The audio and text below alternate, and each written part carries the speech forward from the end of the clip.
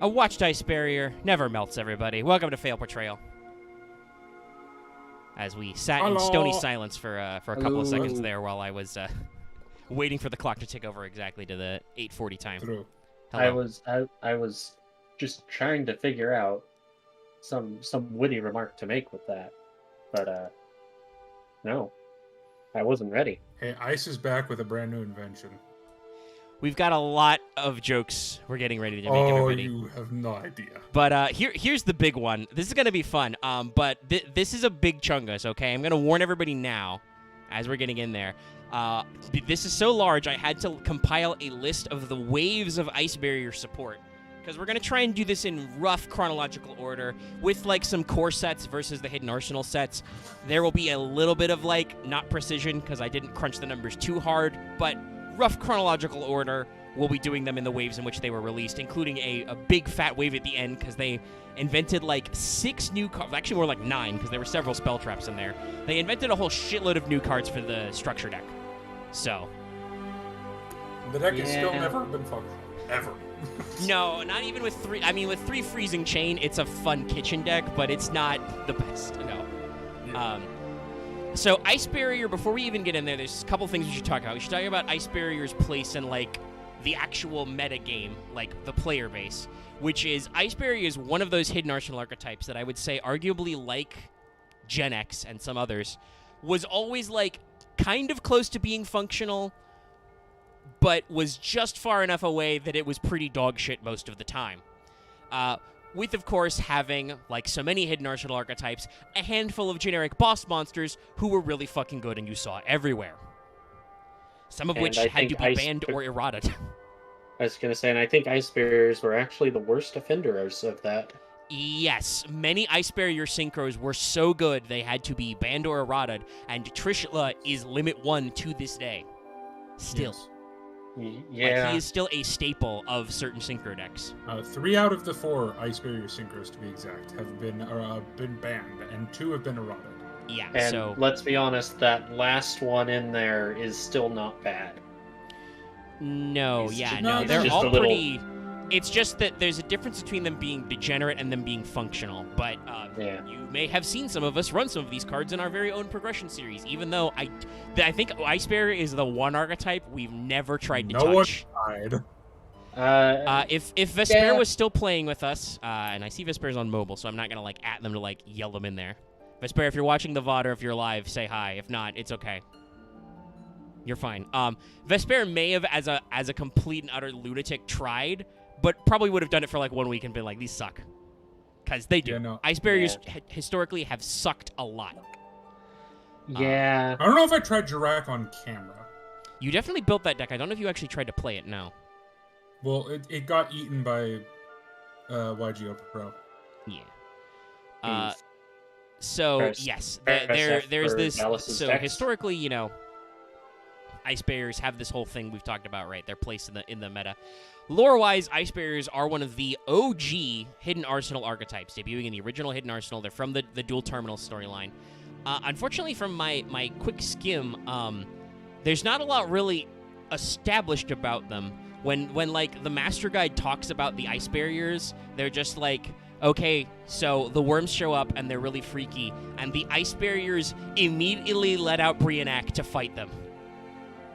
The Ice Barriers run into the worms they can't deal with. They immediately let one of the 3 legendary dragons sealed in their Ice Barrier out. Okay, thanks, guys. Yeah, I was gonna say I've maybe heard some stuff, but I'm not sure if it's official or not, so I'm not necessarily. What I understand about Dual Terminal is the Ice Barrier tribe live way up in the north somewhere where it's fucking cold, and they have an Ice Barrier, something between like a literal jail cell and like the wall in the north in Game of Thrones, where 3 really badass dragons are sealed and should never be let out. But through the course of Dual Terminal and all of the shenanigans, they are inevitably all let out. So let's pitch this to chat. We were debating this ahead of time. I have organized this monstrosity of, let's see, 3, 8. That's another 7, so 15. That's another 7, so that's 22. And then at the end, that's 5, so that's 27, and then another 7? Yeah. Yeah, but so many are gonna be like quick. 32 of these motherfuckers. Not as bad as I thought it'd be. Oh boy. Yeah, it's big and chunky. And like I said, we're going to kind of do them roughly in the waves in which they were released. So I'll ask you, audience, would you prefer we pick on the big boys first? We start up with what's in the ice barrier, the 3 dragons, even though Trishul is not revealed until Hidden Arsenal 4. Trishul's Triumph. Or do you want us to go fully chronological, guys?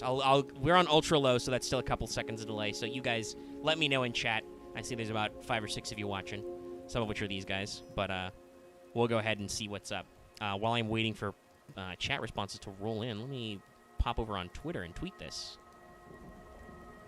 Well, I may go light on the drinks tonight because this is going to be a long night. It's gonna be till past midnight our time, at least. It's only 8:45. We don't know. I suspect some of these will just be Dallas mocks them for being too weeb, and we talk about how they've got a dumb hat shaped like an ice crystal, and we move on. Oh yeah. No, a lot of these are gonna be. This is weeby bullshit. That is another thing, by the way. Spoilers. There is an aesthetic theme here that Weeaboo. these guys are really like, especially Japanese, but also just in general like Asian fantasy inspired. Why are you Asian fantasy inspired? Up in the cold north, where literally part of your defense is and just not Russia even and like them.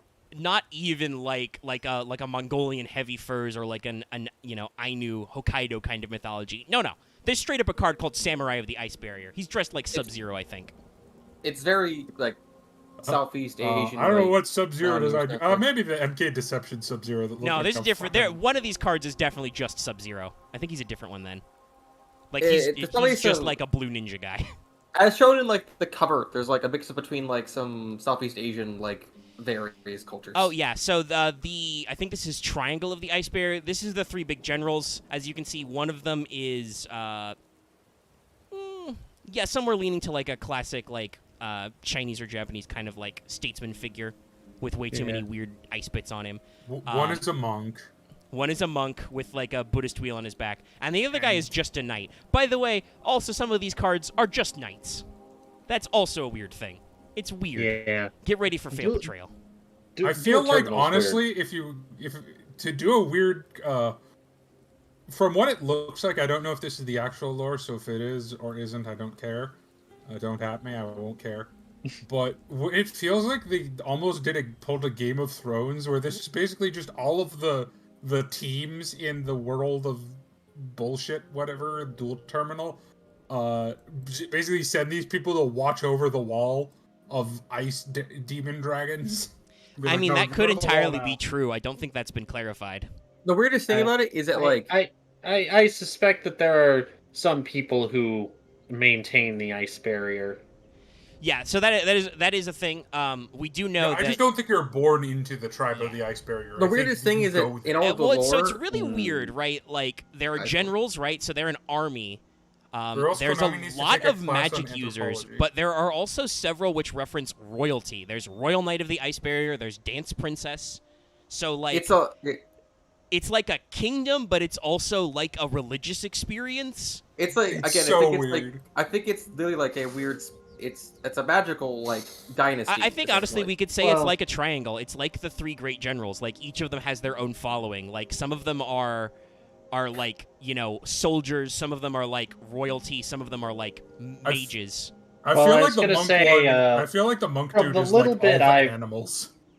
Also, there's 4th faction, which is sometimes there's just shit in the ice barrier. Yeah, I was gonna say from the little bit I've read up on. They had kind of 2 predominant faction within their society. The basically what amounted to their military and what amounted to their priesthood.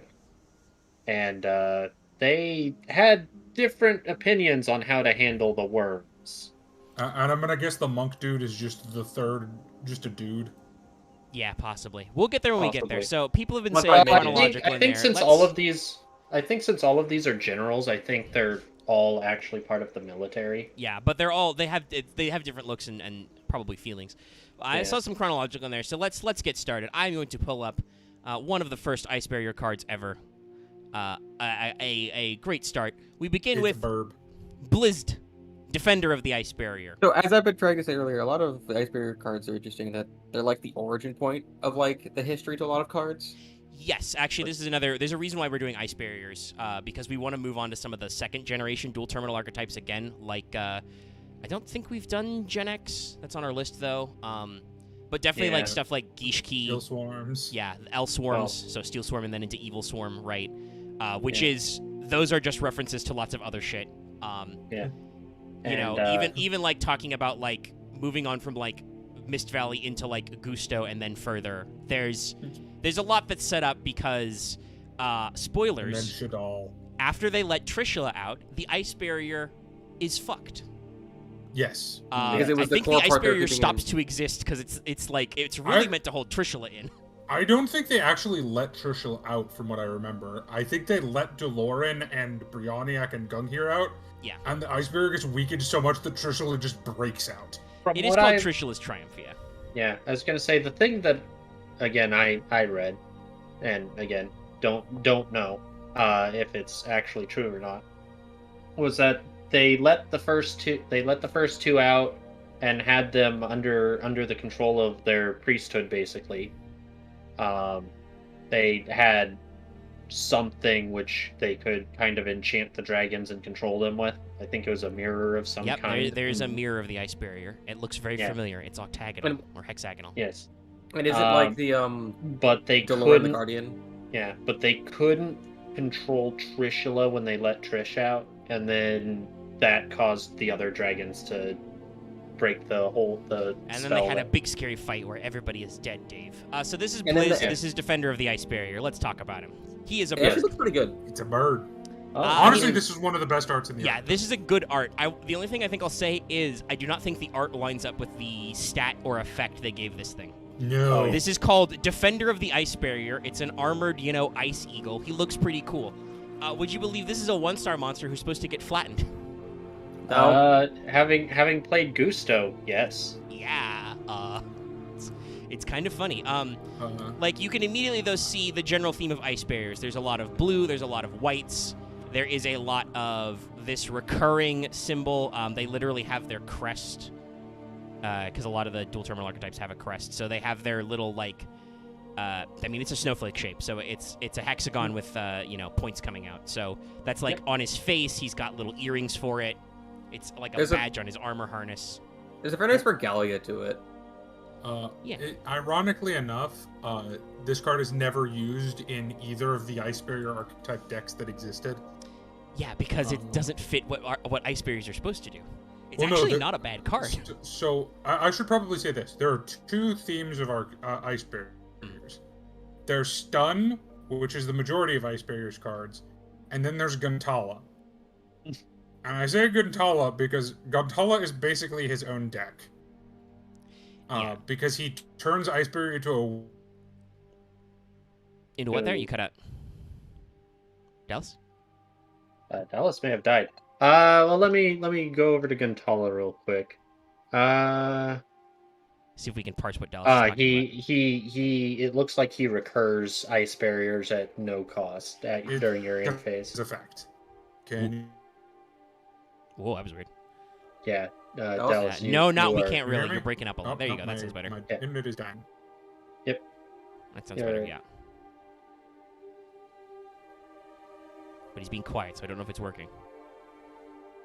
But yeah, it looks like he recurs Ice Barriers, so it... hello? Yeah. Okay. I'm back. Yep. Can hear you now. What I was going to say is Ice Barriers have two strategies. Did I get that far? Yeah. You got through the first strategy, which is Ice Barriers. You got the Guntala. What is the Guntala strat, basically, is where we left off. Ice Barriers into a Swarm deck because he has a soft once per turn special summon any Ice Barrier monster from the graveyard, which does not exclude himself. Yeah. So but it is an end of turn effect, so... Still, it's a soft once per turn. Yeah, you can loop it out. Yeah. And by the way, this is one of the reasons probably why Ice Barriers suck, is because their primary strat is stun, and Konami didn't really go ham with like making them grossly unfun to play against. If your opponent can do a proper Ice Barrier setup, they can be very clunky, and it is decently easy to get their cards to flow. It's just that in a modern metagame sense, they are not very good. There are a couple of Ice Barrier cards that were used in other decks to be really annoying twats. Yes. We'll get through the things as we move to them. So as you can see, Blizz does not have that strategy. This is a level 1 Aqua that has 300 attack, 500 defense. That is the only thing I will say that this art is bad about, is it sure doesn't look like the monster. The stats don't sound like the monster depicted for sure. And it has a simple effect: when this card is destroyed by battle and sent to the graveyard, draw 1 card. So it has the Card Trooper, Cyber Phoenix type, just if it gets run over, draw a card. Ice Barriers are notoriously bad at drawing cards, so much so that for some ungodly reason, the Yu-Gi-Oh! Wiki recommends you run Shard of Greed in this deck. I mean, Shard of Greed would probably... I mean, nowadays, I would probably put Ledgerman in. Yeah, I assume Shard of Greed was recommended because if you're running Ice Barriers correctly, your opponent doesn't do fucking anything, so you could just sit. But, that's how low their draw power is they're like, you can play Shard of Greed to improve your draw. Really? But, it's basically Penguin in disguise. Honestly, this feels like it's better if this is like a fish card, because you probably could play a fish card you could summon from your deck and just have it. I mean, but then it would need to be a fish and not a bird. Which, even though it's a bird, it's an aqua. Yeah. Well, it's ice, so, it's not a winged beast. It's made of ice. Oh, the typings is something we will be. I think we're immediately going to do another one, because, next is Brionac. Dragon of the Ice Barrier. Hey, guess what type he is, guys? Sea Serpent. I'll give you a hint. He's not a dragon. Yes. You can't summon him with Debris Dragon, no matter how hard you try. To be fair, there's a couple of things you can't do with him, yeah. I'm 110% sure this was literally because of balance reasons. Oh, I'm certain, because Brionac is the first of the dragons. Like I said, literally it seems like when the worms show up, the Ice Barrier's primary plan, even though they've got legions of dudes, judging from how many fucking cards they have, is like, oh, our guys all suck. Let's uncork this motherfucker. Well, and here he is. Part of their thing was they kind of do the Mother Russia strat of, oh, we'll just leave them to freeze as they march into our land. Unfortunately, the worms... The worms came from space. I don't think they give a shit. Well, they can also adapt very easily. They do the Zerg and I thing. will argue to this, and people might not believe me because we've only ever seen it post-errata. Brionac is by far the best of the Ice Barrier synchros. Yeah, I believe he was... Yeah. Always generic? Always generic, and he was before no one's per turn at all. Yes, you can discard any number of cards to return the same number of cards from the field to the hand. His first errata was specified to the graveyard, so the original English printing of this, you could do it under macro. Yep. I never noticed actually how nicely done his art is. Yeah. Oh no, Brionac's beautiful. Yeah, and then it wasn't until his fourth errata, because the first couple were PCST, his fourth errata that it specified you can only use this effect once per turn. Yeah, that was the one he got unbanned. Yeah. I could weirdly image this card being like you're traveling, a group is traveling in like an ice cap, and Brionac arises from the water and looks down. Oh, no, Brionac is definitely the thing you run into when you're playing Subnautica Sub-Zero, and you're just like, that's huge. How about I have to deal with that? I will say, I think Brionac is actually the second strongest synchro to ever be printed. After Dark Strike Fighter pre-errata, which is play this card, win the game. Basically. Yeah. OG Brionac with no restriction is pretty bad. Let's talk about his art a little first. We see our first Dragon Boy here. Yeah, he's pretty good. I love they've got the fucking snow effect. Yep. It's like an Aurora Borealis effect to him. Good action pose. Yeah. You can tell that he's a really long boy. He's got the snowflake crest in his face and his tail. Yeah. But it's also not exact, right? So it's like a little thematic theming that he's not quite like the other Ice Barrier guys. I like the counterplay of he's got the yellow eyes and the one red dot in the face, slight contrast. Also, I think he doesn't have ice innards. I think he just has an icy exterior. Yeah, I mean, I think he was just sealed in the Ice Barrier, though he's breathing cold mist, so he's probably an ice boy. Yeah. Or it's heat. So it's it's reacting to the cold. I assume, though, because he's got the stun strat where he just makes your opponent not do a thing. He just breathes ice on you. He just freezes your cards, blows cold wind on you. I'm pretty sure all of their dragons are ice dragons. Maybe not Gungnir. I mean, they're all water, so I would assume so. Yeah. So, or it's like the Metal Gear Ray effect, but they'd totally be the the white dragon breathing ice on you. Oh shit! Where'd I put my ice resist stuff?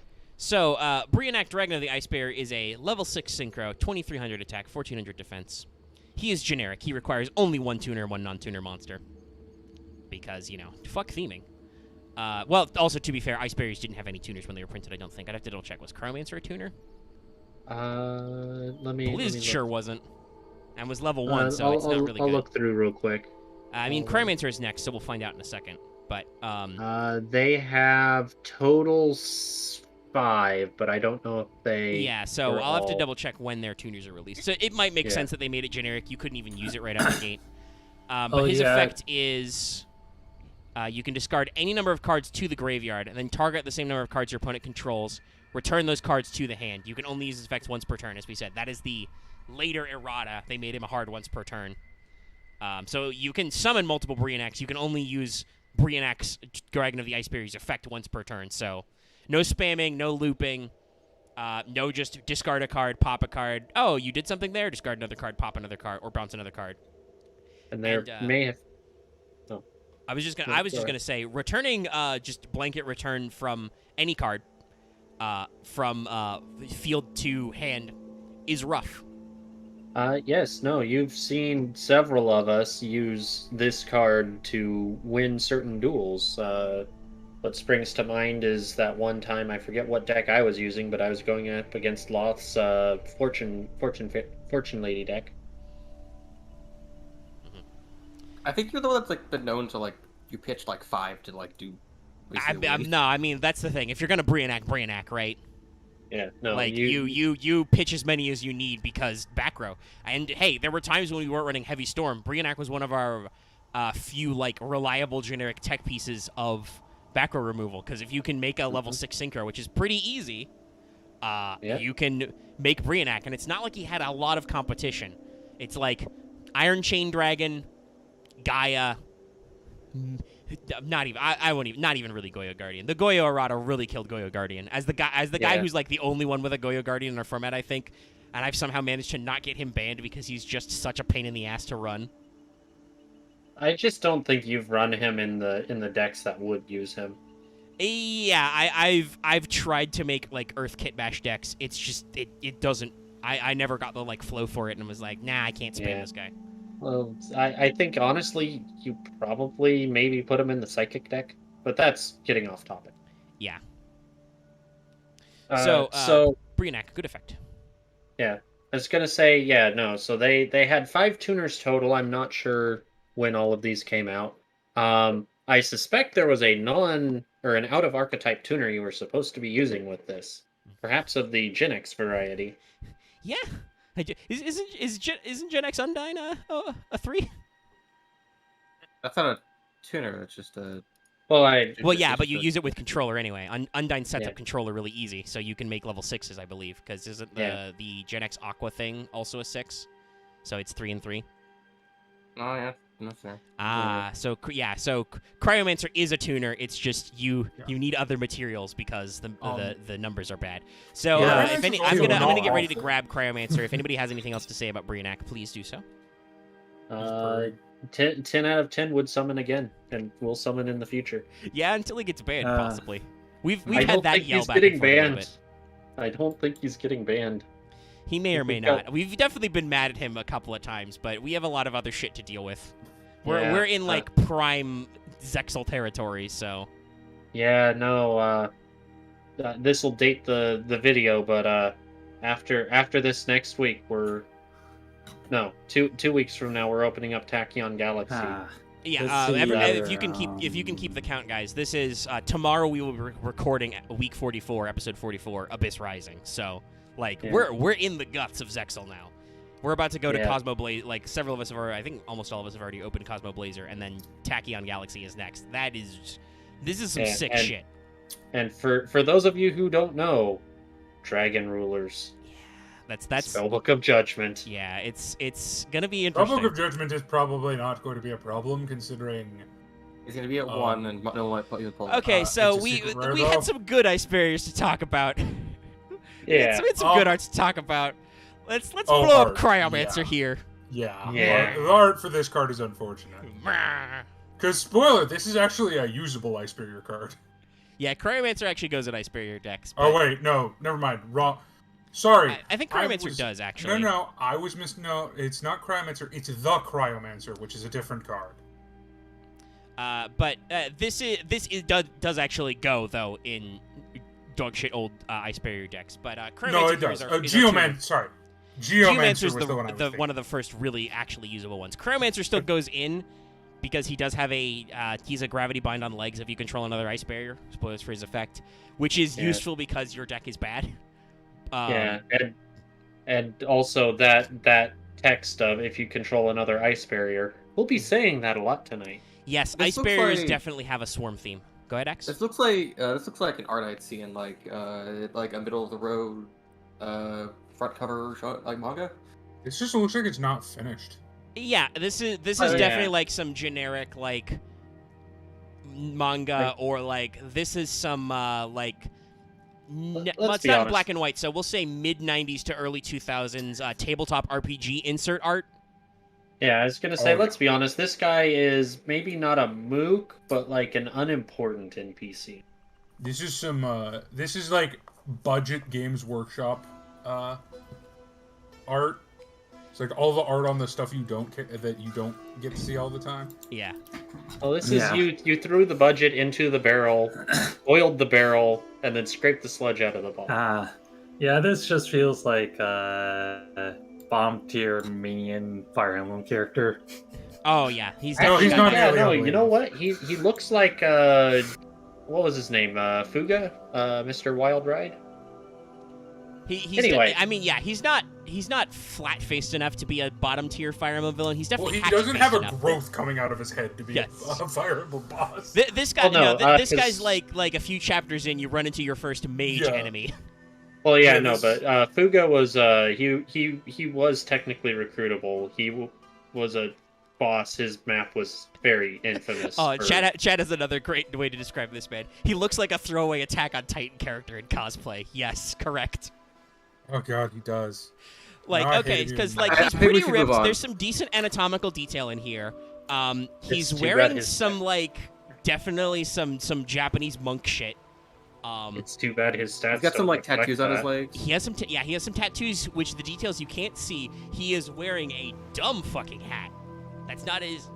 Or no, is he? Does he have like tattoos on his face? And he's got a growth on the back. It's definitely a hat. Yeah, like it's some like weird fantasy like anime thing. He's wearing like a sock cap, but fantasy. I think we should get to the effect before we just start dwelling in, because he also has tattoos on his leg. No. I mean, this is Fail Portrayal. We're here to break down the art. I think his staff is cool. Oh yeah, true. He's also got like the nice beads on both his wrists and. Yeah, like there's some minor details that are okay. Yeah, he has a nice scarf, but there's definitely some like weird posing. I think the lighting is intentional. I think that giant ice crystal in the back is part of the effect. You know, he's the Cryomancer. Yeah. He's using ice magic, but like a lot of these details are very derpy. Yes, he is water bending. Let's not get around here. Apparently, the original Japanese name is of this guy is Practitioner of the Ice Barrier. So like he's even more lame and generic in the original Japanese. Yeah. I at least like. But no, he's definitely a water tribe. I at least enjoyed that there is like tattoos on like his arms and his leg. Like it's all like a thing of like this is a person doing a ritual. Yeah. He definitely has some strong like Japanese monk shit. So speaking of which, by the way, guys, let's play the game of the let's start a new recurring theme for Ice Barriers. Let's play a game. What type is it? What is he? What type is he? Chat. Spellcaster or Aqua? I'm gonna guess warrior. Anybody else guesses? I mean, I'm looking at him right now. Yeah, okay. So you know, that's fair. Yeah. All right, I've got a spellcaster in chat. Anybody else in chat want to throw anything out there? But if I were to guess, Aqua. I probably would say Spellcaster. Yeah, so I kind of got it right. He said Spellcaster or Aqua. This man is, in fact, a 2-star Aqua tuner. Oh, he's 2-star? Okay, I thought he was like a random, like I thought he was like an understated 4-star. No, he has a stat line for a 2-star. He still sucks in the deck because you don't have any in-archetype 4-stars to pair him with. Yeah. But yeah, no, this man is an Aqua, an archetype usually reserved for weird fish and ice shit. This is just a man. So obviously he is a fish man. No. Clearly that giant ice crystal in the back is the actual Cryomancer. The dude in front is just like a vessel it puppets around. Yeah, so he's got 1300 attack, 0 defense. He's 2 stars, and we already talked about his effect. Cryomancer can be used in this deck because, as Dallas pointed out, there is a minor swarm build of this, and his effect is not awful to lock your opponent out of basically gravity bind them, but it requires some swarming setup, and I don't know if his levels are good. I mean, yeah, no, he's a 2. So what it seems like to me is you're supposed to swarm with them and then sync out 3 of them to make 3. That's another good point. Penguins are Aqua. Clearly this man is a penguin. It's true. I guess with that precedent, Blizzed makes more sense, even though he's clearly not a penguin bird. But like, there's definitely some preamble there. This is just what the fuck. This is clearly a human man. Okay, so that was the 3 that were in Hidden Arsenal 1. As you can see, ice barriers weren't real, but immediately got a busted ass synchro. Oh yeah, Briannak was everywhere. Yeah. And the rest of them were not. Like I said, Blizzed, not an awful card, but definitely doesn't fit with the archetype. Cryomancer he fits with his archetype, which means he's bad. And Briannak is just generically good. Yeah, but he has awkward leveling issues. So, let us, speaking of awkward level issues, let us jump to... I was going to say, because he's also really awkward for the other synchros you'd be trying to make with this deck. Yes, because Briannak is 6, Gungear is... Duloran is 6, Gungear is 7, Trishula is 9, but requires at least 3 mats. So you would need to do 2, 3, 4 to do Trishula with Cryomancer. Which may or may not work out. But speaking of awkward levels, behold, Dai Sojo of the Ice Barrier, which is, they just didn't want to translate High Priest for some reason. So this is High Priest of the Ice Barrier. Or if you're being literal, Big Priest. Correct, yes. Is that like one of those super great King Magnus, Magnus Great King of the Computer translations? Super Kamiguro kind of thing? No. Dai can mean great, but it also literally means large. So if he's Dai Sojo, he's just a big priest. I remember that was Dai Henshin. Oh, okay. So here he is. Here's Dai Sojo. Not the worst. I think his pose is a little better than Cryomancer, right? Mm-hmm. We begin a theme you will see recurringly. He has a big, dumb, stupid snowflake hat. Yeah. Not a fan of that. I don't like apparently, at the high level of the ice barriers, they believe in branding. But there are other details. I like all of his extra, like, prayer rosaries, one of which has the symbol. We're seeing a lot of dudes with big cloaks, big scarves, which makes sense. You can kind of still see he's got the tattoos and the muscly arms. Yeah. I mean, obviously, those must be doing something because, again, it's real cold at the ice barrier. There's a literal ice barrier, yes. So, I'm just wondering, these guys must have, like, internal heating or something because... They are trained in a special art to be raise their internal temperature, as he's doing the hand sign right now. Yeah. He's got an ice staff. It's okay. It's a little impractical. I was gonna say the previous one was a little better, I think. Well, the previous one looked kind of like a mace, right? Like it looked like he could beam you with the head of it. This he clearly has to stab you with the end. So it's not a staff, but it's a spear. Kind of. But otherwise, I think this one's actually decent. Like, you can't see his face, so he doesn't look as derpy as Cryomancer.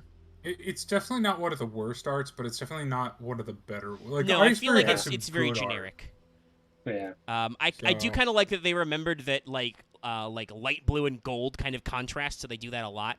Yeah. He does have a lot of colors though. Like, I don't know why he's got this kind of like maroon and the gold and also the white, and he's got 2 different kinds of blue. It's a little busy. It's not the worst. Yeah, a little bit, but I also think that if you had replaced the maroon with, either of the blue, I think it would have been a little too blue. I don't think it would have looked right. Maybe if it had been like the same white as the rest of it. And in case you guys can't tell from him being called High Priest, Daisojo, he is clearly up there in the ranks a little. He has a higher level count, so being a little fancier makes sense, Oh, certainly. So this guy is if we have no further commentary about his appearance, which it doesn't sound like, this guy is a level 6 water spellcaster. So they remembered how types work now. Yeah. He has 1600 attack and 2200 defense. If this card is normal or flip summoned, change it to defense position. Makes sense. He's got an ass. Ice Barrier monsters you control can't be destroyed by spell trap effect. So, if other than the fact that Ice Barrier's non-tribute summon monsters are kind of weenies, I think he's got a decent effect. He auto puts himself in defense and he tanks spell traps for your whole squad. This is decent Ice Barrier. He would, but I'm pretty sure at this point Raico's floating around in the format. Yeah, also there is a decent number of monster destruction as well. And obviously in modern times, he protects you from spell traps. I mean, yeah. No, he's got 16 obviously modern. Obviously modern, he's not quite there, but I think considering this was Hidden Arsenal 2, a blanket protection from spell trap destruction, it's okay. Yeah, I mean, it's nothing to sneeze at. That's certainly going to be like, well, that's going to be a hiccup. Yeah, because he goes into defense position immediately no matter what for free. So if you flip him up after he's been tribute set, or you just tribute normal summon him, he'll scooch to defense position. It's a decent ass to get over. So ideally your opponent will have to do some setup. I was going to say the only thing he's missing is that total defense Shogun effect to allow him to attack from defense position. Yeah, sadly. Now, I will say, though, another thing is, obviously, like, you can see, right, the beginning of the Ice Barrier stun strategy, right? If you can get Daisojo to stick on the field, and then you can get Cryomancer to stick on the field, you don't need to Synchro Summon. Your opponent can't attack with level 4 or higher monsters. I don't think there's a level 4 monster, other than, like, busting out... what attack number is Jiraigumo? Is it exactly 22? It's 22. Yeah, I don't think there are a wealth of level 4s which can get over this guy. There's definitely not any level 3s that I can think of that can inherently. You'd have to like the level 4s that can get over him are a very short supply. Yeah. So like and it's level 4 or higher on Cryomancer anyway. So it's like, okay, so you're down to level 3 monsters. That's just like, are you running Grand Mole and can you bounce Daisojo basically? Are you running Grand Mole, or, I mean, this is going even further back, but was Sasuke Samurai defense or face down? I think him and Drill Raid are both face down. Wow. Now, if you book a moon, then yeah, sure, but like, there's not a lot of great strategies. Though somebody in chat did point out that is a great point, that you can get this guy out with Magician's Circle. Now, he only went normal or flip summon does he go to defense, but you could still cheat him out a couple of ways. Yeah, he is a spellcaster, so that does work in his favor as far as the really good spellcaster support. Yeah, so it's not the best. Unfortunately, his attack is, and this is going to sound weird, but a little too high to receive some of the generic, 1500 or less attack support. Yeah. No, it makes him harder to search. 1600. I mean, you can get him with Magical Dimension. Or not Magical Dimension, Magician's Circle. That was what we just talked about, Dallas. Thank you for paying attention. Look, I'm doing like 8 things at once right now. I know. It's almost like one of those things you're doing right now I said you shouldn't do. Well, I do a lot of things I shouldn't do. Anyway, we're gonna move on to the next boy. Get your final thoughts on Daisojo out as I pull up our next synchro. Actually, Ninja Grandmaster Sasuke. Man, remember when that card was a meta staple? There's a lot of funny things. So you've seen Priest of Ice Barrier. Let us show you Tiger of Ice Barrier. Rawr. Duloran. Duloran. I like the armor. Tiger the King. The one that got slapped with the errata dick the hardest. Yeah. Oh yeah.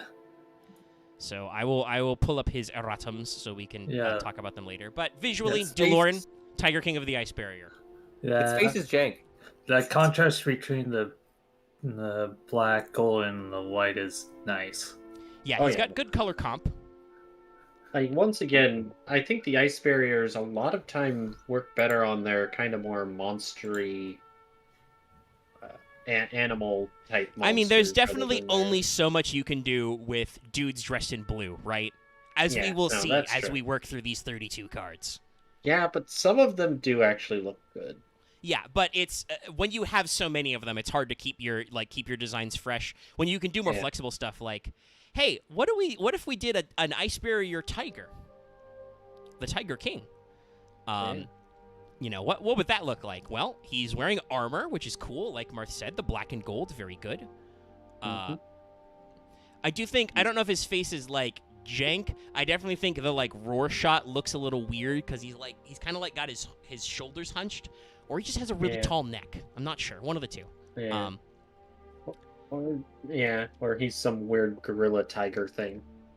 Yes. That'd be scary. I think it's interesting. Duloran, Tiger King. He's a synchro, so he's presumably sealed in the ice barrier. But I think he was like on their original side or something. Let me see if there's any lore about Duloran. Yeah. I don't know anything about I've got the translation. In the unlikely event that the ice dragons went on a rampage, Duloran was to serve as safety device. But the Tiger King's power didn't match that of the 3 rampaging ice dragons, and it couldn't stop the madness and frenzy. I mean, and you can tell that by his stats, which are shittier than all of them. Yes. Yeah, a little low. It could be. It could be that this is the king of the ice barriers who transformed into a tiger to fight the dragons, and it didn't work. I mean, then again, with that, you then get the whole tiger versus dragon motif that Japan loves. Oh, it's a cool thing. I think his design is okay. It's bad. His face is a little weird, but like I said, like the color contrast, like the design, he's got that kind of action pose, standing on an icy rock and icy wind. And he's got ice spike pauldrons. Like, no, he's a cool guy. So Duloran is a 6-star synchro who currently reads that he requires a. Okay, he's always read actually. So this is interesting. They did do this not as an errata. He is 1 tuner plus 1 or more non-tuner water monsters. So he's generic water. But he has received a slight functional erratum about his exact works. So it's his effect now reads once per turn, and it's always been once per turn. But soft once per turn. You can return any number of face-up cards you control to the owner's hand. For each card returned to the owner's hand by this effect, this card gains 500 attack until the end phase. So they've clarified him a little. Yeah. I forgot the reason he was broken is not... It was another card errata that made him not broken, not his own card errata. Yeah. The card errata in question is Future Fusion, because you used to be able to bounce Future Fusion with him, which is stupid. Yeah. And we should point out that while Duloran is mostly harmless, his effect is just you can bounce a couple of your own cards. Again, kind of putting him out as an opposite of the Ice Barrier Dragon Synchros, right? He bounces your own cards to get stronger. I wonder if he might be thematically related to the Mist Valley at all, perhaps. But he can get pretty swole. He starts at 2k. You bounce 1 card, he's 25. You bounce 2, he's 3k. It's not awful, but it's definitely a limited time effect. But what I'm going to throw out there is that he's still semi-limited in the OCG because they're drunk over there. Well, it's because of certain cards they haven't limited as much. Yes. Yeah. And like, what isn't skill drain at 3 at there? Oh, it might be. I'd have to double check you do. But yeah, no, I mean, and then again, because he can bounce your opponent's effect or bounce your opponent's stuff, right? Nope. No. Target any number of face-up cards you control. It is your stuff. Okay. Also, only face-up, so you can't just set spell cards and then bounce them and use them. A lot of the really broken stuff with him is to do with like jank spell trap stuff. Yeah, no, I assume it's continuous. continuous. Bouncing like for instance, I don't think you can make him in that deck, though he is a beast.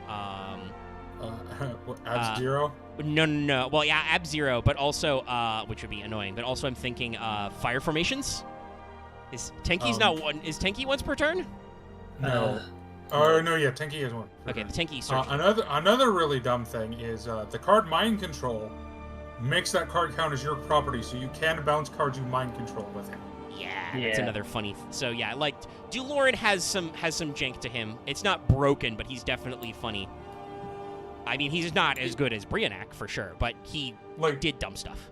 His only real place in meta, which is why I rate him as better than Gungnir, because he at least had a place. Yeah. Was in degenerate combo stuff, like with Future Fusion, things like that. Yeah, bouncing back. I was gonna say, particularly continuous spells. Basically, any of the reasons Trunade is still banned, Duloran was also used to abuse. Yes. With the caveat that Duloran obviously is not as easy to jam as Trunade. Yeah, and again, especially in ice barriers, where your best 3-star tuner was probably Gen X controller. I mean, you never played him in ice barriers. You played him in like frog stuff. Yeah. Actually, you probably wanted a water tuner. I'm trying to think of any like. Well, yeah. No, you need a non-water, non-tuner water monster. So that means that once again, the I do believe the. He's even worse than Goyo in that sense. The Gen X Undyne combo does work. Yeah. Because you can Gen X Undyne. We'll talk about Gen X's fully later, I believe. I don't think we've done them yet, right? No. Okay, we'll have to do that soon. But too. maybe we bring up Gen X Undyne specifically for this one. I don't need to bring up its card effect, but its card picture. But I was going to talk about its effect. Its effect is when this card is normal summoned, send one water monster from your deck to the graveyard. Add a Gen X controller. It is level 3, so Gen X Undyne plus any ice barrier yeeted into the graveyard is controller, which would make both Brionac and both Duloran at this point. So that is a valid strategy. And also could set you up very easily for Trishula. Well, maybe not very easily, but would be your setup for Trishula if you have another level 3 ice barrier on the field. I believe. Which, that, speaking of again, I suspect what you were supposed to do was you were supposed to set up your, a stun lock with a couple monsters, and then use your remaining slots to make your synchros. Yeah. So there's another card it combos with. Speaking of level 3s, though this is a level 3 tuner, much better, let us look at, Dallas mentioned this earlier, Geomancer of the Ice Barrier. Yes. This card was actually played in a couple of decks that did things. So I'll immediately notice, with both Daisojo and Geomancer here, we have a weird theme about not showing your face. I was going to say that, actually. I wonder if the artist is not good at faces. No, they're just hybrid penguin people. They're it's we learned our lesson after Cryomancer. We decided to hide our faces. But yeah, no, this is just a lady in some vaguely Asian-like priest or mystic wear. I think it's more Chinese because she's Feng Shui master in the OCG. Oh yeah, no, this is definitely Chinese. Yeah. And I think as they bring it up, it's like there's an entire order of priests, priests or something. They have a priestly order. And octagonal mirror? Yeah, octagonal mirror. And I'm pretty sure she's just yeeting the Gishki mirror around. Well, yeah, the ice mirror is also this shape as well. No, they have a mirror. They have a mirror theme. Presumably, that means that. Actually, no. I think I can say for sure. What the fuck was her? Yeah. I think she was Noelia? Revealer. Yeah. So Noelia was clearly in the priest. Funnily enough, the other one, Natalia, I think was a soldier. I believe that's Judge of the Ice Barrier. They don't get detailed until way later, so we're going to bring it back around, but it's important. Yeah. So this is Geomancer. No. Is there much to say about her, really? I actually want to look this one up, because I think she might be related to Ikishi. Yeah, I don't know. She's got the purple hair. Yeah. I don't think it's who you're thinking of, because I know who you're thinking of, but I don't think No, yeah, I don't see anything in trivia. This card doesn't appear in any other card artworks. Oh, okay. This is like a slightly that's where I was gonna go. Okay. So. What were you saying, X? It's not about. I don't think it. You're talking about someone else with purple hair or what? Yeah, I think he's thinking of Natalia. Judge? Yeah, Okay. Judge. No, this is. I think this is just some chick in the order, which is letting us know that this is not a bad theme. I like the details. She feels like a level 3 to me. I mentioned that earlier. Yeah, she's their level 3 tuner, their first level 3 tuner. Oh, okay. And if we just want to jump into her effect, Dallas is correct. This has an effect that is actually useful. Discard one card, declare one attribute. This card cannot be selected as an attack target by monsters with that attribute. This effect can only be used once while this card is face up on the field.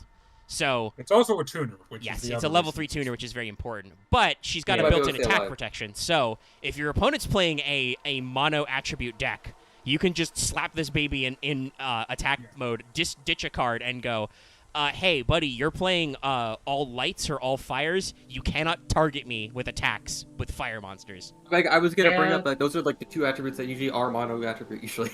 Yes, Earth, fire, light, well. Earth would be a big one in this time. Or wind. Yeah. But thinking about like worms are all light, right? Yeah. Not that obviously worms were meta per se, but it would make sense because this is Hidden Arsenal 2 we're in.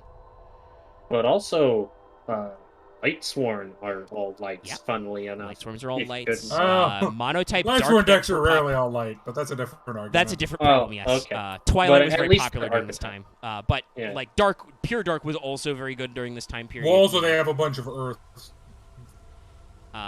They have a bunch of Earths in there too. But like I think it makes sense because a lot of the dual terminal archetypes are monotype, right? So like it's a funny like slight lore thing that makes sense and it works. Except for Gen X, because Gen X. Yeah, Gen X is designed as a kit bash and is weird. But like all of the allies of Justice are dark. This would actually mean she can be protected from Catastrophe. Catastrophe can't even declare an attack. Nice. And she's got the star number that works for some plays. That 3, right? She's also a spellcaster, which is the correct. reason I have used her. She is a spellcaster, and she has 800 attack and 1200 defense. So she's... Spoiler: spellcaster tuners not that easy to come by. Yeah.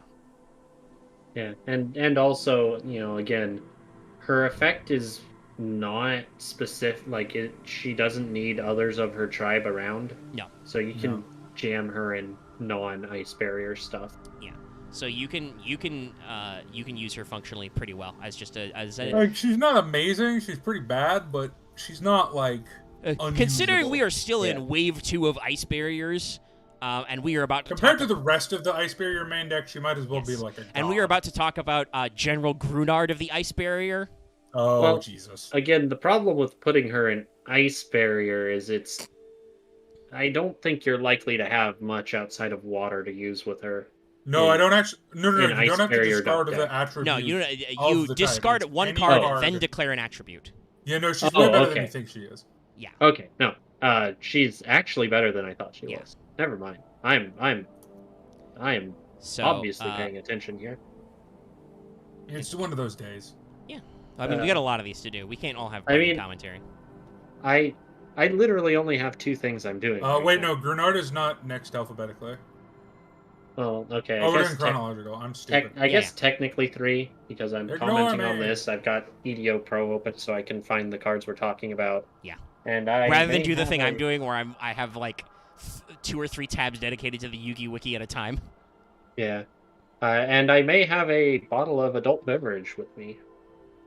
General Grenard, this art is so bad. This art isn't bad. It just feels very lackluster. Oh no, it's bad. I think like his face is a little weird. His face is weird, and honestly, I'm not a fan of the design. No. I know what bad art looks like. It's not bad. It's just not great. No, I think this is bad. Okay, I'll say this. I think X is correct. Technically, the artist who drew this is not really that bad. Incompetent. Yeah, no. But it is competently by the standards of ice barrier art. The production design and concepting and editing that led to us to this artist drawing this thing failed. To me, it is mediocre, which is the worst thing it can be. Well, it's true. I don't know. There's too much to yell about how quote unquote bad it is. He's got a derp face and he's in some dumb armor. Yeah, because and he's totally Gate of Babyloning someone right now. Yes, correct. Is he doing the He's summoning a shitload of ice swords to throw at you. I think the texture on his armor's cool, but that's kind of it. Yeah, the texturing effect for all of the ice looks good, but thank God they nailed that because it's ice barriers. Can I say his effect first? Because at first, this guy seems great. Yeah, if you want to do that. Yeah, during your main phase, you can normal summon an ice barrier monster in addition to your normal summon. That's great. He's a level 8, yeah. Yeah, he's a level 8. He is one of their big boss schwas. He is a level 8, so you have to have 2 monsters on board already, because I don't think ice barriers have a lot of special summoning. Or so the goal is we'll get to it. The goal is you basically you tribute it, and then you're back. So you start at 2 and you go back to 2. Yeah, basically the idea is you stall out with 2 cards, you tribute summon Grenard, and then you can immediately start stalling out again. Now, he doesn't have an awful stat line, right? Like, for a level 8, he's 2,800, 1k defense, so he's searchable off Witch, for instance. Yeah.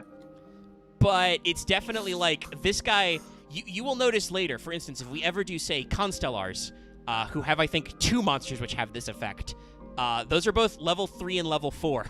No, I think they have 3 monsters that do that effect. They have a lot that let you multi-summon. I only know 1 so far, but yeah, that's Pollux. There's 2 in our set. One is a level 4, one is a... Though I don't know. I think... Did you say you got no Pollux? I got a 1. Pollux is the level 4 because you can normal summon, and then... Pollux, Leo something? Is the Sheraton and Leo. Or is it Sheraton? Sheraton's the searcher. Sheraton is when summon you search. Leo is the level 3 who's you can normal summon again. Yeah. But yeah, so, like, later archetypes that do this kind of effect usually tie it either to, like, a spell card, or they tie it to low-level monsters so you can immediately summon one, summon another, and then, boom, go into synchro. For instance, Karakuri has this effect. There's a Karakuri with this effect that's only a couple of sets after these guys, which means you go into synchro plays. This does not do that. I don't know why this guy has that effect. I guess he's like a general, so he's leading from the front. But yeah. Also, no, Chad has brought up a good point. He is very baby-faced. This guy's a general? Yeah. Also, I will say... He's also by far the least intimidating general of the Ice Barrier. I will also say that because he is level 8, you actually cannot synchro with him. So yeah, there's no synchro targets for him in the deck as well. Yeah. Right, this was Arsenal 3?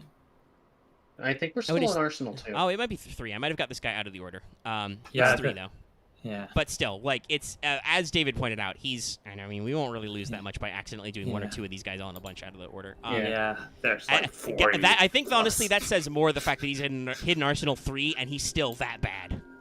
These guys printed Brionac in Hidden Arsenal 1. 2 sets later, this guy?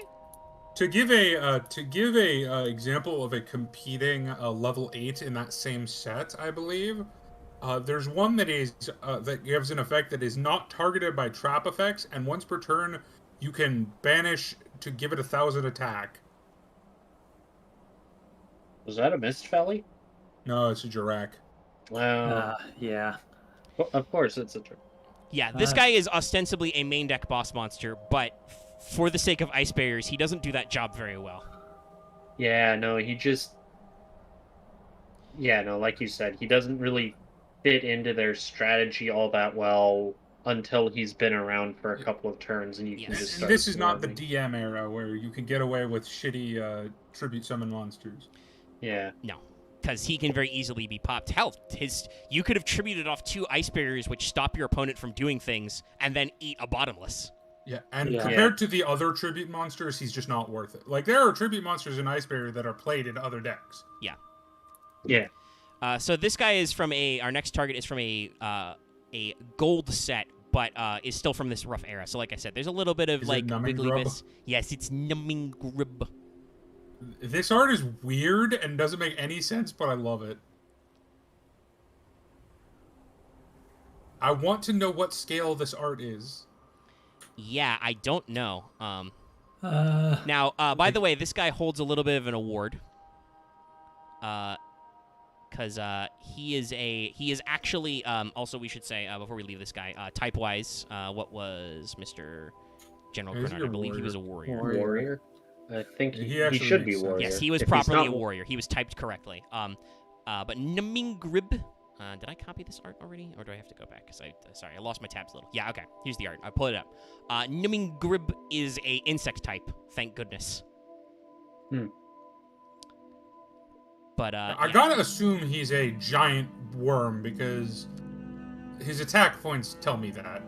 I was gonna say he's probably like at the very least dog size. I mean, yeah, he's definitely. definitely not a petite dog. worm. Yeah, I'm talking like large dog In the here, ice barrier, at least. Yes, that is important. And this is numbing grub in the ice barrier. They translated it specifically as in the ice barrier. One of the few ice barrier cards that is not of the ice barrier. So, as far as I can tell from the name and the general art, these are just creatures that in this ecosystem live inside the ice barrier. And probably eat dragon magic. Yeah. Probably eat the energy or eat, like, excess I guess, dragon magic. And They they eat frozen fossilized dragon poo. That too.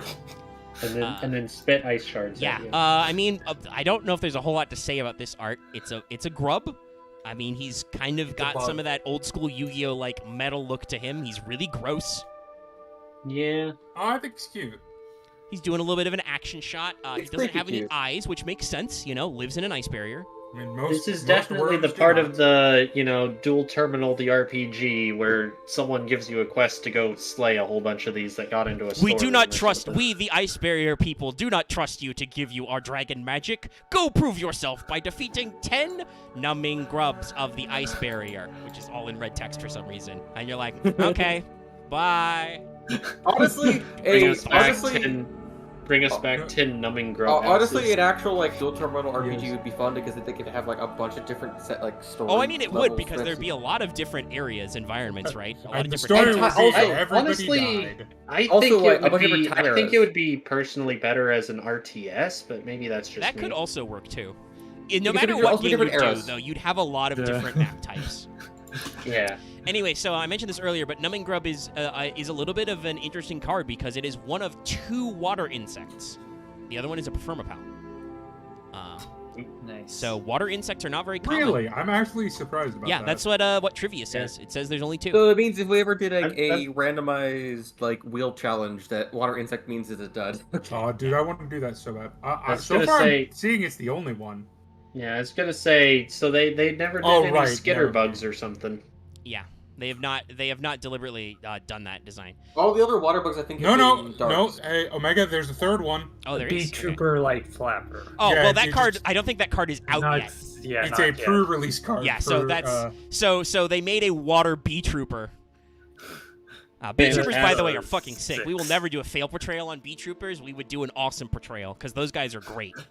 I mean, they're fucking rad. I don't think still call it fail portrayal for. I mean, I don't know. We'll see. We'll see as we get to some. We've got some more cards to talk about, Dallas. I think their art, for the most part, is really good. It's just there are a decent handful of derp ones. Omega, we can do fail portrayal for not having win rate. Well, we don't know. Yeah, no, they've been kind of getting thrashed. Yeah, it could be because again, a fail portrayal is just the name. It doesn't actually mean we think everything is bad. Well, we're aping pathetic aesthetic.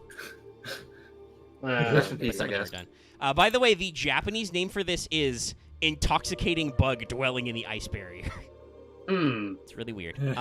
Also, it's getting almost 10. We should probably. Yeah. We should keep scooching through. We're only in the middle of the second wave. So, this card is weird, but not necessarily not ice barrier E. It's a level 4 insect. It has 1300 attack, 1800 defense. When this card is normal summoned, select one unused main monster zone. So this guy's been eroded. While this card is face up, that selected main monster zone cannot be used. So he's got a baby ground collapse or Ojama Knight type effect. He infests like a zone or something. Yes. It was just shit ground collapse, basically. Yeah. Which again makes sense for ice barriers on theme. It's a crappy stun effect, but with a double summon and Ojama trio, you could completely lock out all. Yeah, but why would you want to do that though? Or just lock out all their monster zones. Or just double ground collapse Or this just guy. Or just play Ojama King. Just play Ojamas instead is better. Play Ojamas, yeah. That's what no, like it's an interesting strategy. I think being a level 4, I think this is our first level 4 ice barrier is okay, but it's definitely not the most ideal stun effect. And I don't think we have a lot to say about his art. He's just a little weird grub boy. Yeah. Oh boy, here's a card. Oh no. Let me make sure this is in the right Yeah, this was in Star Strike Blast somewhere. Oh, which one is this? I am about to pull up Royal Knights of the Ice Barrier, who's in a core set. Awful. But yeah. Here's a super rare. Oh. Kamen Rider, C.O. Grande. He is too try-hard with his armor set. So, why am I looking at a Gem Knight? I mean, that's another good dig. Also, hey, so guys, talking about Fire Emblem, do you guys like the new Fire Emblem Heroes Winter ult for Black Knight? I mean, that's pretty good too. Why does he have tiny ice crystals and shrines on his shoulders? What is happening? God, there's a wow-ass looking armor. Wait, no, this is the Final Fantasy. He has floating shoulders. No, this is a Final Fantasy raid boss. Right, which... The last failed trail we did on what now? X-Saber. X-Saber, yeah, X-Saber. He stole X-Saber's cloak. No, I think it's the way around, actually. Could be. Or actually, considering the lore, probably. No, Gotham's was way before. So this is Royal Knight. I don't know what there's two royals, I guess, to protect. There's a Princess later, and there's Tiger King. Now the Tiger King looks like he needs this guy to protect him. But my problem is, I have a problem here where, like, I actually like the way his armor looks. I just think his spear is, like, fucking tiny. Oh, his spear is weird. The perspective on that is absolutely fucked. You are correct. No. I think his armor design is okay. It's just... It has the Yu-Gi-Oh problem around this era where it's slightly like too it, busy. Though. Unless like he's it, a though. mage knight. Yeah, no. It was like a scepter, yeah. The ice effect on his armor is good. It's a little white for some other cards, but I mean, I think his armor design is mostly better than General Grunard. The shoulders... but that's just... I feel like he has wild pauldrons. I feel like this would work better if it was actually like in motion, so it actually had magic effects going off and shit. But otherwise, yeah. No, this guy just has a weird spinny cyclone behind him. Axe, I'll tell you, it does work better when it's called Heroic Champion Rangomaniad. Yeah, fair. Fair. Yeah, this card does also look like Blizzard Warrior. Do we have heroic champions on the list? On like the list? We should. I don't know if we do. Those guys are a little weird. They're fucking dumb. There's a range to those guys. There's quite a few of them. We'd have to do, I think, both, because they're split, aren't they? It's like Heroic Champions are the Xyz, and then Heroic something else is the main deck? Challengers, yeah. Heroic Challenger, yeah. So we could do Heroics, but yes. Royal Knight is an infamously bad ice barrier. Oh, yeah. His art is, I think, not the worst, but also not the best. That's okay, you can like it. I like elements of his design. I think some elements, though, are... The parts that are bad really suck to my eye. The chest and the shoulders sink the entire artwork. The chest, yeah, fair. The chest piece is a little too big. The lance is really weird. He's got Gundam cockpit on his chest for no reason. If it was a Gem Knight, I feel like it'd work more. If it was a mecha, it'd be fine, but it's not a mecha. This is a human man. This is a warrior type card. This is a dude. I was like, yeah. This is a level 5 water warrior effect with 2k attack, 2k defense. When this card is tribute summoned specifically, special summon 1 Ice Coffin token, Aqua type water, level 1, attack 100, defense 0, in attack position on your opponent's side of the field. This token cannot be tributed for a tribute summon. Hey guys, we're in the heyday of the Synchro archetype. Even though it's a level 1, giving your opponent free Synchro shit, not great. Yeah. I mean, the idea obviously is you tribute summon this guy, your opponent gets a token, they automatically take 1k damage. But what if they just didn't have a field and you just did more damage anyway? The weirdest thing is that they probably should have made it where the token cannot leave the field except by battle. Yeah, something like that. Like, the token can't be... They should have just said the token can't be tributed or used for Synchro Summon, but I guess they were trying to balance it. Well, if you couldn't use the token for a Synchro Summon, that would probably defeat the purpose No. It goes on your opponent's field. Oh. It's supposed to, like... I think it's an Ojama-style thing. Once again, talking about cards that are just better at this. The Ice Coffin token goes on your opponent's field and clogs it up. They can't use it for a tribute summon. It's in attack mode, and it's got only 1k attack, so most of the ice barriers we've seen already can flatten it. But... Again, it should have been... It can only be destroyed... It has to be destroyed by your opponent. Yeah, it should have had something saying it can only leave the field by battle. Like, honestly, this card would be way better if it summoned that token to your side of the field. Yeah. This card would be infinitely better if it gave you a level 1 token. Yeah, because then now it gives you 6 on the... I'd give you 6 on the board. Okay. Yeah, that would give you 6 on the board. It would mean that if you had a Geomancer, you would immediately be able to go into Trish. Yeah, that would be good. It would actually, have made him playable, but it wouldn't have made him. It would have made him infinitely better. Yeah, it would be much, much better. So yeah, Royal Knight isn't infamously bad because it summons this token to your opponent's side of the field for no reason. Like, if you want to suck up monster zones, Grub is arguably a better target because he doesn't require a tribute summon. You just normal summon him, and he's got 8 Or just, as I said before, play Ojamas. They do that better. Ojamas just as better. Yes, they also just actually play Ojamas. They have that as a strategy. They also just have a win con that works more consistently. Well, they didn't for a while. I think though Ojama Country's out by now, isn't it? Yeah, pre-Ojama Country, the win con was wait for your opponent to get frustrated and leave. Well, Ojama Country came out by this time, I think. Yeah, but still, like, for a little bit, they didn't have a good win con. But speaking of some of that weeb shit. Uh-oh. Oh, this fucking art. Oh, did I get this wrong? This is Hidden Arsenal 3 as well. I might have got this out of order, but it's okay. It doesn't really matter. Is this a samurai? Yes. Samurai. He was Hidden Arsenal 3 as well, but And I'll explain myself. But I hate this art. This is a weird one. Yeah. Yes, Ice Barrier being out of order just furthers the jankitude. Yeah, because who cares? They're just out of order.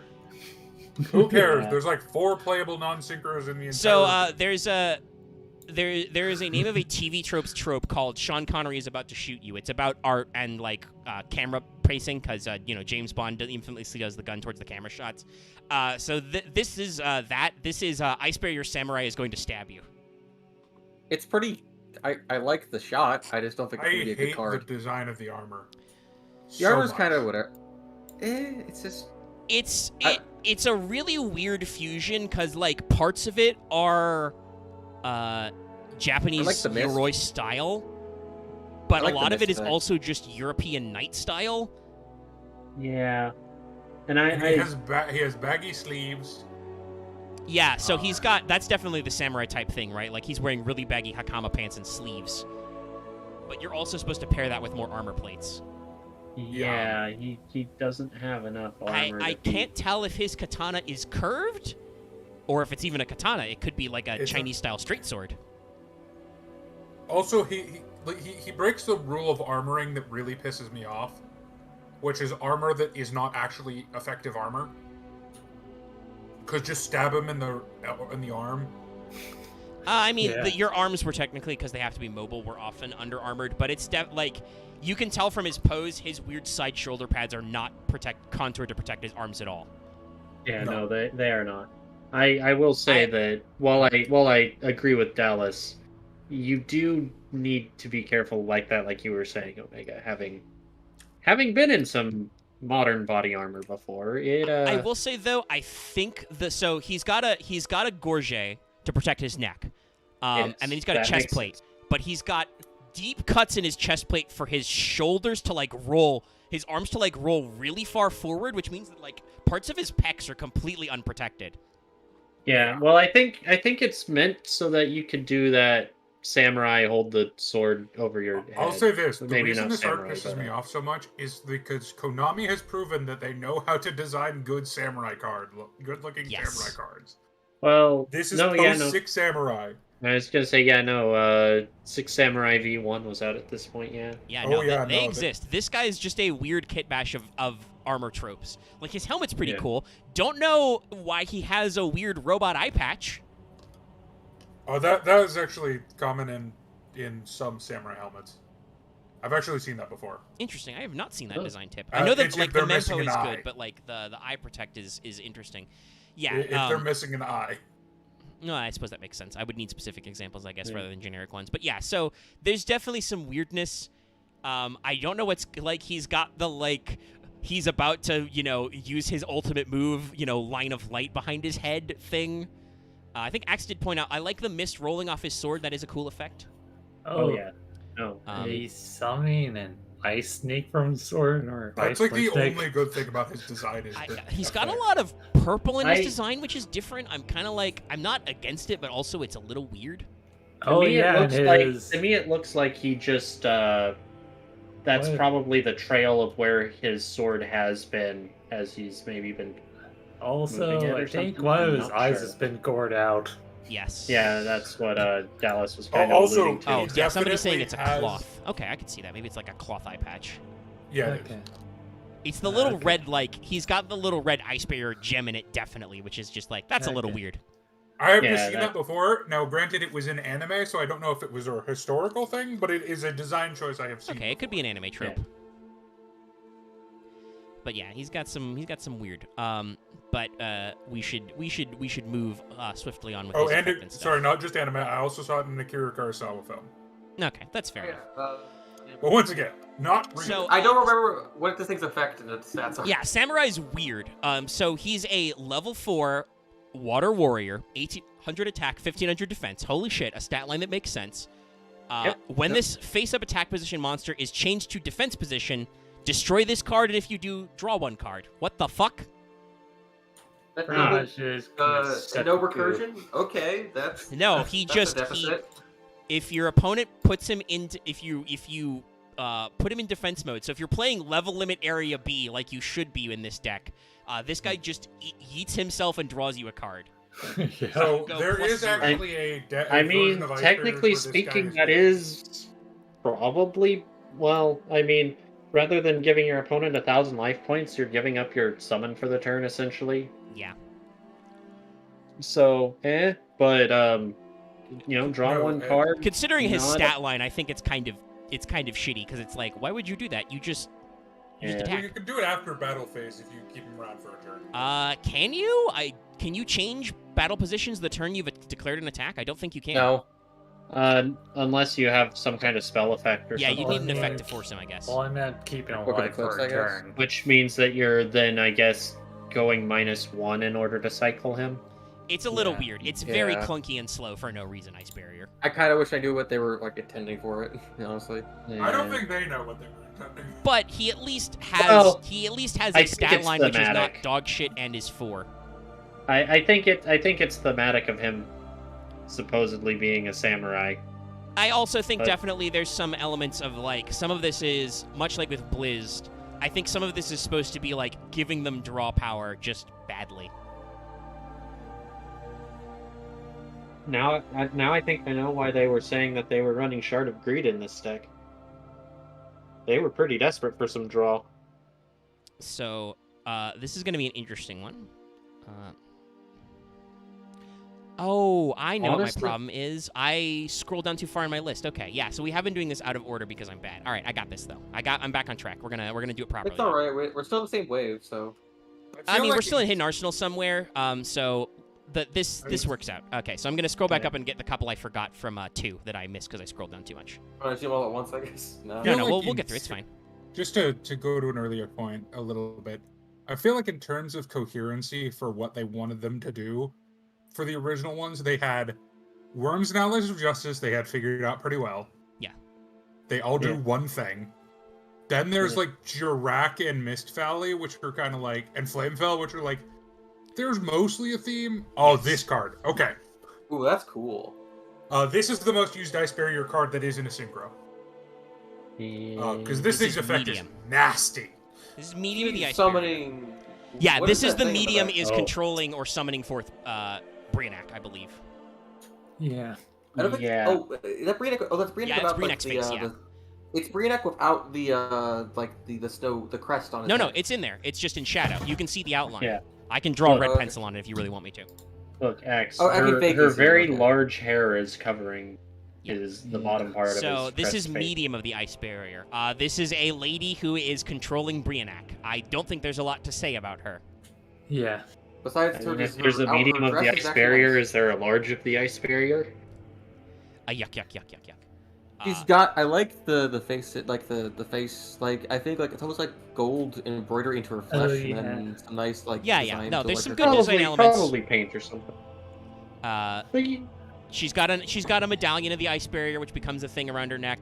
She's got. She's doing a prayer shot. I do really love, by the way, the Brionac in shadow behind her effect. That's cool. Oh yeah, no, that's very. You can obviously tell what's going on here. Mm-hmm. Yeah. Obviously, Brionac is controlling this woman. And this card's effect is a Yeah, so so we talked about how as a boss, Grenard, even though he comes out later, is kind of not the best. Medium is a motherfucker. Medium is a level 7 water spellcaster. She has 2200 attack and 1600 defense. Her stats are low because of her effect.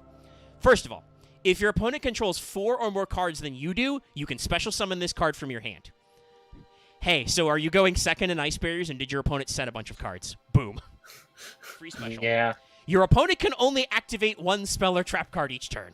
It's the crane. Spoiler, she's actually been played throughout Yu-Gi-Oh's history for the reason that if you can set her up and a once per turn spell trap negate, congratulations, you have a royal decree and an imperial order at the same time. Yeah, so this is Shan. So basically, you play this and Void Ogre, and you win. Yeah, pretty much. Or Xian. No, this is not a queen. Her original translation name is Spiritualist. So she is another, like Daisojo, she is a high-level member of the priesthood. Yeah, actually, you can't, if you negate an activation, you'll still be able to play another spell trap. I don't know if that's always true. I don't think that's true. I think it depends on the source. Yeah. I think it depends on how the negation is working. Yeah. But yeah, so Medium's got a pretty simple art. I don't think there's a whole hell of a lot to say about her. Her effect is, this is Ice Barrier Stun at its best, right? She's got an inherent special summon, and at least for herself, right? And could you give your opponent tokens to make it easier? I mean, hypothetically, but it's not. No, well, maybe. Yeah, I mean that counts as a token, counts as a thing they control, but no, it's not. I don't think that's worth it. What you do is if you're trying to really jam Medium, is you probably go second and pray your opponent has a lot of setup. Yeah, like okay, she's maybe not great for Modern, but like in Modern, she does stuff. Yeah. I don't know about Modern, but definitely like past formats. Mm-hmm. I wonder if there's is there like Edison format, format? Are there like any formats for like the Xyz and like early Link Edison? Well, Edison's for Synchro. I don't know if there's an agreed upon Xyz format. If there is, I would suggest, or I would probably think it would be before Tachyon. Well, no, it would have to be after that because that's half the Xyz era still after that. Actually, yeah, it might just be Drooler's format and just nobody wants to play it. Yeah, somebody in chat has also said, so if you negate an activation, it's okay. You can try again. Pendulum, yeah, totally. For sure. Pendulum, yeah. I was gonna say it's Pendulum probably is very, very popular, yes. It's probably in between that time of wind-up loops and Droolers. We'll see, because history is about to get into is going to get to Xyz before too long. History of Yu-Gi-Oh! You're going to be surprised at the deck variety. I was too. So we have another one we're going to move on to now. This is another one from Hidden Arsenal 2. I'm going to grab its art. We're seeing a lot of... I'm noticing some themes. Definitely, like, now that I've scrolled correctly, Hidden Arsenal 2 has a lot of spiritualists. Hidden Arsenal 3, which we kind of accidentally dipped in there, has a lot of our fighty boys, like Samurai and Grunard. So this is... Oops. Didn't get my... I was going to say, which I suspect mirrors their importance within the story. So this is Pilgrim of the Ice Barrier, or shout out to my L5R fans, Hyokekai no Shugenja, ascetic or acolyte of the Ice Barrier. This is a very L5R in the Frozen Mountains character. Yeah, he's meditating in a waterfall. He's doing a hand clap thing with the seal. I think the only thing that's weird about this is his color palette is very warm. It makes I think you're viewing him through a barrier. No. His cloak is still red. You can see it goes past. Is he freezing the water? I think he's not freezing the water. He is enduring the waterfall through the power of willpower. There's also ice shards everywhere. Yeah. Is he learning how to draw better cards? So Pilgrim is interesting. Is there anything to really say about the art? He's got kind of a... It makes you think of Getter Robo Arc, but I feel like it doesn't fit with the rest of the Ice Barriers. If you want to see cool. without parts of it barrier do. in front. but parts of it really don't. Like I said, I think his color palette is weird. His overall aesthetics are pretty normal, but he's... No, the color palette was throwing it. Yeah, he's like blonde with dark streaks in his hair, and he's got like purples and reds. It's bright red clothing. Yeah, he's got like cloud aesthetics. Honestly, it's a little weird. Yeah. So this is he's an Infernoble Knight. What the fuck? So also, here's another weird one. This guy, not magic. This is a warrior. No. This is a water warrior. Well, I mean, he's a pilgrim. I was gonna say, what spells do you expect him to cast? Fist? Barrier. So he is a level 4 with 1500 attack and 1000 defense. He's another level. I mean, 4. if we're gonna be real, this guy just screams Gish. Oh. His effect is this card cannot be destroyed by battle with a monster with 1900 or more attack. So he's got an obnoxious Celtic Guardian effect. Not the worst, not the best. Very middling. Although I do believe, if I remember correctly, he's objectively worse than obnoxious Celtic Guardian. He has 100 more attack points than, but 200 less defense. Yeah. So, shrug. Yeah, it's a weird one. All right, so now we're getting into 3 proper. I don't think there's a lot to say about Caravan, and I'm after about. Oh no, there's a lot to say about Caravan because Caravan is there's a lot to say. I was about Pilgrim, but we're about an hour and a half in, and I'm starting to develop a hankering for a snack. So, oh god, yeah, Caravan is so weird. No. Yeah, no, this is one of the arts I could be like, okay, this is a. So I think this one is interesting and unique, but also fucking weird. Well, okay, so I suspect there may be some lore stuff going on here. We have some sea serpents going along. So behold the Caravan of the Ice Barrier. This just makes me want to see a fucking anime of this. Yeah. Oh yeah. What are you doing? I feel like the Ice Barrier arc would open on them going in. Here's what I suspect they may be doing, because after the War with the Worms started, a lot of the tribes started actually having to trade with each other in order to get shit done. Yeah, they started working together. Justice. So they're probably moving the caverns in the Ice Barrier, I guess? Yeah, that's what I suspect is going on, is these guys are trading whatever the Ice Barriers had to trade with the other factions. This is a sea serpent. It's got an amphibious creature. I suspect magical knowledge, because I think they were the most skilled. They're loaded down with what looks allies. like chests and drums and sacks and stuff. So who knows what? No barrels. Yeah. You think they'd actually or maybe fish. They probably export a lot of fish. 1 pound fish. Very, very good. So yeah. I mean, I like Caravan. It's definitely interesting. It's a little weird. Oh yeah. For instance, they've got a flag. Their flag is purple and doesn't have the Ice Barrier symbol on it. I think that's more just like saying that they're caverns. Why I suspect that they're perhaps not actually from the Ice Barriers. I suspect that they're civilians. I do notice that they're kind of bundling. Like they've got some different looks. Like the guy in front has a yellow cloak or scarf. The guy in the back has like a blue. Yeah. So I suspect that they are traveling between the tribes. It's also interesting that the Ice Barriers have like semi-aquatic dinosaurs fish. It's not that weird when you consider that Noelia joins Gishki after. I mean, yeah. I mean, didn't she create the Gishki? Something like that. She summons the spirits, but they transform various things. There's also some other guys we're gonna meet way later who make sense. But this is another sea serpent. It makes sense, they're the bulk of this monster is the actual pack animal. Yeah. This is a level 1 sea serpent. I was about to say, wait, the bulk? What bulk? It's 500, 200. These are clearly not combat Caravaners. But the effect is, once per turn, you can select 2 Ice Barrier monsters in your graveyard, return them to your deck, and then each player draws 1 card. So, not the worst. I think the primary thing is that's an on-field effect. So, you have to summon this guy, presumably while your opponent is stunned as fuck, and then you can reload your Ice Barriers into the deck and then draw a card. Although it's very clunky. Yeah, I was going to say, Gustos see this effect and laugh. Yeah, no, Gustos come out, I think they started in Hidden Arsenal 5? I think so. 4. Oh, in 4. So the very next set they do this better.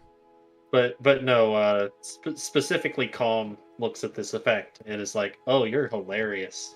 Yeah, so Caravan is not as effective as cards that do the same effect later better. Because Gustos get to do this on a one-sided effect with a 1700 body. Yeah, so you unfortunately really have to put these guys out there. Yeah. Yeah, you've gotta pretty much have them on lockdown to make Caravan good. Now, obviously, that is the Ice Barrier effect, and this is not a starter. This is a recovery card, right? This is after you've done a couple of your Ice Barrier plays and your opponent's probably been poking at you. You're like, okay, let's get some shit back in circulation, kind of a thing. Yeah. But definitely not a great card. I don't know if you would run this very heavily. Yeah. Well, I mean, again, we've seen what happens when you give your opponent a single card. I just think pure Ice Barriers is just don't. Yeah, basically, it's really janky.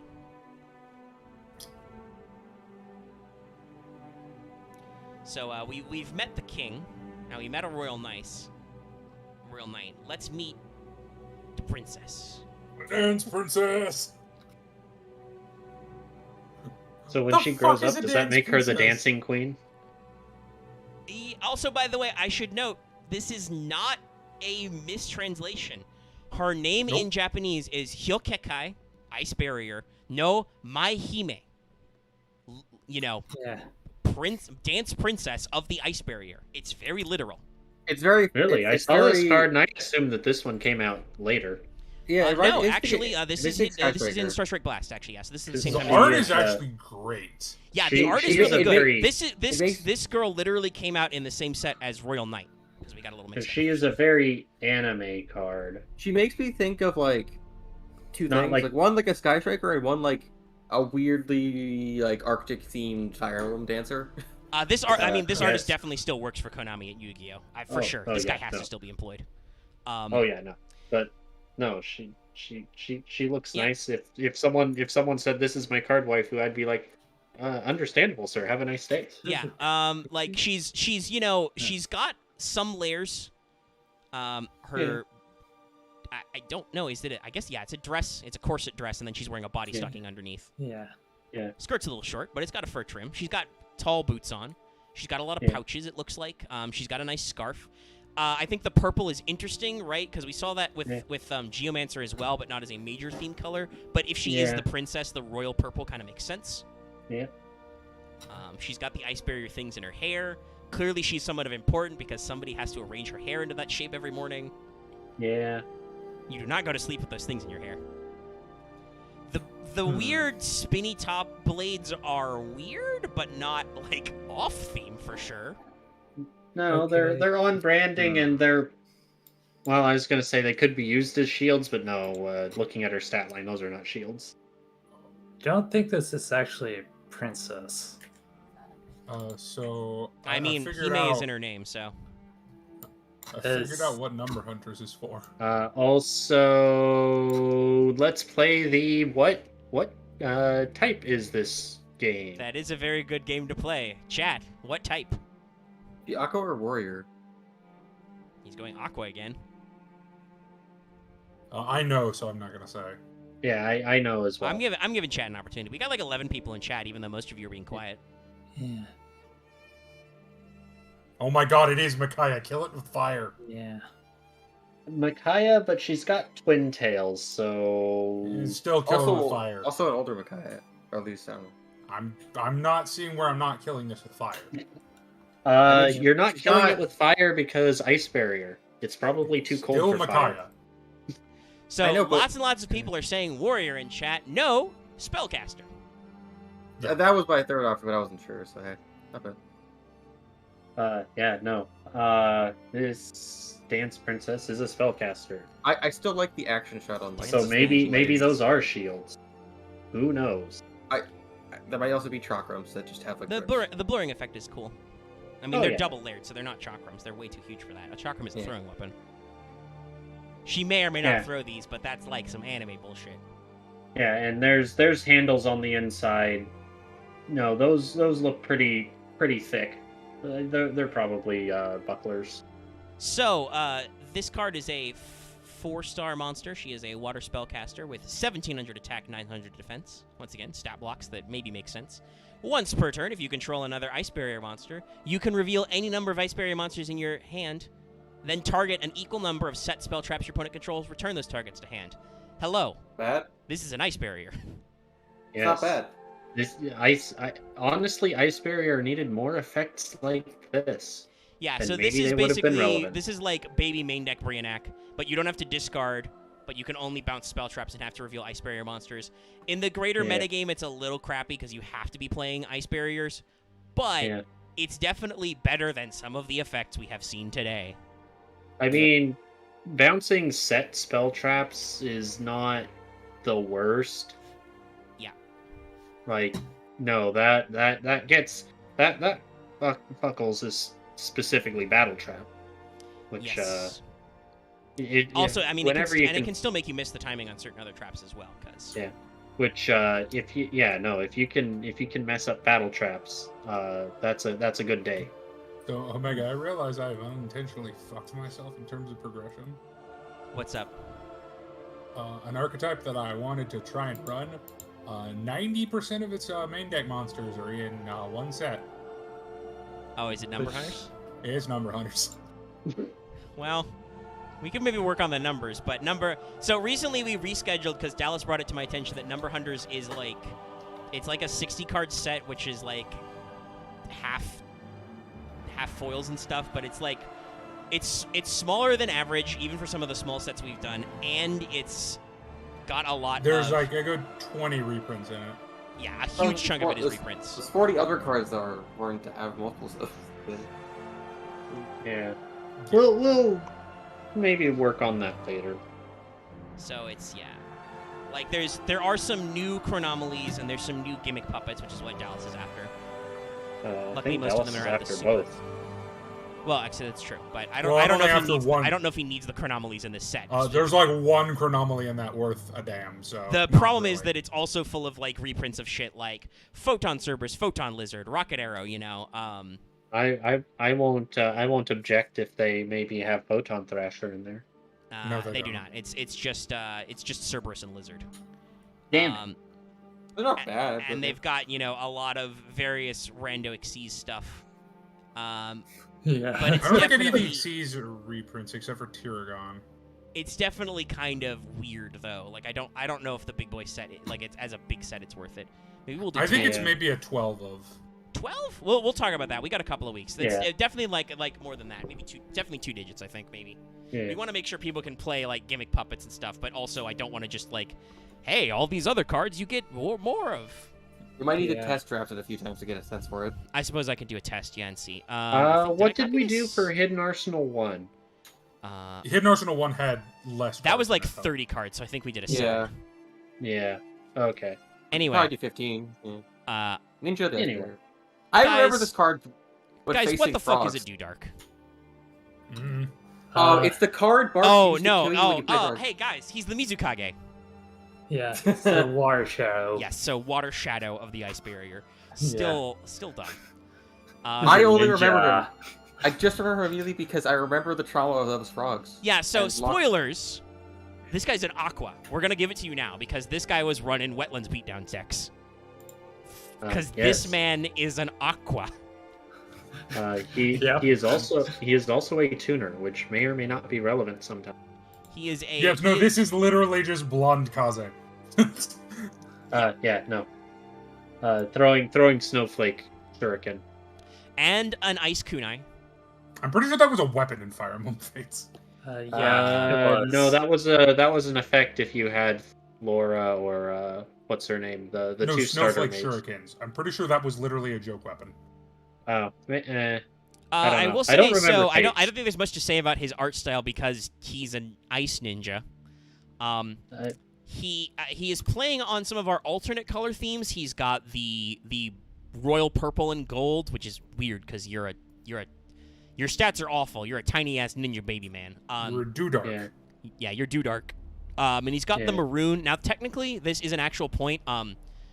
So you think of ninjas as the stereotypical black pajamas because of kabuki theater, because that's what the stagehands wear. Like, that's the joke, is that, like, ninjas in kabuki plays would be dressed exactly like the stagehands who drop the props and stuff around, and then just suddenly jump out and start attacking you, right? Like, that's the joke, or the meta of it. Because ninjas were just literally just farmers and shit. Yeah, they were just spies. But spies, they were peasants. The color in this case fits because like actual ninjutsu work is like they were just rando guys who would be like gardeners, monks, usually monks. Sometimes monks. Some of them, like Dallas mentioned, were just like peasants with the wilderness fighting training, such as the guy, I think the Iga clan who famously pissed off Nobunaga were just dudes who lived in the hills and were like, nah, dude. We don't need to work. You don't get to rule us. Spoiler: in the system of iconoclasty, the samurai were usually the bad guys. Often, yes. In the samurai versus ninja fight. But if you were to actually wear stealth clothing, you would actually pick a usually deep blue or deep gray, but also deep red would work as well in certain contexts. And like, you don't actually wear pure black or pure white because that stands out. Yeah, that's easy to notice. The only time you would wear all white would be if you were literally in the snow, in which case, what the I will say, like, desert. I noticed this maybe a trend with, like, I think, like, all of, like, those of, like, the royal family or royal heritage in the Ice Barrier have, like, their royal purples. And, like, the gold. I'm guessing with a name like Mizukage, he's supposed to be important in the lore, but his stat line really don't track it. Because I think it's just, it makes me think of, like, DeLorean, like, Dudark. I think, like, also things with Do in it name, or maybe part of, like, some part of Royal Line. So this is a level 2 Aqua tuner with 1200 attack and 800 defense. So for a level 2, his stats are not the worst. Wetlands. But he's got another gravity bind. Well, not gravity bind directly, but like he's got another like weird level related thing. If the only face-up monsters you control are level 2 or lower monsters, this card can attack your opponent directly. That's actually shit in Ice Barriers. You have level 2s, but they're all dog shit. But frogs, y'all. Frogs are scary. Yeah, like, this guy is literally not an ice bear. This motherfucker is a frog. He is an aqua. That's what it is, guys. We figured out the secret. It's a frog pretending to be a ninja. No, don't you remember? If there's anything I learned from Naruto, is that frogs are ninjas. Omega, I have one thing to say. Ninjutsu art of transformation. That's true. It's true. This is a frog pretending to be a dude. Or possibly a penguin, as we know penguins are also aquas. But yeah, no, like literally this guy I don't think has ever been used in a serious ice barrier deck. You didn't learn. Penguins are actually they're Dragon Quest characters. I thought penguins were fucking like lighted penguins. Disgaea. That's pretties. They're the same thing. No, but those are like what Axe is joking about is that later they made penguins a real deck by giving them an extra deck boss monster, Penguin Heroes, as a synchro, but that's not really important. Also, but yeah, so Dudark exists. And then our next 4 would have been Grunard, Grub, Royal Knight, Samurai. Okay, so now that we've brought up frogs a couple times, I do have one complaint about the structure deck. Why did they put Ronin Toden in there? Because read Ronin Toden's effect, and why is that always good in an aqua deck? Was it any aqua, or was it specifically a frog or toad? It's just any Ronin Toden, I believe, is any aqua. I may need to double check that, but I thought it was specifically a frog or toad. Let me check. Hold on. Next card, right? No, yeah, it is one frog. So did they only put Ronin Toden, or did they also put Swap I think frog? they maybe had like. Not Swap Frog. What? But what was the... I can check. Nerf version, but... Generally, you play Swap Frog and Ronin Toden, which, in that case, that makes perfect sense. We got. But those Dupe were the Frog. only two. Dupe Frog was printed in the structure. Dupe Frog. Yeah, that makes less sense. Yeah. But... Oh my god! Wow! I own this structure deck in real life also, and like David does, and I didn't even think about some of the shit in here. Damn, there's a lot of. This is a reprint of a lot of stuff that's relevant, like right now. Like, Molin Glossy is a common reprint in this. Yeah. You've got Salvage and Surface as well. There's some good reprints in there. Why did they put Ronin Toden? Yeah, I don't know why I don't know why they did the Dupe Frog Ronin Toden combo. Yeah, it should have been Swap Frog Ronin Toden. Well, Swap Frog is banned. Yeah. Swap Frog's not banned. Isn't it? Isn't Swap Frog the banned one? No, Substitute's the banned one. Substitute. Okay. Swap Frog is at 3. Okay, yeah. Yeah, no, it should be swap and not dupe, yeah. I don't know why they did that. Yeah, because Konami the screws combo you is, once again. the combo is 3 Swap Frog, 3 Ronin Totem. That's what you play. And that would make, if that was built that way, that would make sense because it's a very common thing that if you're trying to make a complete deck, because to get more cards to you, most structure decks you buy are one-ofs. They're Highlanders. So that way they give you 40 different cards and not an actual competitive deck, which is like 12 cards. You can run 2 Dupe Frog 2, but you generally run 3 Swap 2 Ronin. Yeah, but that's the thing, right? Combo. Like you would if you wanted to buy 3 of this deck, you would want to buy 3 of. Anyway, so we're moving on. We're moving on to Hidden Arsenal 4's wave. This is built a couple of frog decks. Defender of the Ice Barrier. Wait, I mean, it's not a frog deck. No. It's not a frog deck. It's a Ice Barrier deck. Ice Barrier is basically a frog deck. No, that's not true. No. I didn't even think they reprinted Totally Awesome in it either. No, they didn't. So this is just Defender, not Blizzard, Defender of the Ice Barrier, just Defender of the Ice Barrier. Omega, you know better. Konami don't give us good reprints in structure decks. I mean, I'm hearing some places that the Cyber style deck is still sold out because it did have Imperm in it. They didn't put Lightning Storm in it, but it still had Imperm, so people be buying. They didn't put Lightning Storm in it because Konami are cowards, but. So anyway, so this is a fox who defends the Ice Barrier, I guess. You will see him again, BT Dubs. What is this art? This is a recurring character. It's an Ice Fox, yo. I mean, honestly, I hate if we think about Blizzard, this guy isn't that different. He's a fox with armor who defends the Ice Barrier. This looks like someone's Balto fan fiction. The armor is fine. It's just more the thing on his tails is kind of jank. I mean, I'll be real. I also agree. I don't know why the fuck there's a fox here. Yeah. But what does it say? Anyway, we should go to the next one. It says no. Here, yo. No. We once again have to pay. Shut it, you. We have to play. What type is this? Because is this a beast type? Or is it Aqua again? Is it a beast? No, warrior? obviously this fox is a spellcaster. No, this is warrior. No, Axe got it already. He's too jaded for this. It's an Aqua. This is an Aqua for some reason. Guys, I'm jaded one. To be fair, it gives the archetype more cohesion. No, but that's also, right. how? But also, God, that's weird. It's so weird, guys. So this is another level 3 tuner. It has 200 attack and 1600 defense. While you control another Ice Barrier monster, your opponent cannot declare an attack if their attack is equal or greater than this card's defense. God, Here's the question. When did this card come out? This is in Arsenal 4. This is Trish. This is the same set that Trishula I've just never seen it before because I just didn't care. Because no one gave a shit about Ice Barrier. No, I mean, I'm pretty sure as a level 3, Geomancer is better. Yeah. But this has basically the same sort of effect as Geomancer. Yeah, I was going to say, but the effect isn't terrible. No, like compared to what was it? No, it wasn't. Like Samurai. it would be a good backup in case, right? Yeah. Like basically, this means that you put this card in defense mode, and then your opponent cannot. If you have an Ice Barrier of a decent stat line, your opponent cannot attack greater than it. Yeah. But also, you could do other things to stall. Yeah, I was and going it to does say still require you to have another Ice Barrier. Yeah. Here's the reason why this card sucks and Geomancer isn't awful. Because if you look at the amount of Aqua tuners there are, it's ridiculous. Well, and obviously they have a way better. They gave Ice Barriers a cracked tuner for the structure deck, right? Like their new tuner in that one is fucking nuts. With what it does. Yeah, because they none of their tuners were that good. Yeah, but Omega, that tuner isn't an Aqua.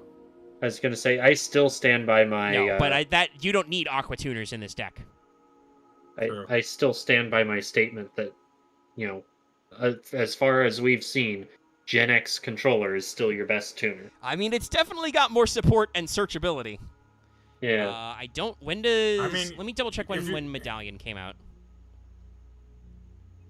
Your best tuner for this deck is probably Deep Sea Diva or Fishboard Blaster, but Yeah. I mean, Fishborg definitely. Diva also could fetch certain things. Okay, so it was a common in Star Strike Blast. So in a side set recently, Medallion came out, which is just E-Call, but for ice barriers. So, okay, you've got a 3X Searcher. You know, you've got some decent stuff. But yeah, Defender is not that great of a card all around. I mean, like, I don't think there's anything, like, criminal about its art. It's just, why is there an Ice Fox? Why is there an Alolan Vulpix here? What does it say? Okay, No. Omega. We've already said we'll be seeing this fox in the future. I mean, yes. Probably the far future, but we'll be seeing him in the future. All right, I have to acknowledge Dallas's joke now because chat had a great response. The fox says, "No, Noelia, don't torture your daughter," and Noelia says, "Haha, daughter, go choke." It's okay. She gets better. She gets over it. Yeah. I mean, does she get better though? Yeah, no. She straight up. One of the Constellars like decorrupts her mind and she becomes a good guy again. She realizes. But doesn't she die again though? No. I think she just disappears. Like, she just stops being lore relevant. I'm pretty sure it's assumed she died when the Shadows killed everything. Possibly. No, I think she... Because in the artwork of her... I think it's after she revives her daughter, she gets clapped by one of the Steel Swarm. No, but I think she also lives past that anyway because she gives up the Ice Spirit, the mirror. I was checking the lore. Natalia loses her life when they tried to summon the Steel Swarm. No, we're talking about Noelia. Natalia's a spirit. She's been dead for a while. But Noelia. Okay, but Noelia's later. Noelia, like, I think her lore just ends. I think she lives past that Steel Swarm attack because she gives her mirror to one of the Constellars, and then she just disappears. Anyway, we brought this guy up before. It's time for General Gantala of the Ice Barrier. I love this art. Can you tell he is an Ice Barrier band Ice Barrier?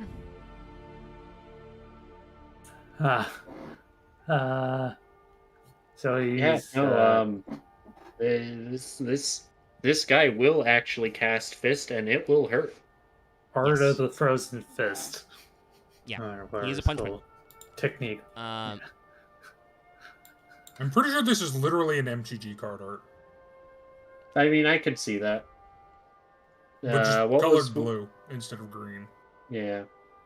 So I could see this as maybe like a, what do you say, 3-4 drop. And I will say I do kind of like the theming of the almost like Buddhist monk style, but instead of like the the eightfold path, it's the Ice Barrier sigil. Yeah. On his back and on his forehead. One of his fists may or may not be made of ice, or he may just have ice punches. I don't know.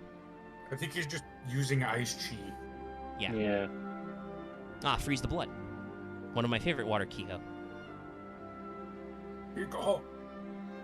Listen, I just read Death's Kiss and I bought Fields of Victory's PDF, so you can expect me to make dumb L5R jokes for a Are we bit. doing that next, or are we doing Genshiken? I don't know what we're doing after Star Wars. We may or may not do some Sprawl stuff. Oh, I thought you were going for the I thought you were going for those Genshiken? JoJo I don't think that's what it's called. No, Gensekai. Genesis plus Isekai. Yeah, that's just a different anime. Anyway, no. Gantala. He is a general. Oh, that anime about otakus, right? Yeah. He is a punchman.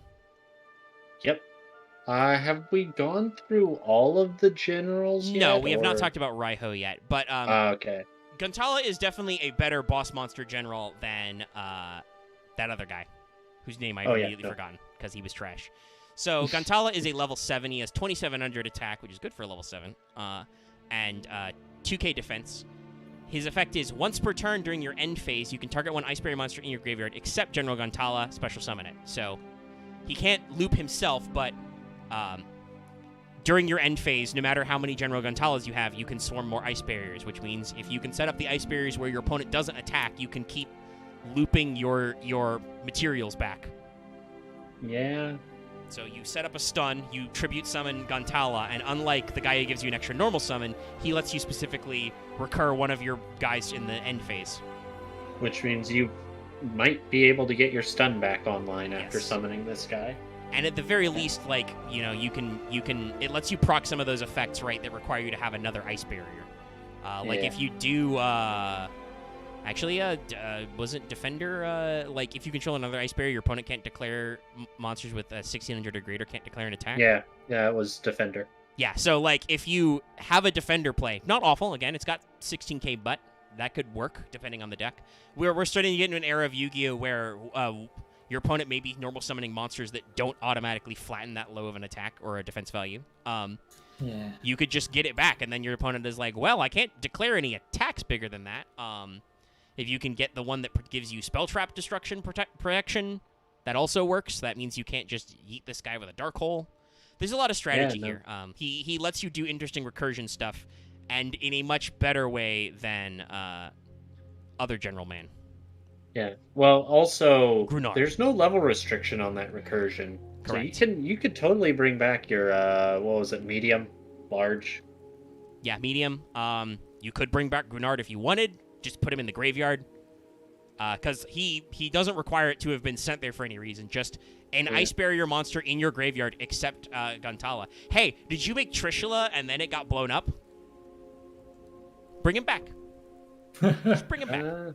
So Guntala here is a definite, like, much better main deck boss monster because you bring him out late game and actually get to, like, get your big shit back. Yeah, it's in your end phase, so it's a little slow, but still, it's a much better stratagem. And let's be honest, you're playing ice barriers. You're playing slow as fuck. Correct. Also, you're not playing to win. No, also, you're not playing to cause barrier. suffering. You're playing for fun. You are playing to collect your opponent's tears and to sup upon them. You don't actually care if you win.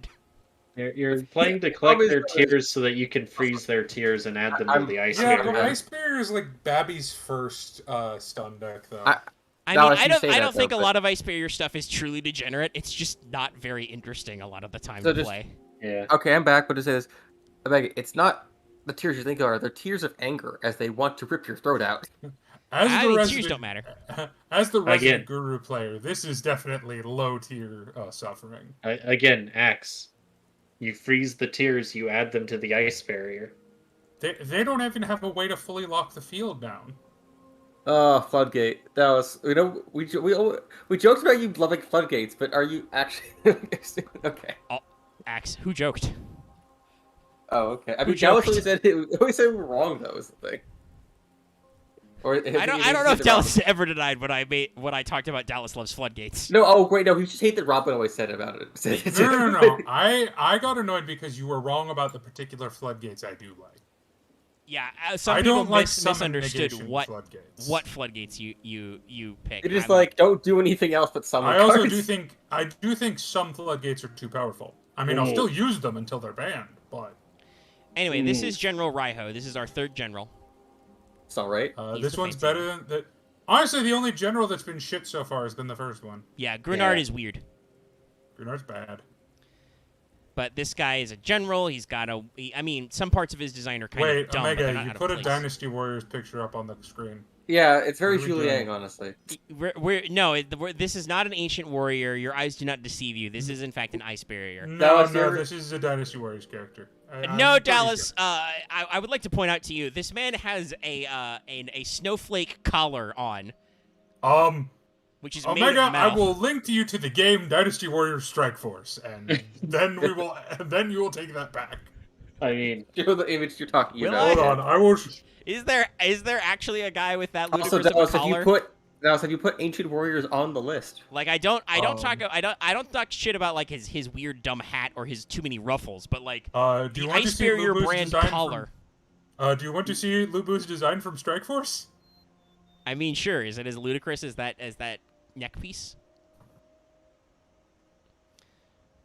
No, guys. Also, no, don't make the waiver jokes. We have strategies to the Ice Barrier later. That's Lubu. Here's Sao Sao. Here's Lubu. It's in progression tournament. I mean, yeah, that is ludicrous, but I feel like that is still technically ludicrous in a different way. Like, I don't know why Lubu is on fire. Well, he's on fire to warn you so that you don't pursue him. Yeah. But okay, General Raiho, I don't think there's a lot of us to say about anything else he's got going on there. No. Not especially. Dude. So General Raiho is interesting. He is a level 6, so he's 1 tribute. He is a warrior, water, 2100 attack, 2300 defense. When your opponent's monster effect act on this is one of those PCST nightmares. When your opponent's monster effect activated on the field resolves, they must discard 1 card or the effect is negated. Their choice. So, General Raiho says that when your opponent wants to resolve a monster effect on the field, they have to discard a card or the effect is automatically negated. So, is there a way you can prevent your opponent from discarding cards? I believe so. Possibly. You could also prevent them from discarding cards by not allowing them to have cards in their hand. Yeah. True. I mean, we're in Hand Rip Central, so. Oh right, I forgot about the silliest design. Just guess who this character is. I probably won't be able to. You will not. No, I have. In terms of, I'm not familiar with Dynasty Warriors, so in terms of that, I'm like, I have no fucking idea. But even with that, even if you knew all the Dynasty Warriors cast, I probably wouldn't get it. No, because that's really weird. Dallas, I'm a real few. That looks like a fist out of a North Star character if they turn into a Yukiona. It's just Dao-chan. Don't know who that is. So weird. Lubu's assassin wife. Oh, okay. Oh. I was going to say, General that Raiho of the looks Ice like Barrier. He's got, much like some of our other high-level Ice Barriers that aren't Royal Knight and Grunard, that's kind of a fucker of an effect. Yeah, no. Yeah, no. You are correct. This card is a hard counter to Infernities. Your opponent has no cards to discard. All their monster effects are negated. Oof. Hey, Dallas, you want to play Infernities tomorrow? Sure, if you want to play a level 8 water monster again. No. 6. He's only 1 tribute. 6. Oh. Yeah, also, once again, I would like to remind you, Guntala doesn't specify level. Yeah? You can absolutely foolish this motherfucker, set up for a Guntala play, and then in your end phase be like, and by the way, if you want to use monster effects on the field, fuck you. Yeah, so General Raiho and General Guntala, much better than Grunard. I think much more relevant, much more usable. Yeah. But also something to note on Raiho, does not need to have another Ice Barrier around. No. Yeah. It's fun. Yeah. Yeah. I think we should probably. Yeah, we're moving on. I'm getting the next one. Yeah, he's probably. I'm pulling.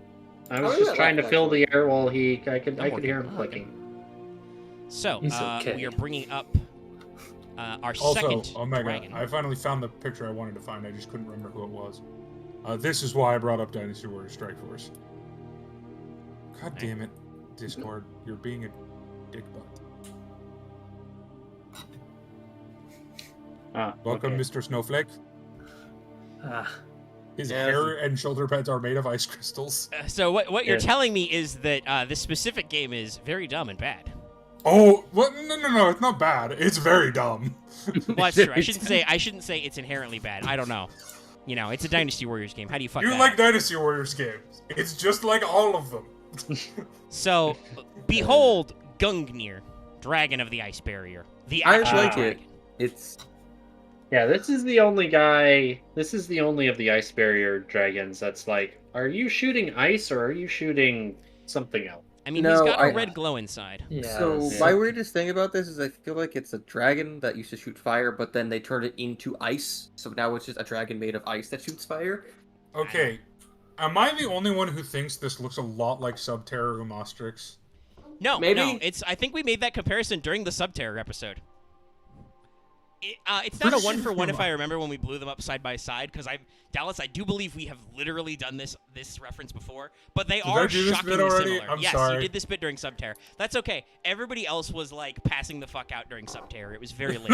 I don't remember that one very well. I'm sorry. I was probably really tired. No, you that did one actually was... bring that up. Yeah, when I put Umostrix on screen, you were like, "Doesn't this look like Gungnir Dragon of the Ice Barrier?" And I was like, "Maybe. Let's see." So no, they are a little similar. They're not a 1-for-1, but it's definitely they are in similar ballparks. Yeah. So that means that since everyone was passed out and not contributing to Subterror, we need to do that one again. No. No, we can just right. You guys just don't remember it. It exists. Umonstrix has a drill penis face. I forgot about that. Yeah. I think I was there. No, I know. Me, you, and Omega made it to the end. We were all just fucking done. Yes, we were all just very tired. Just like much how I suspect we'll be after tonight. Probably. That's yes. not too bad. We're at 2 hours now. I got sleep yesterday. I think we might be slightly over halfway through. Yeah, we're definitely around the halfway point. Like there's not that much to go. And I think the art designs will probably get less shitty as we get more modern. I think the art for the most part are great. Yeah. I think there will be less standouts. Their effects are fucking bad. So Gungear design wise, he's all right. He's chunky thick Brionac. Yeah, no. He's got kind of a similar face to Brionac. It's a little pointier though, but like he's got big wings and a thicker body. I like the armor plates. I have thoughts and feelings about like the red glow everywhere. Like I think that might just be reflected from the ground, maybe, but also I think his. So. I'm gonna be honest. I think his art looks way better if you don't look at it up close. Yeah. I don't know. When this guy is like as a secret rare and you can't see some of the details, then they have that shiny on him. It's like definitely cool. Yeah. Okay. So once again, going into a little bit that I read up on, allegedly Brionac mostly stayed kind of closer to home. Gungnir was the one that they actually would send out to fight the worm and the other places. So, Mark, you were saying? Well, it's more so that if I remember correctly, they released Brionac to fight the worms, but the worms were like, well, no, we adapt, we evolve, you're no longer a threat. So they sent out Gungnir. Yeah. Yeah, they kept advancing the system. I honestly, the way it looks like they actually made it piece by piece for ice. Because it's like the way its wings are attached to the collar they put around its neck. Yeah. And like the way it's plated. Yeah, also I think the orange plate might just be from it being released from its seal. Yeah, who knows?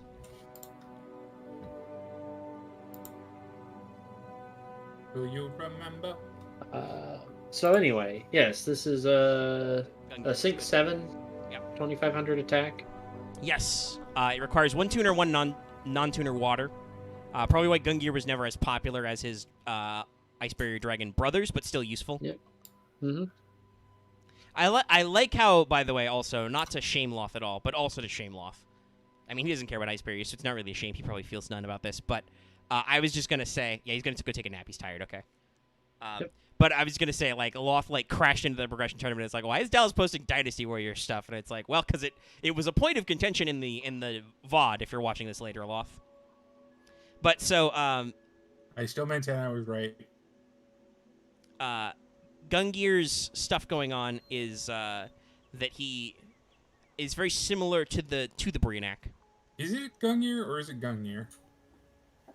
I think they're pronounced both similarly. I mean, it's got an N in it, but the real thing has an Yeah. So I'm gonna look up pronunciation of this. Yeah, I think it's Nordic. Yeah. It's the Gungear, but yeah, I it's don't definitely know if Nordic. You go for it. I don't know if you go hard onto the Gungnir or Gungear. I also think you might be able to spell that spear both ways, possibly, because some languages are weird about that. Okay, it is pronounced Gungnir.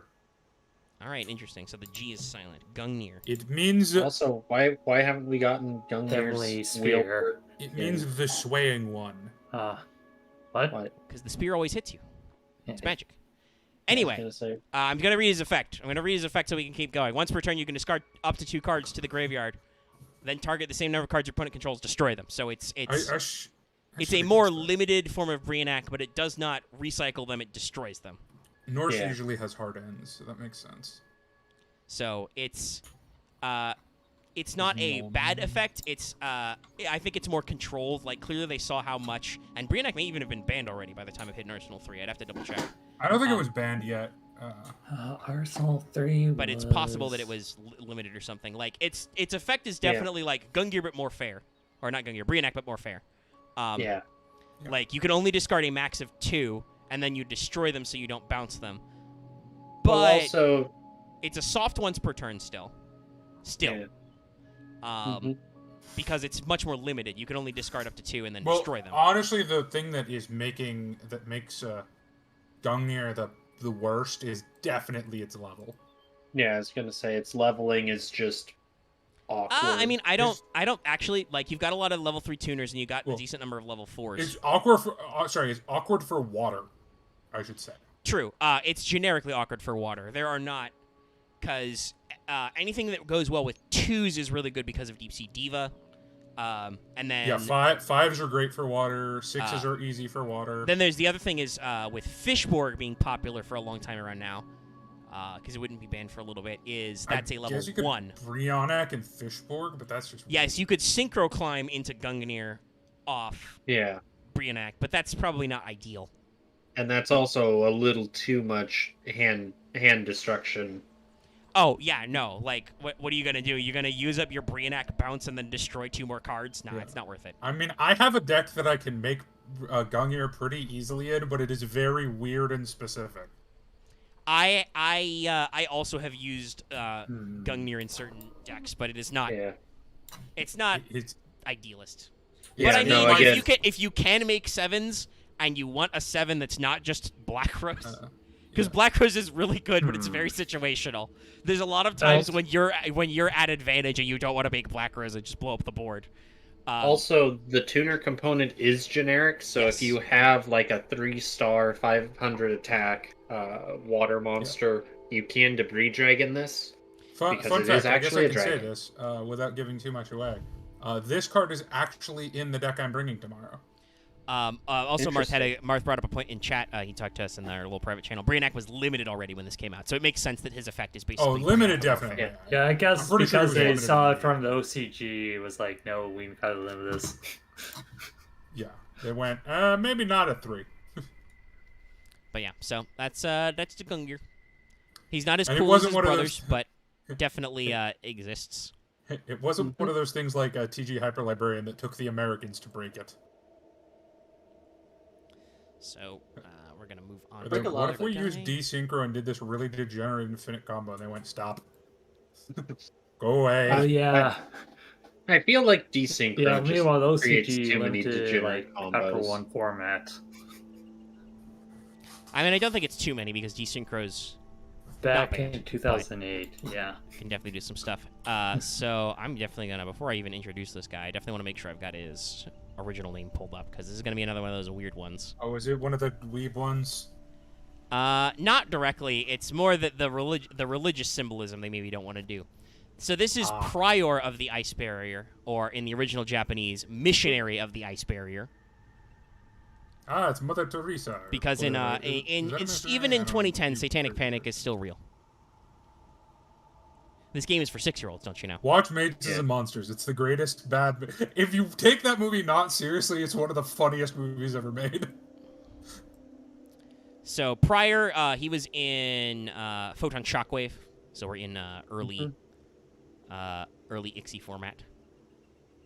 Wait, there was an Ice Barrier in Photon Shockwave? Yeah, this guy, Prior. Why? He was a common, because they needed to give them more monsters. So I'm going to speed read some of our usual games. I don't think there's a hell of a lot to say about this guy. I find it interesting how he leans more on the pale yellow and the white, but does still have the big prominent blue. He looks like a quest giver if there was an RPG. I will say the funny thing is one Prior is very important.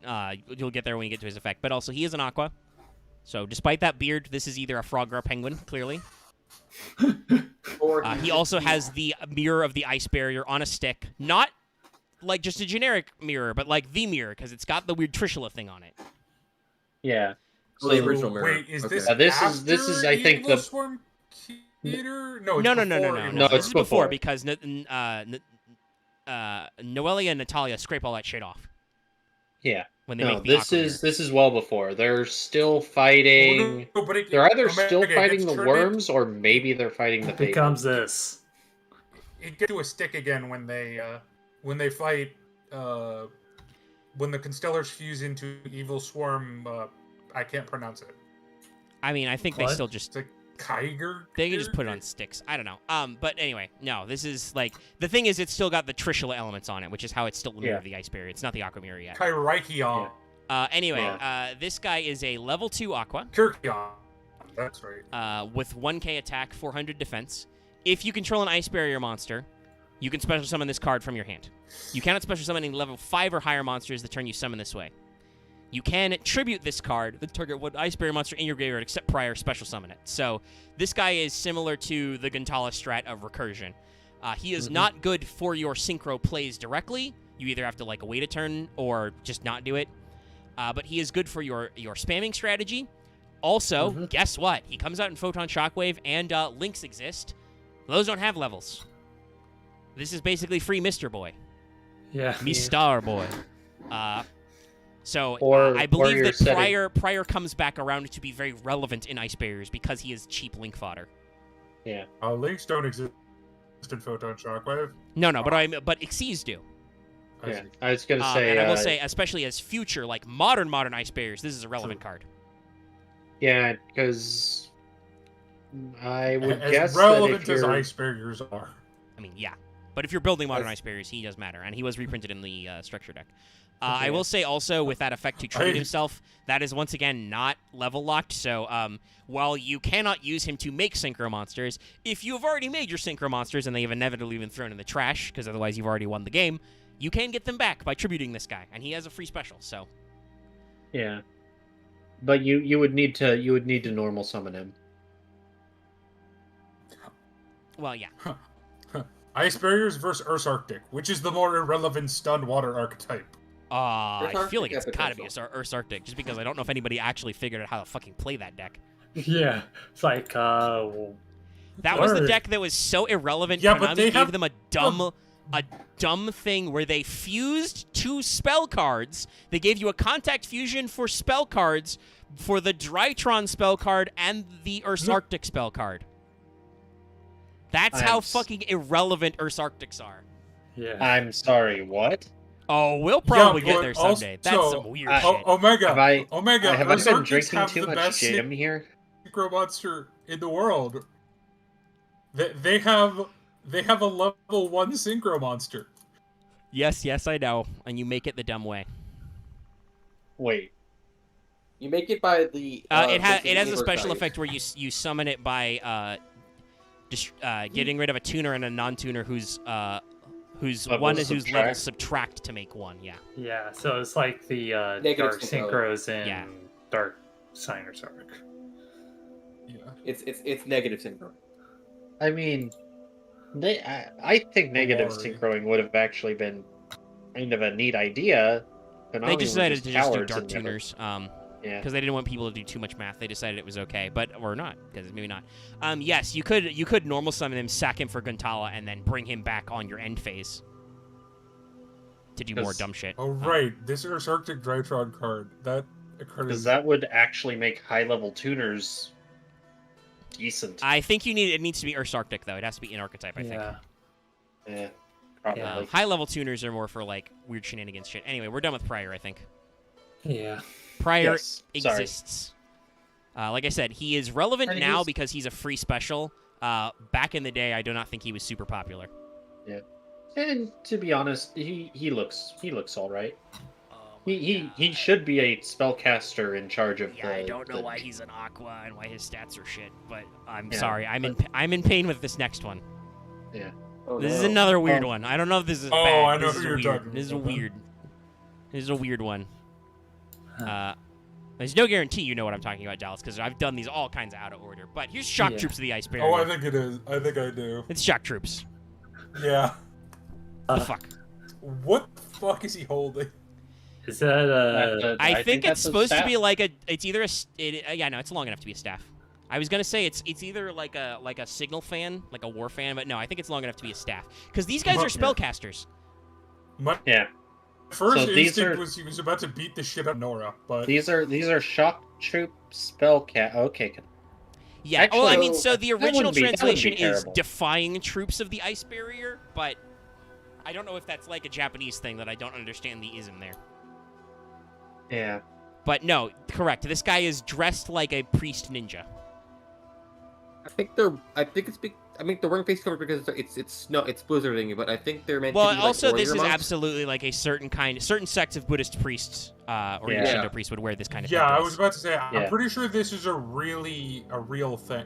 What? Yeah, I was gonna say those are like that one sect of Buddhist monks that Nobunaga was trying to fight at one point, aren't they? All right.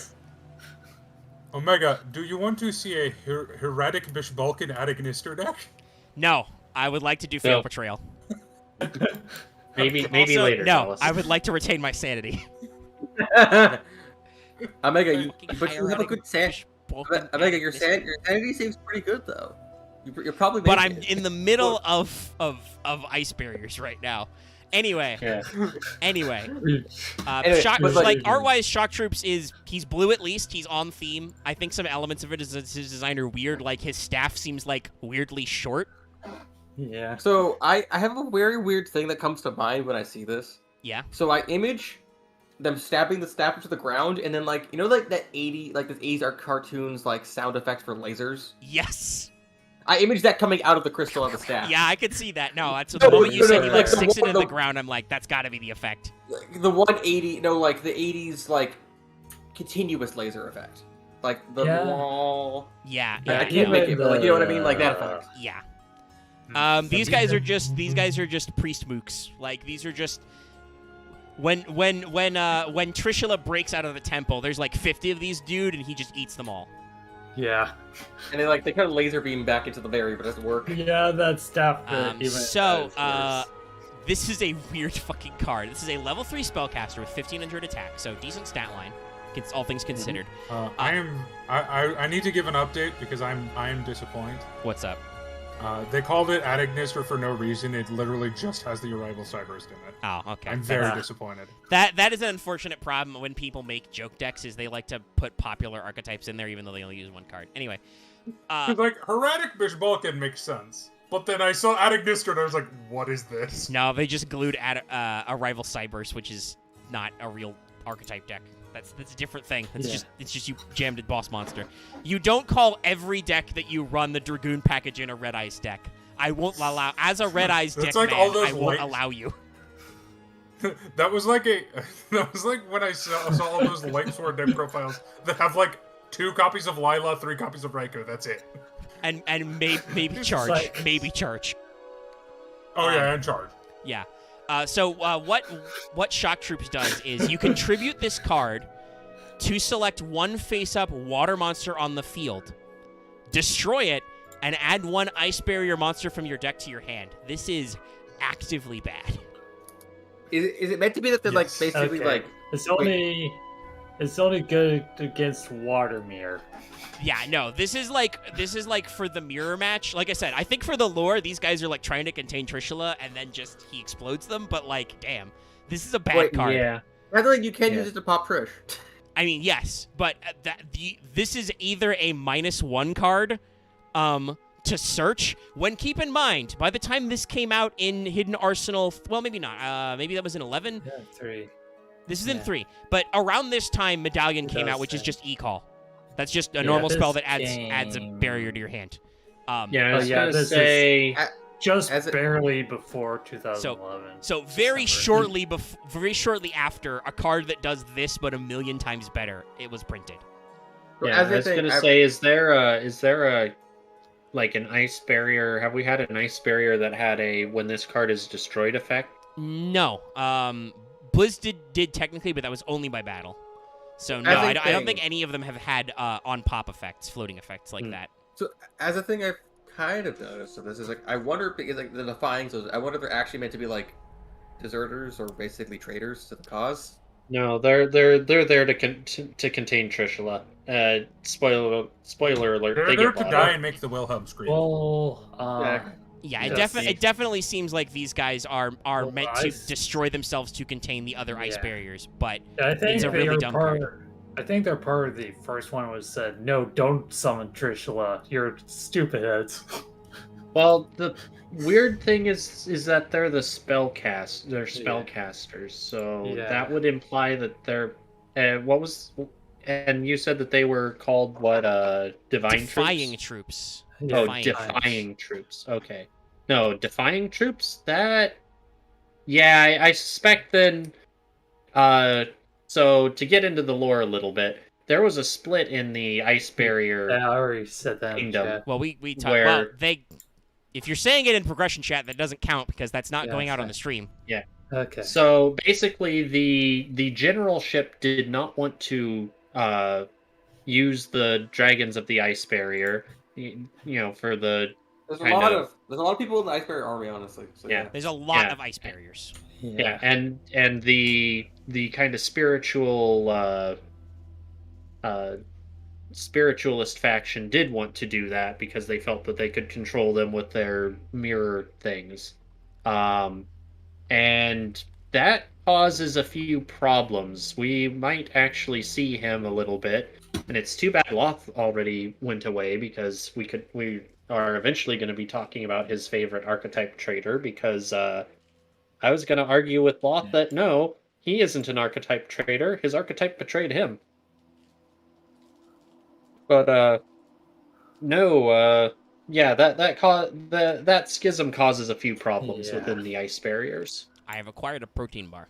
Also, I've pulled up the next card, Spellbreaker of the Ice Barrier. A card. It looks cool. I am shocked I have never seen before because I don't think it's. I've never either, but she's actually she makes me think of like she looks like a Ghibli film protagonist. Mm-hmm.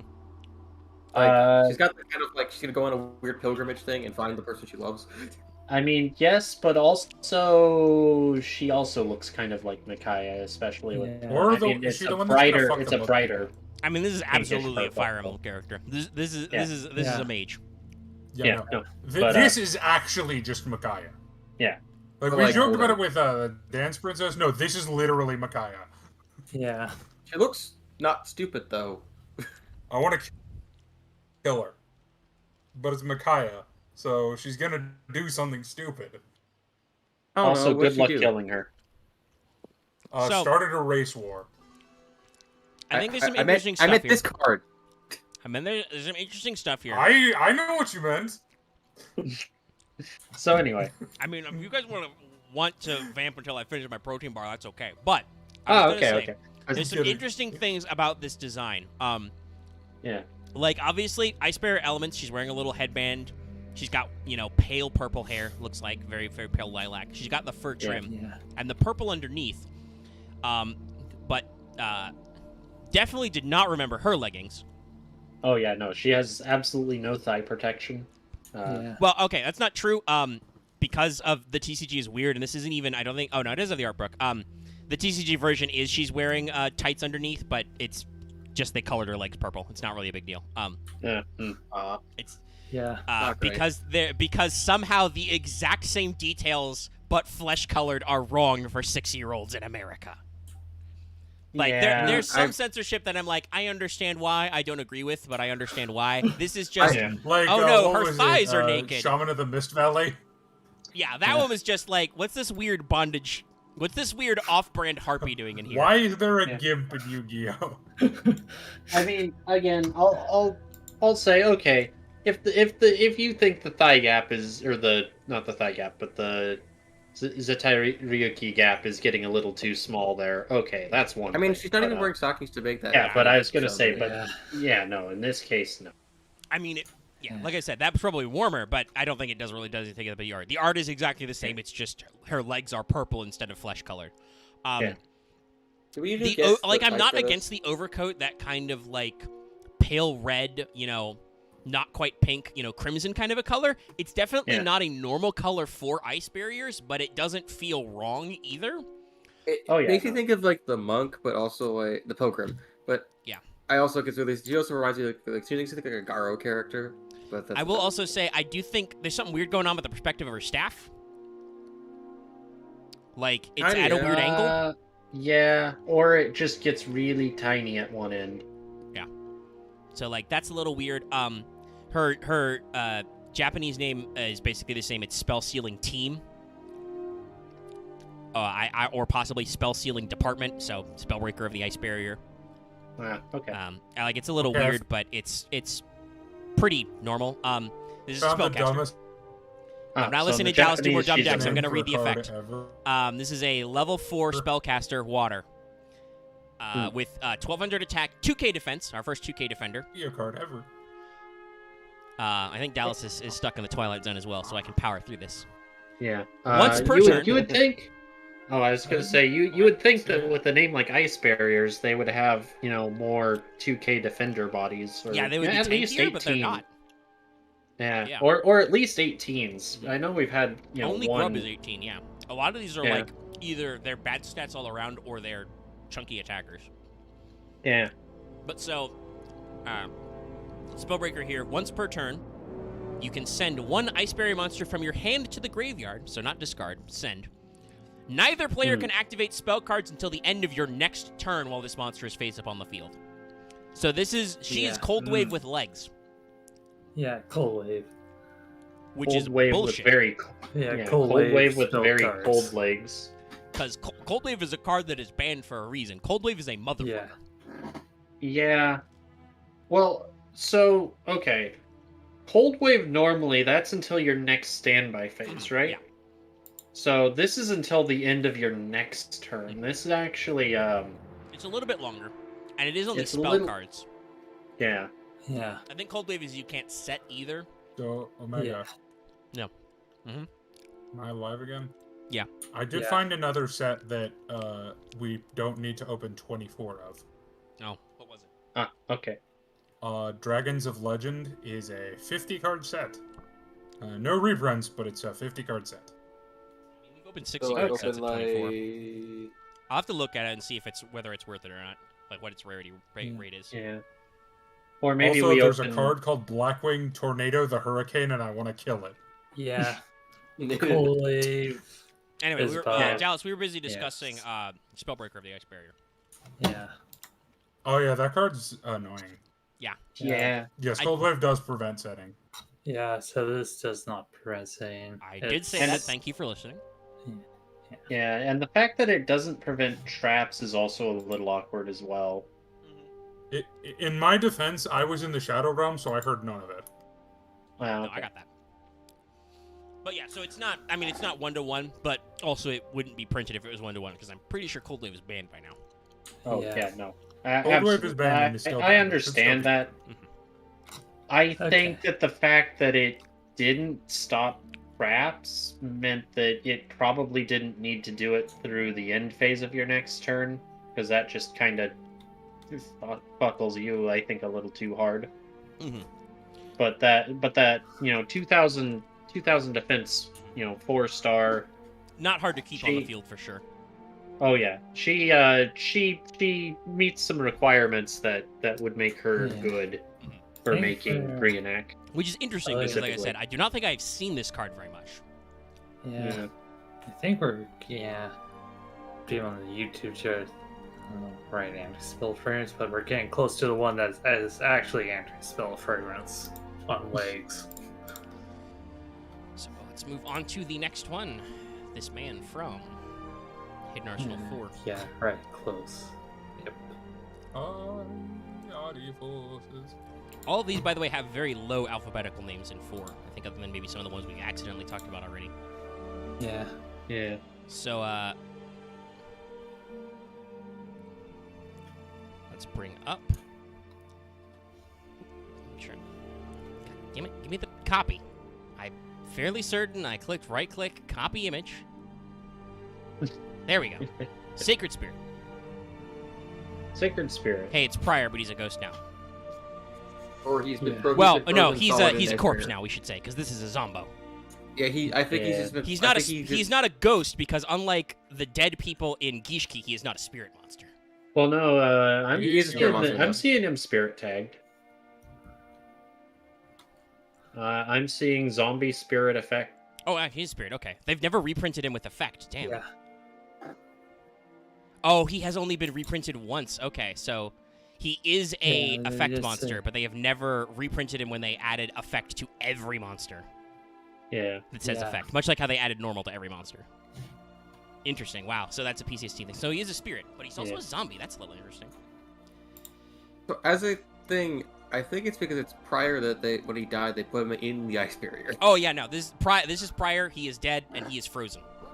Yeah, I want to say still keeping it alive. canonically died trying to control one of the dragons? That would make sense considering he had the mirror. The lore is actually that he died by sealing all three away. Oh, okay. He was the one that originally sealed them all. And very much because Trishula killed the seals on the other two and they couldn't control all three. So, there's a lot of trivia about this guy. Yeah, he's prior of the Ice Barrier as a spirit, obviously. He is the first water zombie-type monster to exist in the game and the only one until Ship of Theseus, or Sea Monster of Theseus, more than 7 years later. Oh, yeah. This card was the first spirit monster to be part of an archetype. It was also the first spirit monster not based off of Japanese mythology. This is the only spirit monster that does not necessarily have to return to a hand for its own effect. We'll talk about that later. And it and Dark Dust Spirit are the only spirit monsters that have spirit in their name and are both zombie-type spirit monsters. Anyway, art-wise, I don't think there's a lot to say about Sacred Spirit here. He's prior, but he's dead. I think he's got a cool hat now. I think he either didn't have a hat or had a. I think his hat was at a different angle as prior. He is the Ice Pope. Nice. Yeah. So this is a level 4 zombie spirit monster, 4 stars. Or should I say, a Popesicle? There you go. There it is. I thought you were gonna go Zope, and I'm like, please don't.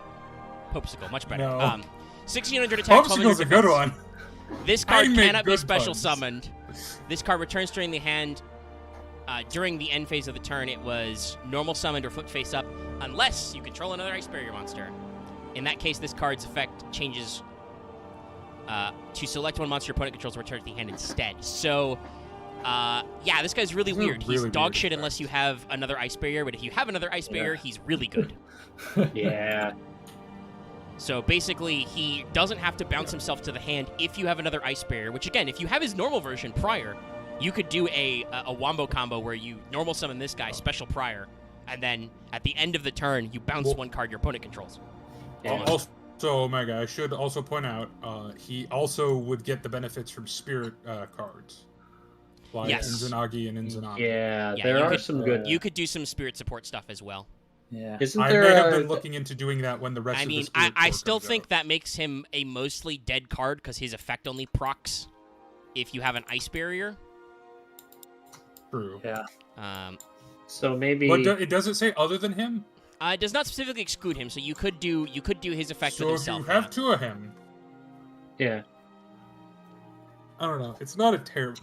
No, They're better spirit monsters. He's probably still useless.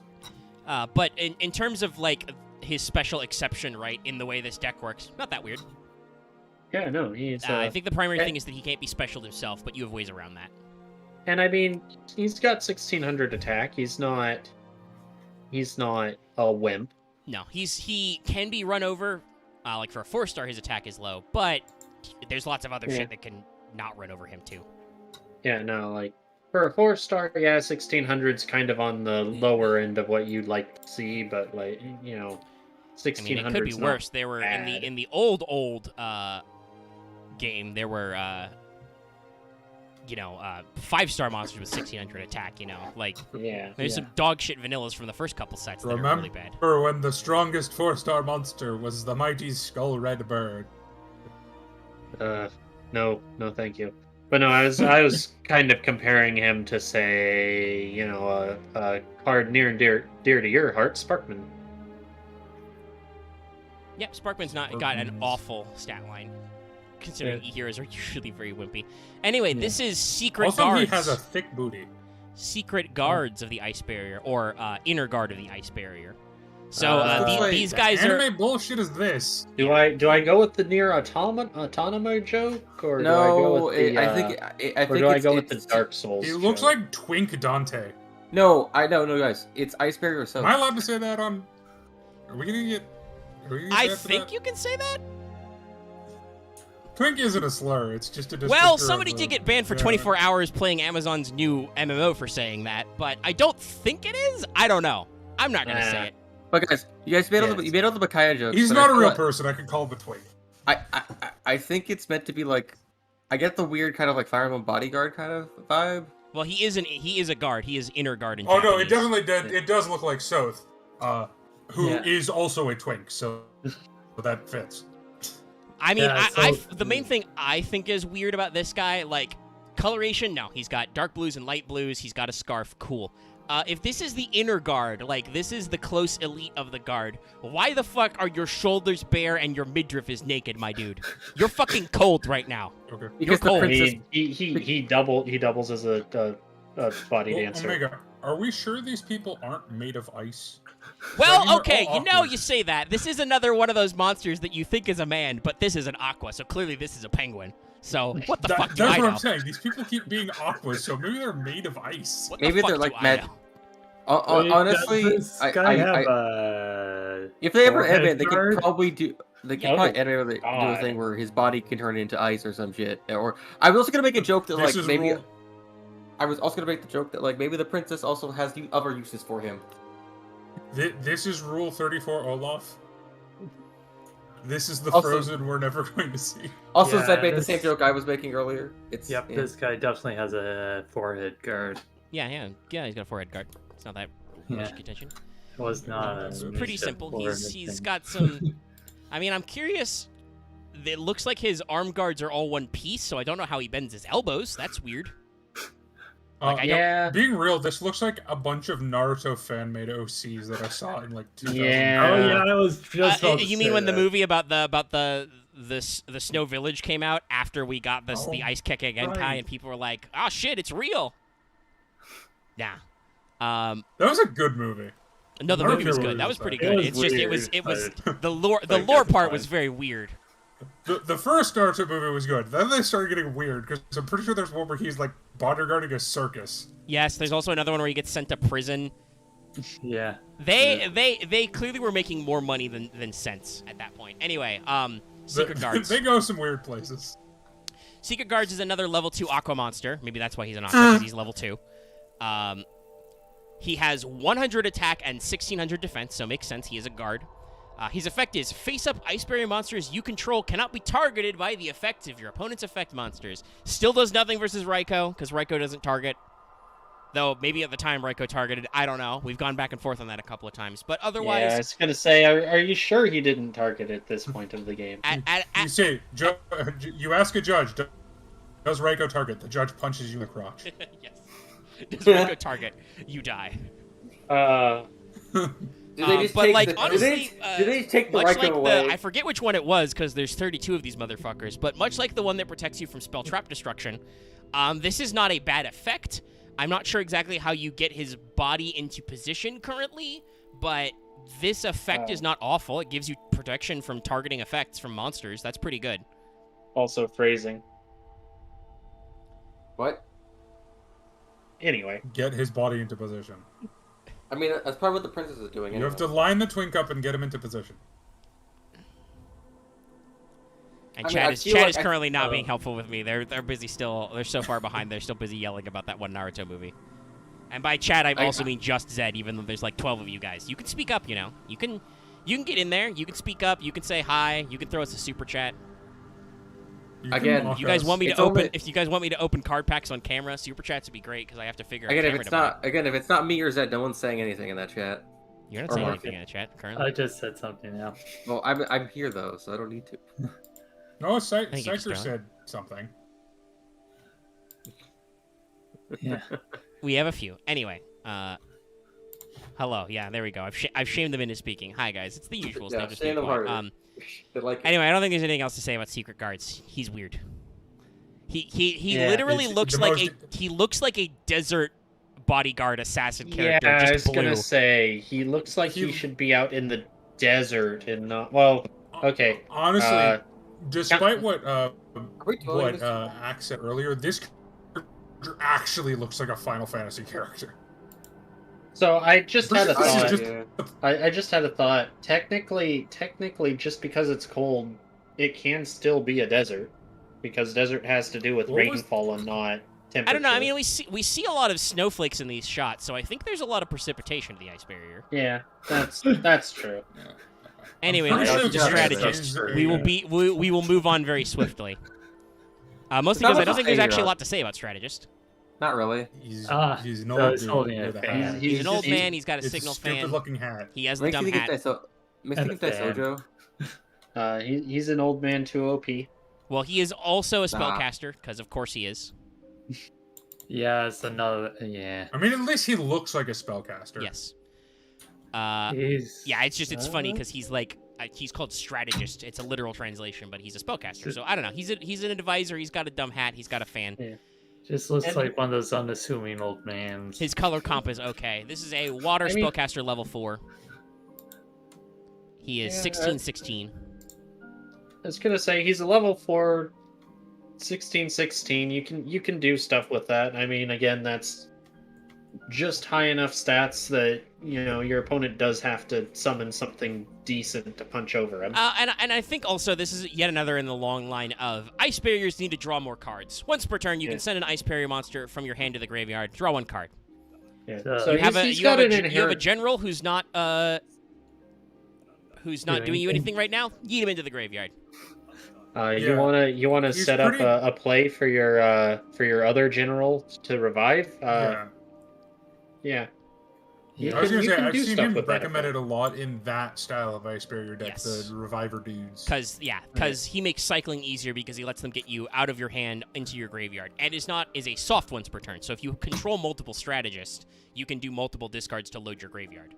There is definitely, I think, a sub-theme of loading your graveyard and then reviving in Ice Barrier, as we said about the what's-his-face, the Guntala. I was going to say, and once again, he's a 4-star with decent stats for an Ice Barrier, and again, you're playing Ice Barrier. You kind of are hurting for decent statted monsters, and you're also hurting for 4 stars so that you can make your Brionax and your Gungnir's. Could we just skip the first Dragons of Legend, please? No. Oh. Why? What's your pain? There's a card printed in what is essentially common there, that Soul Charge. Oh. Well, we can ban Soul Charge when it comes. Yeah. That's fair. So anyway. Dragons of Legend is actually important because it fishes out a lot of that weird legacy support shit. Yeah. But yeah, no, this is where you make your I can never pronounce his name from FGO. Even when I remember his name. But this is where you make your waiver jokes here. And now it's the big boy. So, because we are in Hidden Arsenal number 4. It's the title card, Trishula's Triumph. God, Trishula's been printed a lot of fucking times as I scroll through the gallery. Oh yeah, yeah, many times, but hey. Behold, Trishula, Dragon of the Ice Barrier. Trishula may have been a meta card for a while before he. Well, so that is a point. A lot of people call Trishula she because the name is Trish. I don't think Mother Dragon. I don't know if it's ever. I just assume dragons are feminine. Is that weird? I mean, there are definitely some hips on some dragons in Yu-Gi-Oh, but that's all Seto Kaiba's fault because he's dragon sexual. God damn it, Kaiba. I'm pretty sure he's dragon winning sexual.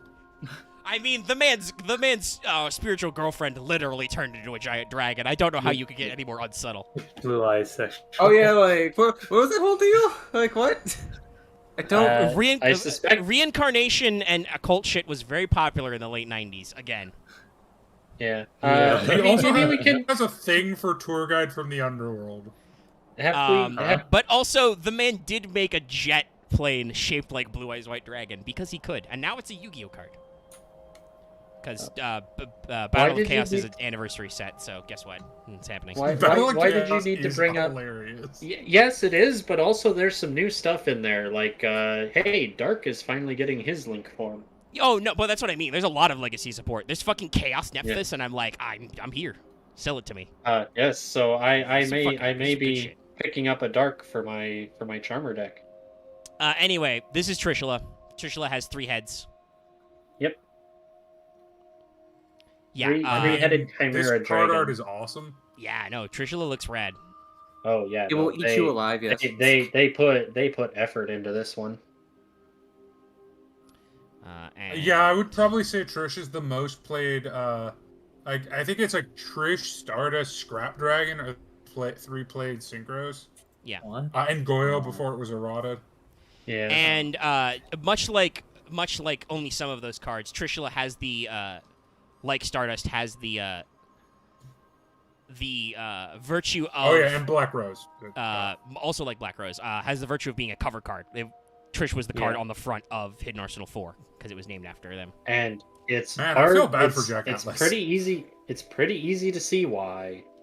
That is a good. Yeah. Good art. I mean, I used it for one of our thumbnails. 3. Yes, correct. That was scary. And that was a mistake. Because Trishula is still limited to this day. You cannot make more than one. What was they it? made a bunch of other versions of her It's though. hard. Like zero Trishula. Well, that was way later. That was because they wanted to actually advance the deck synchro-wise. There was also another sub-theme, which I will actually pull up the art for that now. Trishula, Dragon of Icy Imprisonment. Let me make this slightly larger. But that was where they retrained a lot of the very infamous dragons that have seen time on the Limited and Forbidden list as different types of monsters. For instance, there was a alternate version of Chaos Emperor Dragon who was a pendulum monster. That is where Darkness Metal, the Dark Metal Dragon, which is Red Eyes Darkness Metal Dragon as a Link 4, comes in. Trishula, Dragon of Icy Imprisonment is an fusion monster, and I believe it's generic. So yeah, 3 monsters. Icy Imprisonment. I think that's just Trishula when it's actually being controlled by the Ice Barrier, I guess. No, I mean, I don't think it's supposed to be related. It's an homage. Yeah. I don't think it's because it's not. It is not Trishula of the Ice Barrier. It's not a. Yeah, I think David said it best. It's not a canon card because it's not in archetype. It's just, hey, remember this band, motherfucker? Yeah. Or limited. Trishula Zero. No, Trish. I'm pretty sure Trish was only very recently-ish unbanned. Or relatively recently. Yeah. So yeah. So 3 spheres. Okay. So Trishula, the Dragon of Icy Imprisonment, is obviously a Trishula, but is not necessarily in archetype. But no, I think they're both pretty good. The triple dragon, King Ghidorah kind of thing is neat. Trishula, the Dragon of Icy Imprisonment, is actually really, really good as a tech card with Super Poly. Yes, because it's any 3 monsters with different names. Oof. Yeah, you can interrupt your opponent and just go, I fuse all your 3 monsters into this giant thing. You can go fuck yourself. It's got the same stat. Oh no, actually, I think it's is it the Hyper Librarian is. Yeah, it's the same stat line. Is that something we're just gonna open, or is that something that we're gonna card bank too? Trishula, Dragon of Icy Triumph? I don't know. I know the Trishula Zeros at the card bank, but... Oh, yeah, no. Trish Zeros. Yeah, because Trish Zero was introduced for the structure deck. Yeah. Which, thankfully, the TCG did not yeet into a side set. Thank God. Yeah. Yeah. So, I hate it when they do that. I mean, sometimes it makes sense because, arguably, the way some of the, the prismatic god box is hey, buy this special box. It's kind of like a tin, but it comes with prismatic secret rares of a bunch of new god card support and shit. But it's still randomized in packs, so man, that I understand when they're okay, we're gonna turn this into half of that. Structure decks, when they do that, that's just all right, guys. Come on, just publish more structure decks. Don't be a bitch. Well, I could see that if the structure deck is mostly a reprint, but also, hey, give us those reprints. But I don't think there's much to say about Trishula's appearance. Trishula is a triple dragon of the Ice Barrier. And it's very large. Trish is fucking huge, in case you couldn't tell from the spell traps Trish is in. Yeah. Do I even need to read Trishula's effect? Well, I will. In case you haven't ever heard of Trishula, if you weren't playing Yu-Gi-Oh! During these years, and haven't checked out recently... Or now. As I said, haven't checked out recently. Trishula, Dragon of the Ice Barrier, is a level 9 dragon synchro monster. Trishula is like a lot of 9+ level synchros of this era, and for a long time, requires 1 tuner and 2 or more non-tuner monsters, so, hey, you need at least 3 monsters to summon the triple-headed dragon. Ideally, I think the easiest way is probably 3-3-3, but, you can do 2-3-4, 1-4-4, etc., etc. So, that's all its requirements, so it's generic. You just need 3 lands. 3-4 seems to be very... Yeah, and then, when this card is synchro summoned, you can banish 1 card each from your opponent's hand, field, and graveyard. The card in the hand is chosen random.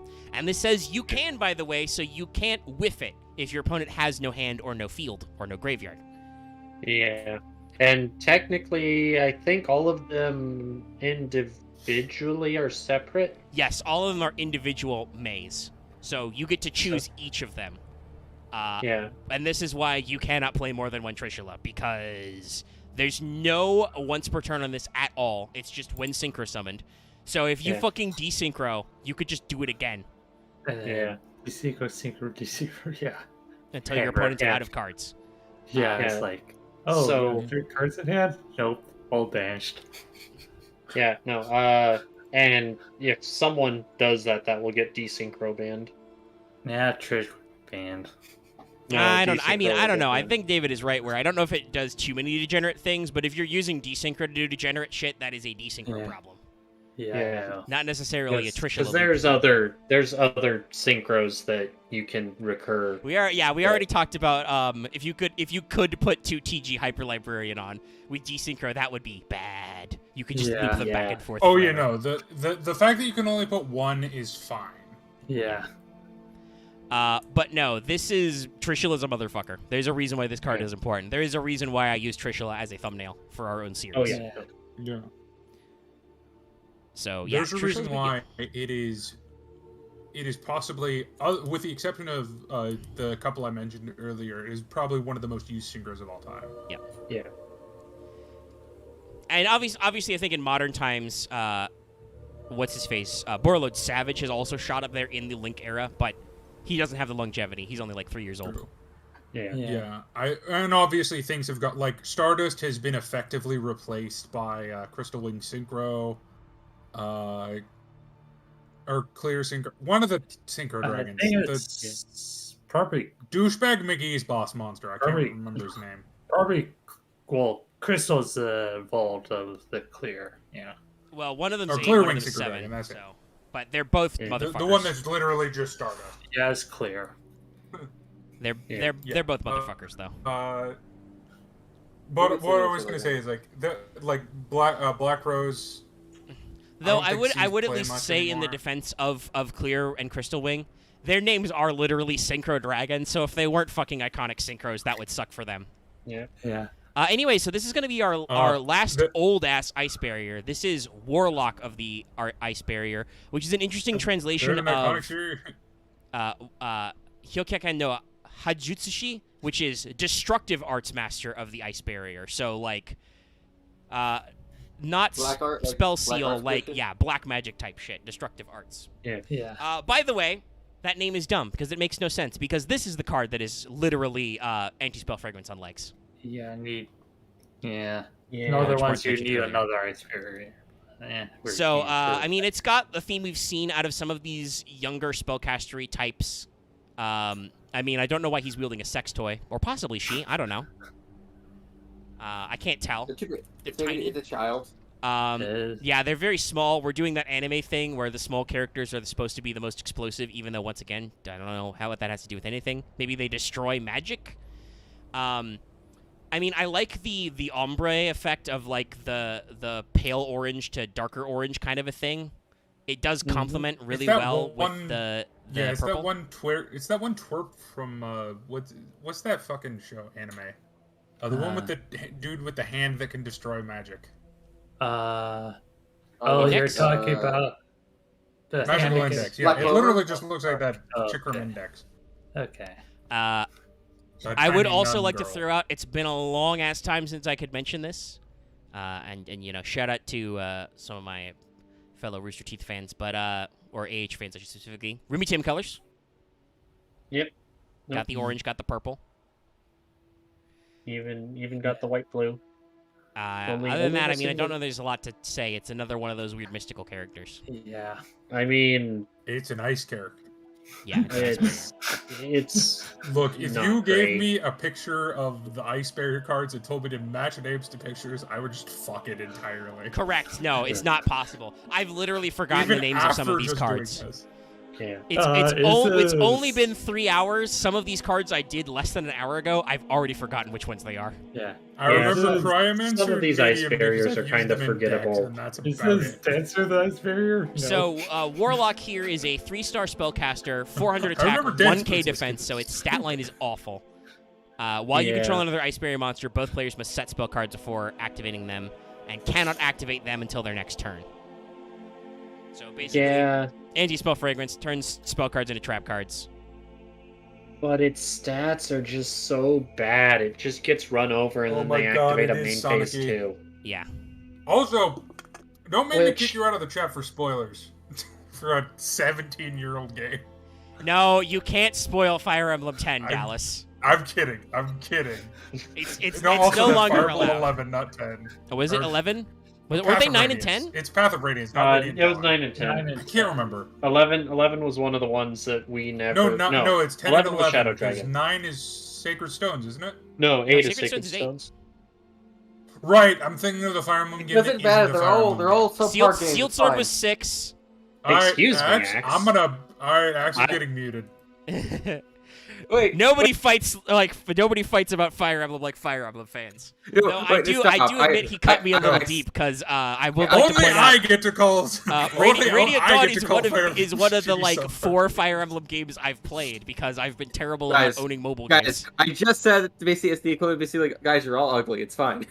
No, it's true. No. As what that goes, you're all pretty. The joke is Fire Emblem fans will sit around shitting on Fire Emblem for 10 hours, and then a non-Fire Emblem fan walks in them and shit talks it, and they all gang up on them. It's like, only we get to shit talk our thing. Yeah, no, literally, it's the Scotsman Willie meme. But Fire Emblem is an interesting franchise. I have occasionally enjoyed, but also it's like, it's a weird. Yeah. It's one of Nintendo's weirdest franchises because short of like, is it though? Well, I think in terms of like fan base because like, how many remakes have they been? I think there's only been like 1 or 2 of the remakes of like the first 6 fucking games. Yeah. There's been 3 remakes. Okay. Yeah, so one of those remakes was never ported to English. Yeah, so like it's a game series that for 6 of its first games isn't in English. It was only experienced by like really hardcore Nintendo fans. Then they make. To be fair, its first 7. 3 games are awful. Yeah, I mean that's okay. A lot of old also most of them have decent translation patches at this point. I'm pretty sure. Yeah, I'm sure you can go back now. But like I said, pre-internet, like when 7 came out on the GBA, which was the first one I played, because I was like, that was the first one released in the US. Yeah, I got my start on Sacred Stones and have played almost all of them except for Thracia. I think I played Sacred Stones. There's a couple more that I've played that I haven't finished, but I tried to play the remake of 1, and I did not get super sucked in. I know Shadow Dragon's a little a game. So I have Radiant Dawn and Path of Radiance on like Dolphin. I need to do that and then actually play Harry Houses in these days. I owned it on the Wii because I didn't own a GameCube, so I was like, oh shit, there's a Fire Emblem game on the Wii? Yeah, I'll play it. I have fun. Yeah. Oh yeah. Yeah, that's also a bit of a rough start, huh? For Radiant Dawn, so I should talk Micaiah a lot. I just want to be clear. I think Radiant Dawn's a good game. I just think from a character's perspective, Micaiah is an absolutely terrible character. I haven't played in a long time. I don't remember her being that bad. It's just that she starts a race war because she listened to Satan. Well, that's literally her character. Kind of, but I think it's mostly just that she's naive because her country's in a really bad way, and she gets led on by scarier people. The thing also with Radiant Dawn is they do the classic flip-flop. You think the dark goddess is bad in the first one, and then the second one, oh no, the light goddess is shittier. Yeah, well, no, Omega, it's the other way around. You think the dark goddess is bad, and then you think the light goddess is bad, but no, the dark goddess is actually bad. Or the chaos goddess. Yeah. Well, when they fuse, they're super bad, but... Yeah, the conclusion is all of the gods suck. Why? And then there's also, definitely some weird undertones that, considering this is a Japanese-ass game series. By the way, this faffing you're experiencing right now, this drag from ice barriers, is much like the real-life lag between when these next couple cards were printed, just to throw this out there. But to keep this conversation going, there's a really weird thing in Fire Emblem for a Japanese-ass game series that is European fantasy that is very anti-religion for some reason. Well, it's do you think Japan has some stuff to say about the Roman Catholic Church? Final Fantasy is the same way. Like, but my friend, I was talking to my friend a while ago, and he's like, Final Fantasy isn't anti-religion. I'm like, have you played through Final Fantasy VI? It really depends. The problem with Final Fantasy is that a lot of them are different.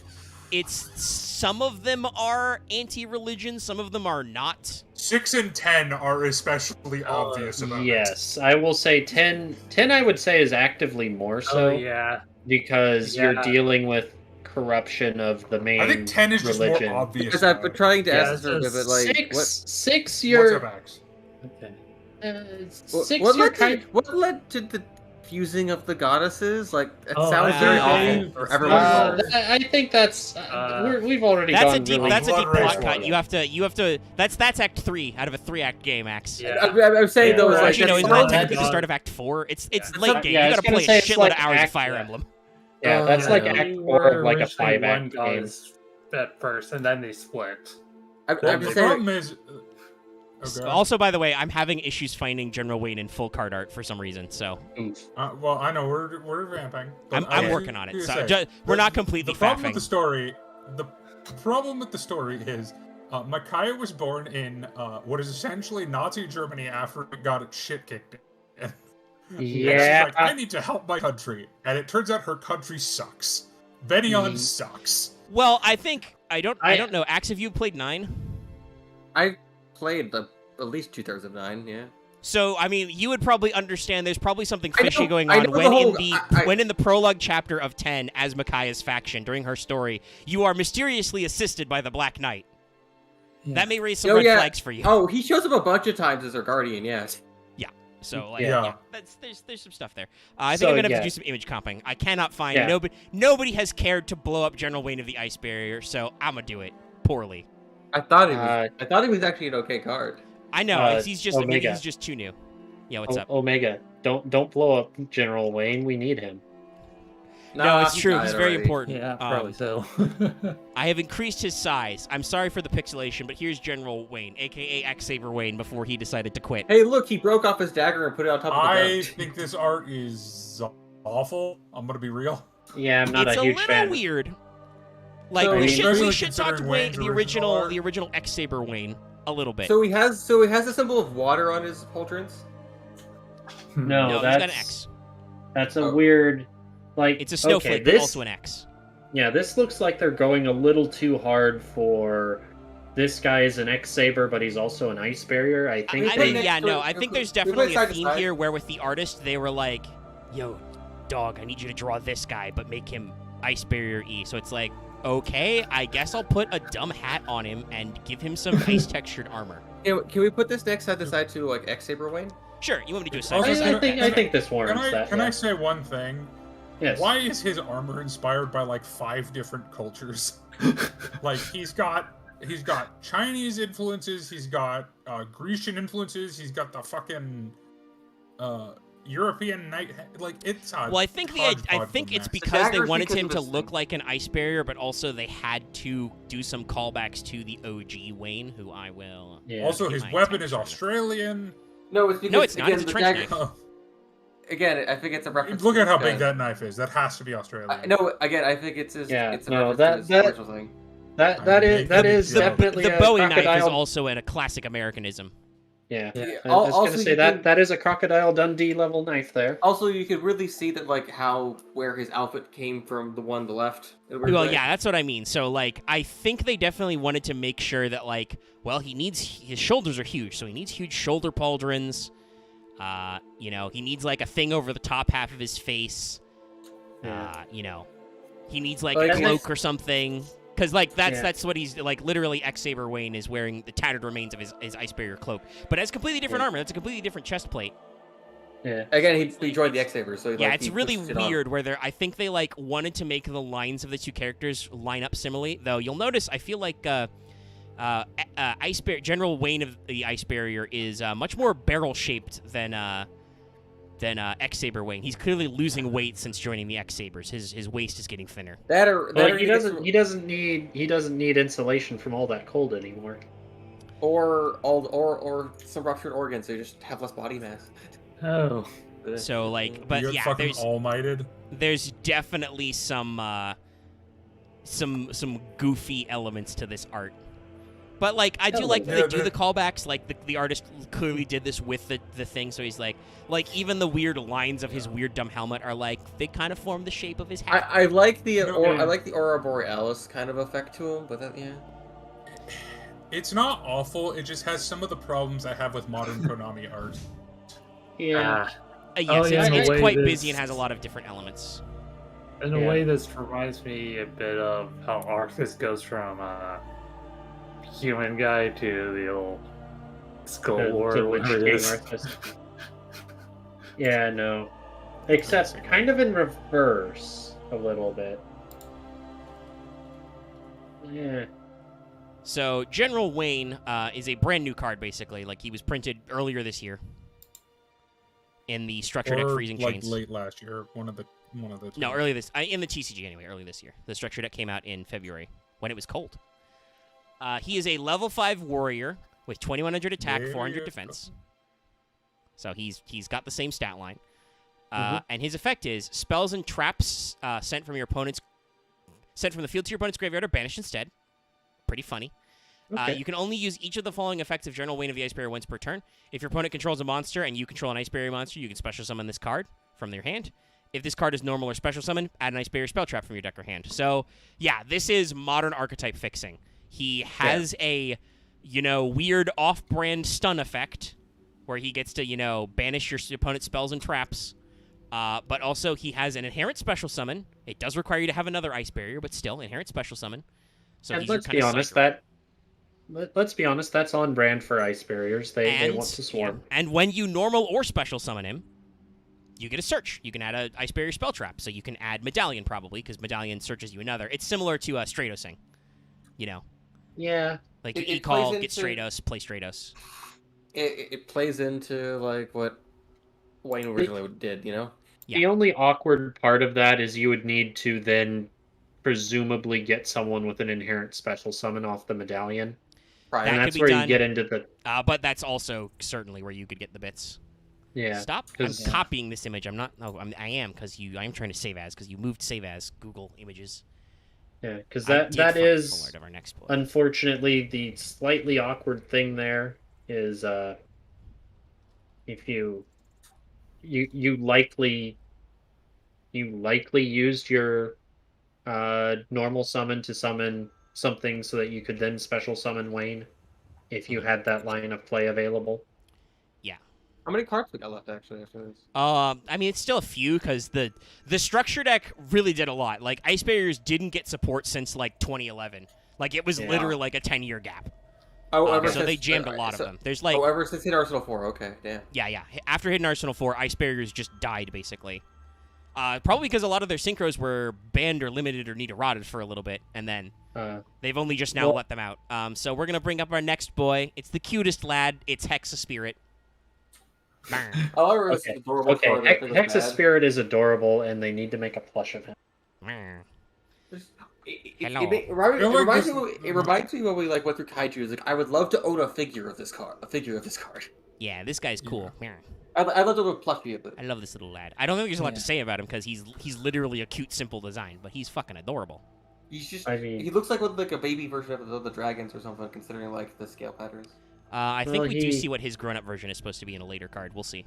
Yeah, he is a sea serpent. Yes, which makes sense. There are a couple of sea serpents in the Ice Barrier archetype, so he is a sea serpent level 1 tuna. Yep. While you control another Ice Barrier monster, monsters your opponent's controls lose 500 attack and defense. During your main phase, you can send one level 3 or lower Ice Barrier monster from your deck to your graveyard, and if you do, this card's level becomes the same as that monster until the end of this turn. You can only use this effect once per turn. So this is a tuner with inherent graveyard setup and level fixing. And also a nice way to like weaken up the opponent, which also yes, it has once again they keep them in theme. They do Ice Barriers very well. They give them their weird like stun control effect, but also give them effects that do stuff. Yeah. The unfortunate part about the Ice Barriers as a deck is that their old cards are so bad that you can't. Like, yes, even with literally like 10 new cards in the structure deck, they're not meta. Yeah, I was gonna say honestly, they're not even with the structure deck, they wouldn't have been like they would have been a pretty good deck back in 2012. Yeah. Like, maybe a couple of their spells would have been a little spicy. I'm very curious to see if Konami's going anywhere because we are in our 10-year cycle, right? Like it is a major anniversary for the card game, but we're passing 10 years or more on some of these hidden arsenals. Support is a weird thing because they have to be careful that they don't make support too generic because like you'll see what happens in Synchro Storm is a good example. Where they made Baroness de Fleur, which is like, oh, it's a Fleur support. I think that I understand kind of why that one is that way because it's generic. Because the OG Chevalier de Fleur was kind of limited because she required Fleur synchron, so you basically could only play her in the quick draw style decks. Yeah, there was an option, but it was still like it was the classic limit that a lot of those monsters had. But still, yeah. But I understand why Konami doesn't always. Like, it's the problem with. Like, honestly, you would want to be careful about making an Ice Barrier deck that turbos Trishula because that's bad. There's a reason why that guy's limit 1. Yeah. But no, Hexa-Spirit's pretty goo. Yeah. And is absolutely adorable. Yes. Me. I love that he's a 3 of. Yeah, because unfortunately, Ice Barriers suck. Also, you also get 1 for 1 him. I can't. That's pretty good, actually. Yeah, you can. Oh yeah, you can 1 for 1 this guy, and then pitch a card from hand, and then do a normal summon, and you've got a turn 1 Brionac or turn 1 Gungnir. There's a reason I have never brought up 1 for 1. There's a reason, even though 1 for 1 was at 3 right now, there's a reason I've never brought up 1 for 1 in my conversations about whitelisting with Omega, because I still think 1 for 1 at 3 is way too small. 1 for 1 is a big boy card. I would not want to go for the 3. Because right now, it's not good in every deck. But the decks that it's good in, it's really good. Yeah, no, because if I could run 3 1-for-1s in my quick draw synchron, oh boy, I'd be getting all of the spores or all of the level 1 guys to do junk. Quick drop plays. But so this is Judge of the Ice Barrier. This was actually not in the structure deck. This was in Lightning Overdrive as a common, but that's still 2021. Judge of the Ice Barrier. This is Gishki Natalia. This is basically in the Ice Barrier. She was clearly a soldier because she's a warrior. She looks older, actually, is the weirdest stuff. I don't think so. Her face is simpler. Though also her Gishki form is dead, so I don't know what that does to your age. I guess it's just her soul. That's her ghost form, because as we established earlier, after the Ice Barriers go to shit, Natalia and Noelia steal their mirror and are like, we're going to summon some powers to stop Trishula and stop this freakout and defeat the Fableds. Oh no, Steel Swarm was inside the mirror. Blah. The Prior didn't tell us this when he died. Oh no. Yeah, I'm not sure where the Steel Swarm came from, but the Steel Swarm are demons summoned by the mirror. The Evil Swarm, I think, are more ambiguous. That's like the L Swarm virus that comes out of them. The Evil Swarm is literally the living virus. Yeah, so like it's a little complex. Evil's name in Japan is Virusu. Anyway, so Judge or Mirror Judge in Japanese, they dropped the mirror from her actual name. Probably because it makes more sense. While you control another Ice Barrier monster, each time your opponent activates a card effect by paying LP, they lose 500 LP. You can only use each of the following effects once per turn. You can target 1 or 2 Ice Barrier monsters in your graveyard and 1 or 2 cards in your opponent's graveyard, shuffle them into the deck. And then if you control an Ice Barrier monster, you can banish this card from your graveyard, target 1 attack position monster on the field, change to defense position. And she's an 1800 attack 4-star monster. So, like, obviously, this is miles better compared to lots of other cards, but is not really enough to shake up Ice Barriers currently. Like, her recursion effect is good, because remember, we're talking about 2021 Yu-Gi-Oh! Making your opponent put cards in their graveyard back in their deck is a good thing. Yeah. No, I will say that I suspect the reason that she's here, like she would be here, is because she is an 1800 4-star, and yes.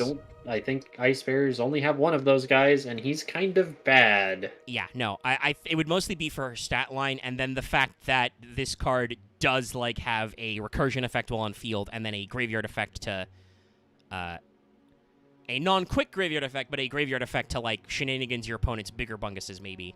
You can do some plays here. I don't think she's the best card considering this is 2021, but serviceable, certainly. Better than some of the dog shit we've seen in this archetype. Also, to be fair, the Steel Swarm are mechanical. Okay. They were created by Tierra. So let me get our next art. Dual Terminal is weird. I mean, yes, it's kind of why I think most of Fail Portrayal at this point are dual terminal archetypes, because... Well, it's because dual terminal is really interesting with both the deepest lore and whatever, and also then just the fucking, slaughterhouse of a designs. Kit Bash all the designs are. Like, these guys are literally the same. Like, we did X-Saber Wayne side to side. Those guys are literally the same guy. They're from different universes. Yeah. Or from the same universe, but they look like they're from different universes. It's so weird. Also, I'm going to slightly apologize. Revealer has a slightly crappy full-size art, but, I'm working with what I got, okay? Also, Axe, I just realized, no, don't make Dual Terminal into the RPG. Do that with World Chalice. No, World Chalice used to be an anime. It's the L Swarm virus, not the Evil Swarm virus. Yeah, it's the L Swarm virus. Hey, there's our favorite. So this is Revealer, aka Mirror Master. Well, Hyun did it. Well, this is also before all that stuff happened. Yeah. Here's Mom of the Year. You will also notice that she's got a thing that's covered on the end of her stick. I wonder what it is. Perhaps after Pryor died, she yeeted his stick. Give stick. So the Revealer, so she totally gets off. Well, I mean, Mirror Master. Revealer is the translation. Okay, compare her and Ryugo. Oh god, what's the last name? Oh, the mom. Ryugo from Kill la Kill. Who's a worse mom? I mean, Ragyo is worse. All of humanity. Ragyo dooms all humanity, so I don't know. I mean, but also these are different. Her in a bathtub. These are different years, Dallas. Different years. You can win the prize in different years. So, Mirror Master or Revealer, because Mirror Master is a Marvel character, I believe, so you can't do that.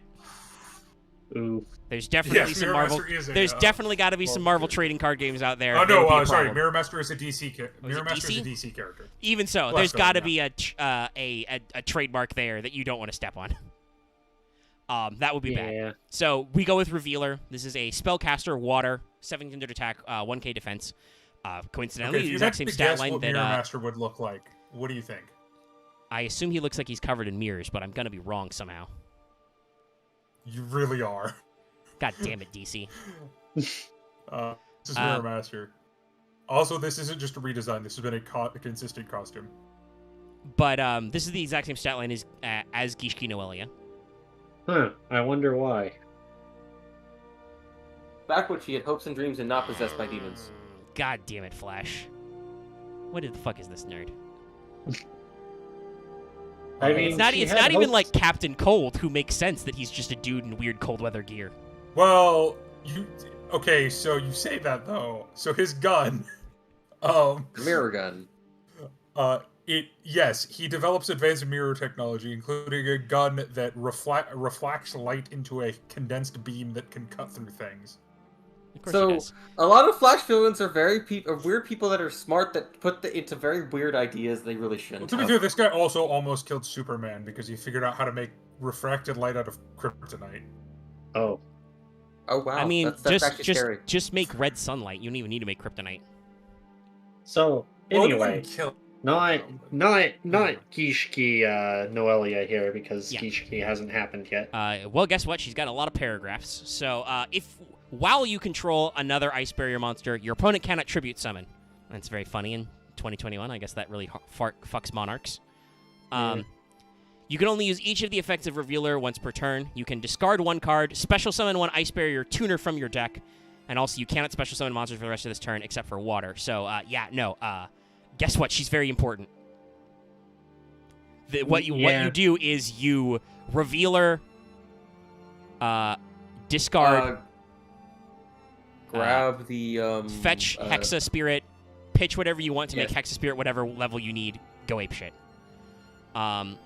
If you would discard a card or send a card from your hand to the graveyard to activate an Ice Barrier monster's effect, you can banish this card from your graveyard instead of one of those cards. So she also has a graveyard effect. She can banish herself if you've already used her, if you have a cost.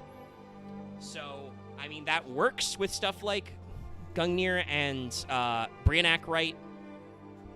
Who are obviously very easy to make with this card. No, Revealer's pretty good because it's discard a card, fetch an Ice Barrier tuner from deck. That's how little Konami understands Ice Barrier tuners are worth. You can summon them from the deck, which is usually a big problem. Yeah.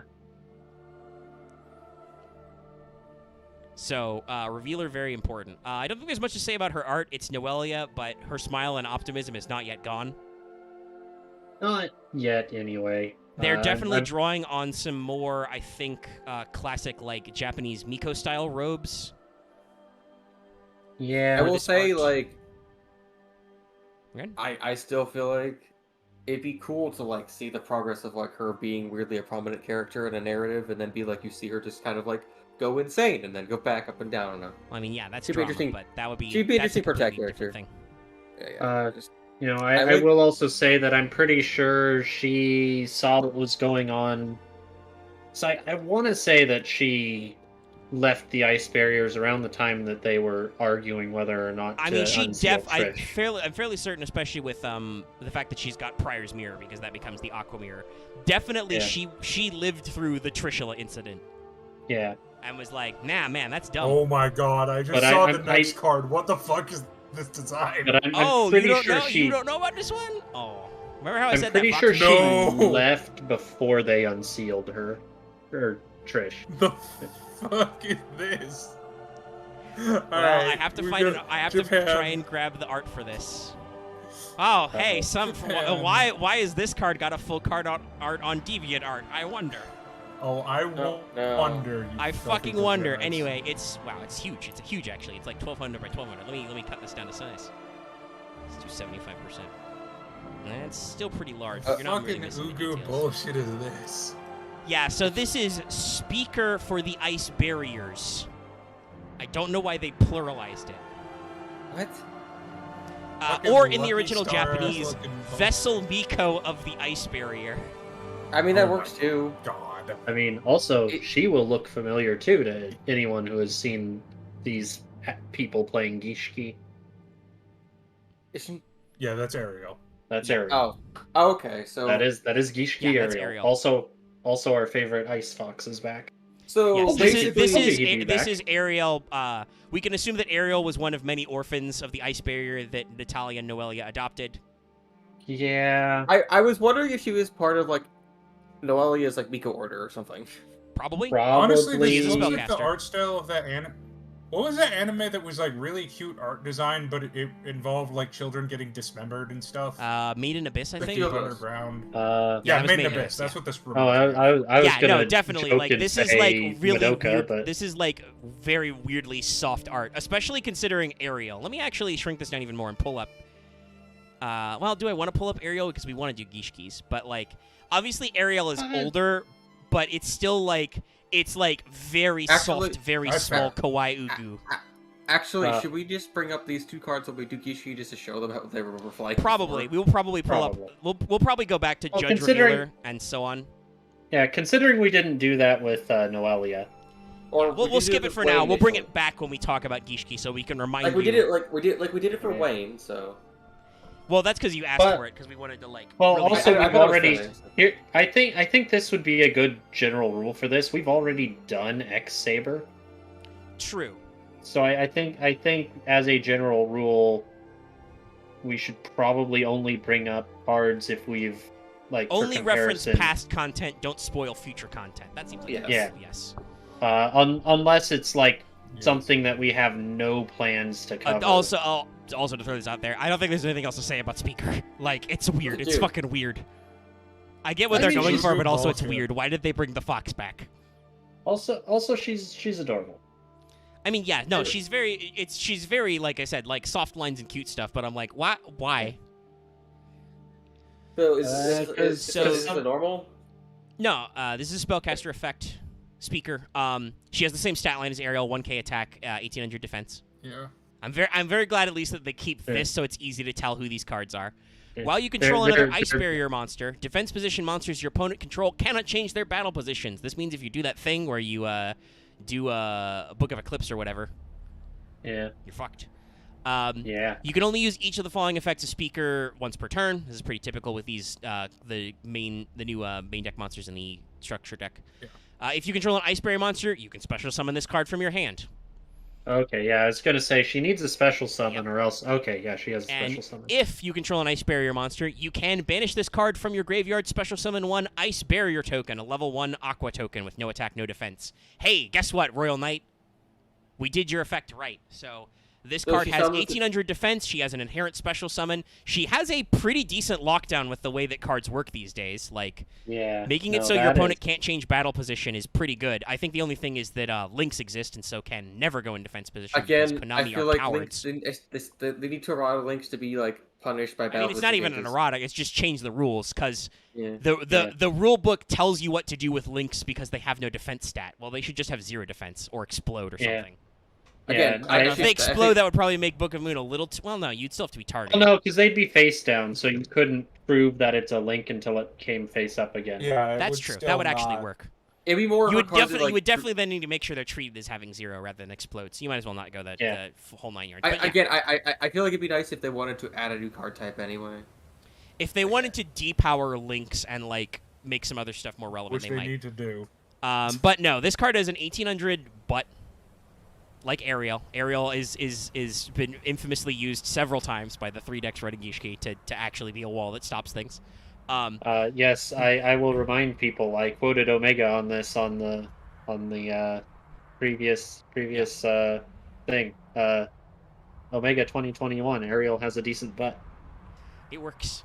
And then to be fair, good. I did build ice barriers, and she is a 3 of in my. I built ice barrier Crystron, which is weird, but yeah. I mean, I think most of those are water. Mostly just used to go into Quinga-Dinga-Dong decks or whatever the fuck it's called. Sorry, what? If we ever do Crystrons, we're gonna need a fucking pronunciation guide. We might, by the way, because those cards do actually have interesting designs. It's just they're fucking unpronounceable in English. Anyway. Florian Gondrax. Yeah, Gondrax. Your options for that Omega are a dictionary or tequila. Look, Quinga-Dinga-Dong wasn't actually that far off. Because I would like to remind you that in case you forgot, because you only read part of that card's name, Crystron is the first part of Crystron Halki-Fibrax's name. But honestly, like all of the structure deck support cards that have this banish effect, this is definitely one of the better ones because it's just like, hey, free token. Guess what? You're playing a fucking Lincoln Synchro deck. Having a free token is not bad. Also, did you know that Crystron Halki-Fibrax can summon a Synchro Tuner monster from your extra deck? Because I didn't. Wow. Oh yeah, when you played that jump deck, yeah. Because no one uses that effect. Yeah. But okay, so that was. It's like Black Rose. Did you know Black Rose has 2 effects? I think I'm gonna do this slightly out of order. I'm sorry, I'm not that experienced with Crystron. What's the main effect they use Crystron for? Summon you summon a level. You synchro on your opponent's turn. 3 or lower. Well, also you summon a level 3 or lower tuner monster from your deck. Ah, okay, yeah, no, that makes sense now. That is, and that is why many tunas, because Hulky Firex himself requires a tuner as one of his link materials. That's why many tuners are banned now, because they left tokens behind when they did that. Yeah. So I don't want to do Trishula Zero yet. I want to do Zujin first. Talking about weeb shit. Oh god, this fucking card. Yeah. So here's Zujin. Yeah. Look, I'll be honest. I normally like, somewhat ornate swords. That's a little much. That looks like it should shatter. I mean, or like, made of super hard ice. Or I'm more of like this is like, the most become two.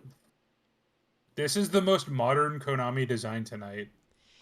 Yeah, this is a weird samurai guy with an overcomplicated sword. I mean, he's got the ice barrier colors. Also, Zujin, I think, is meant to be attendant of the ice barrier. So, like yeah, like a personal guy. So this is like the personal guard of like the priests, I guess. Something like that. I think they're supposed to be maybe the honor guard of like the generals, because they have an effect related to high level monsters. Weirdly enough, like this makes me feel like an L5R card, an L5 and a Legend of Five Rings character. Nah, the L5R card is usually more subdued than this. Like, even if you had a like a Shugenja character, a caster character with like a fucking ice katana, it would not have that weird snowburst effect. It would have like a snowburst hilt, like a Suba guard, maybe a blue blade, and then like they would be dressed probably a little more normally, but not always. Sometimes the clothing design gets a little weird. Like the thing I'm mostly annoyed by is that dumb hat. Yeah, he has the full body hat. Also, by the way, I don't think Zujin is anybody. There's no trivia for this card. I think it's just a guy. He's wearing a hat, so we don't know. He's got 500 attack, 300 defense, so I don't think that matches anybody.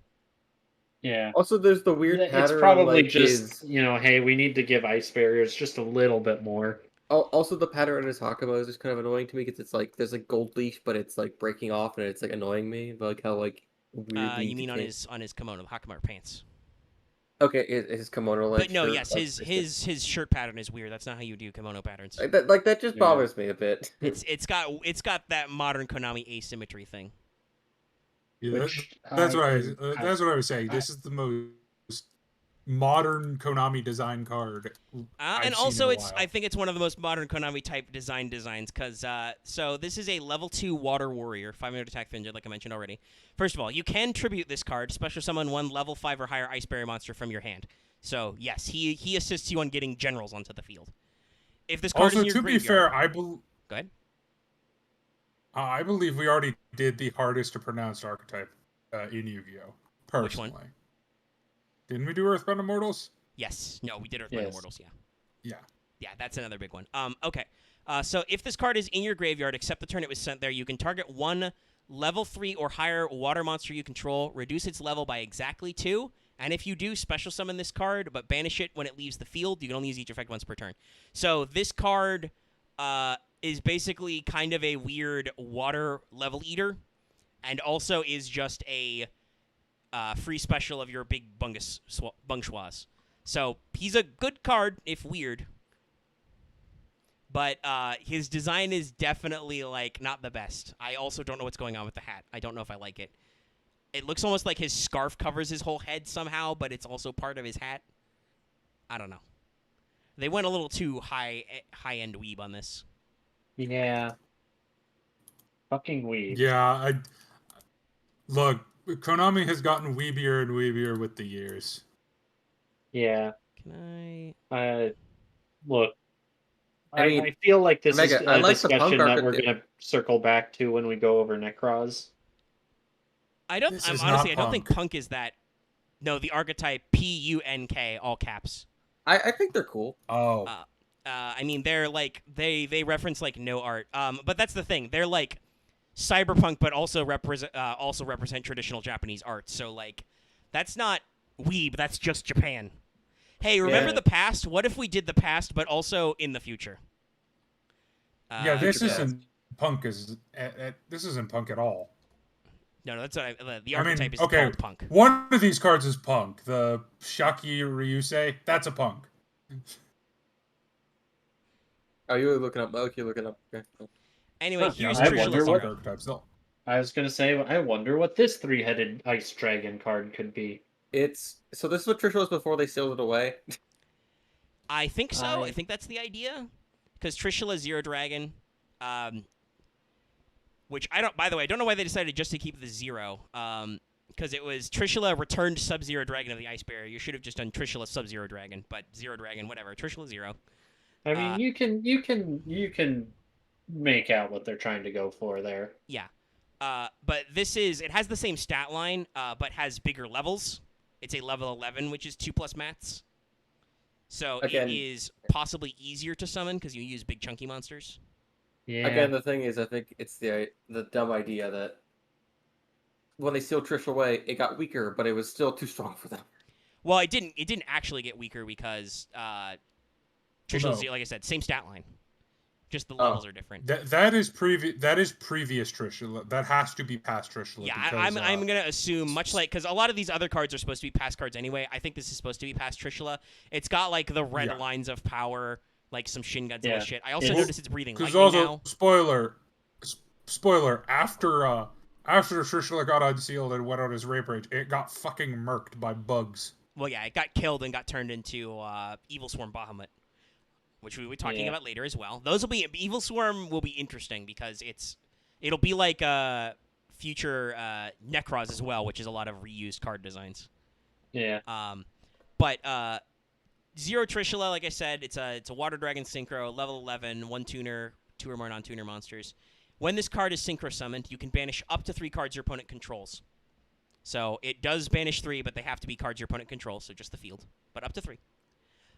If this Synchro Summon card in its owner's control is destroyed by an opponent's card, you can special summon 1 Trishula Dragon of the Ice Barrier from your extra deck or graveyard. Its attack becomes 3,300, and then have the attack of any face-up monsters your opponent controls also negate their effects. You can only use this effect of Trishula Zero Dragon of the Ice Barrier once per turn. So, yeah, Trishula Zero basically has the same stat line as regular Trishula, but when destroyed, it floats into Trishula better than ever and scarier. Yeah, I was gonna say, does it, or is it when it special summons normal Trishula, does that count as Synchro? No, it does not count as a Synchro summon. It does not say that. Okay. So you lose Trishula's banish effect, but you've just summoned Trishula Zero to banish 3 cards from your opponent's board anyway. So yeah, I was gonna say, so what I suspect you're supposed to do is you Synchro normal Trishula, find some way to shenanigans out. And this isn't really that hard now that they've got a little bit of token generation. Also, they have an in-archetype level leader. Yeah. You can make Trishula a 7 and special summon Zujin. Yeah, and then I think you're supposed to synchro climb into Trish Zero. Yes, because it's from the graveyard. So basically, you normally synchro summon Trish. You banish 3, you climb into 0, and then if your opponent pops 0, you bring back bigger, scarier Trish. Yeah. Because that effect of the Trishula revived with Trishula Zero is scary. 3,300 beats over most monsters. Oh, and your opponent's monsters' attacks are all halved, and they're all negated. So, it just means that if you get right, Active Code Talker can't save you. So it's like basically if you can get Trishula Zero Dragon on the field, your opponent has to remove him very carefully. Otherwise, you will get a bigger, scarier monster on the board, and it will really fuck up their plays. So it keeps to the Ice Barrier themes of disruption and control effects. It will really, if your opponent destroys Trishula Zero Dragon willy-nilly, it will really fuck up their day. Unfortunately, it has the problem of it gets really fuckled by non-destruction removal. Yes, which there is some of. Yeah, also, there is a fair number of negates as well. Yeah. Also, Omega, just to correct earlier, Trishula is not Evil Swarm Bahamut. Oh, right. No, it's not Bahamut. What is it? It's Evil Swarm Ouroboros, I believe. Ouroboros. Yeah, Ouroboros. I was going to say Bahamut isn't Ophion is Gungnir. Yeah, Bahamut is Brionac, Bahamut right? is a Brionac. Yeah, okay. It's Ouroboros. It's a little unclear. I don't think any of the names are very good for any of them. They're just generic dragon names. Yeah, you kind of have to figure them out from their picture. Here's Evil Swarm in a nutshell. Hey, actually, you ever played Resident Evil? I played a few of them, yes. No. The T-Virus. Well, okay, that may be specific, but I was going to say, if you're going to do Resident Evil comparisons, that's just Vandred. Yeah. Which is an archetype we should do, because, oh my god, guys, Vandred. It is just Resident Evil. It is Resident Evil Spawn. I'm just saying, the mechanics of Evil Swarm is literally just the T-Virus. That is fair. It's a virus that infects dead things and brings them to life. But also, that's just the plot of, like, half the gacha games out right now that are coming out of China, and many animes as well. It's a very... Also, okay, looking at Ouroboros up close... Okay, yeah, no, that's definitely Trishula. Yeah, no, I remember. Yeah, I knew which one it was. I just couldn't remember the name because, like I said, the names are not indicative. But Ouroboros is just any 3 level 4s. Yeah, and then also its effect. No, that's Trishula. Yeah, no, but like just the there's also Necros of Trishula. I thought that weird enough. I thought like the T-Virus is more that it made things go to a death-like state. But no, it slowly kills you and then turns you into a zombie. But it can also possess dead things. The T-Virus does the wonderful thing in writing, which it does what the writer wants it to do. Yeah, I was going to say, it also allows the writer to just make up shit and blame it on the T-Virus. Fun fact, Evil Swarm really flips things on its head, as in the best Evil Swarm extra deck monster is the Gungnir equivalent, by far.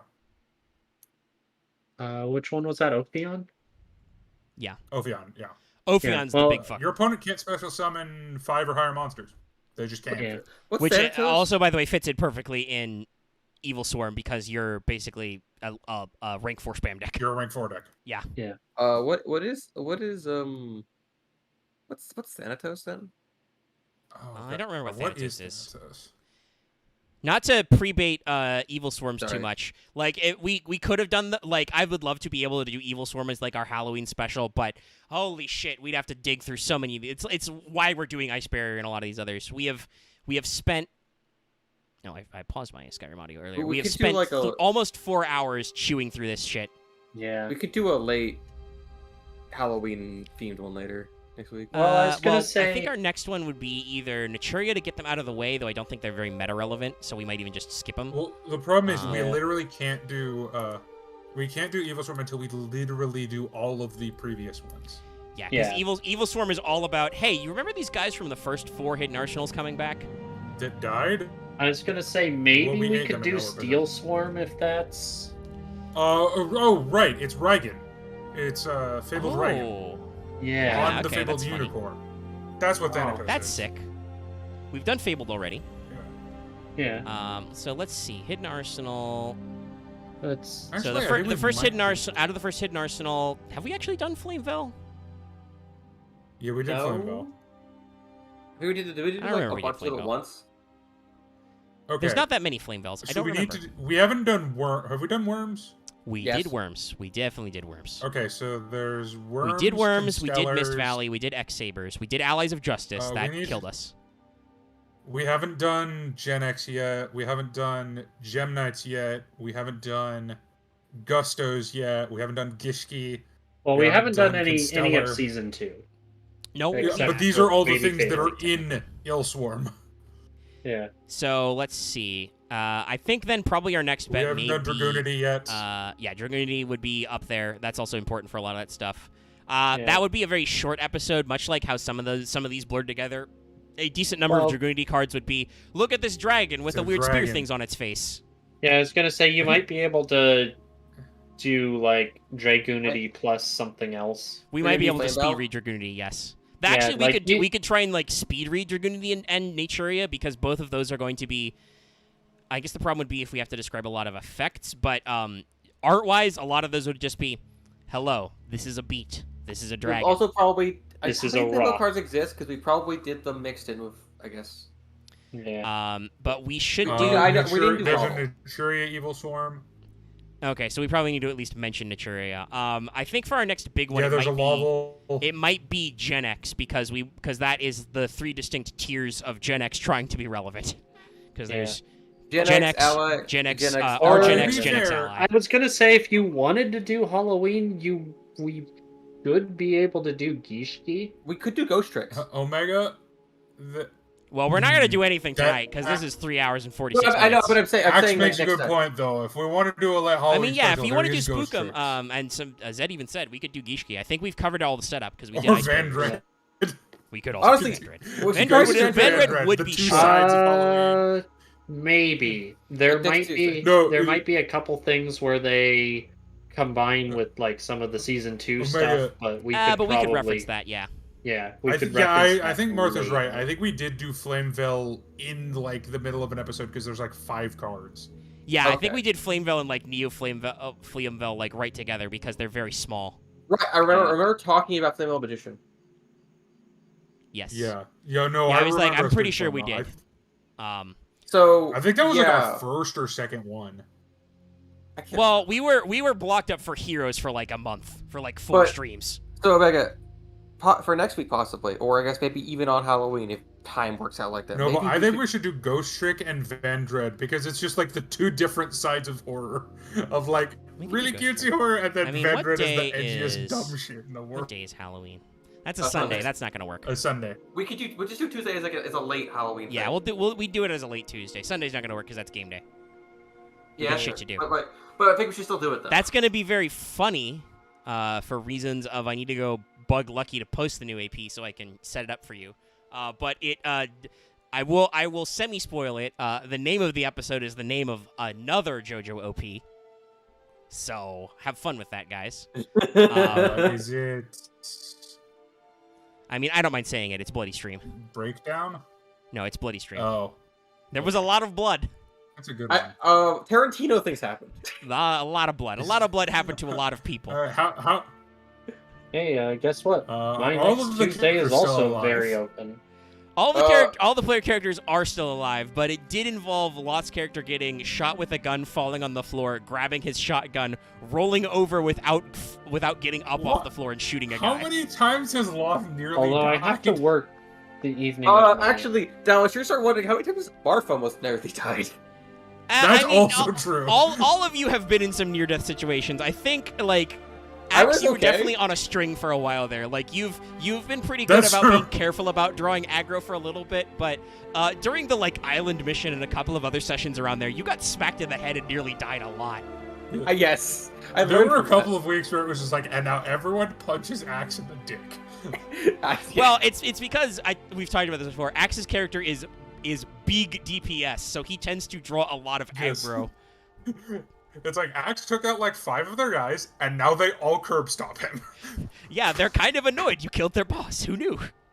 It's because Lucky's character used to draw aggro by existing, and then he completely designed his build to not draw aggro except when he feels like it.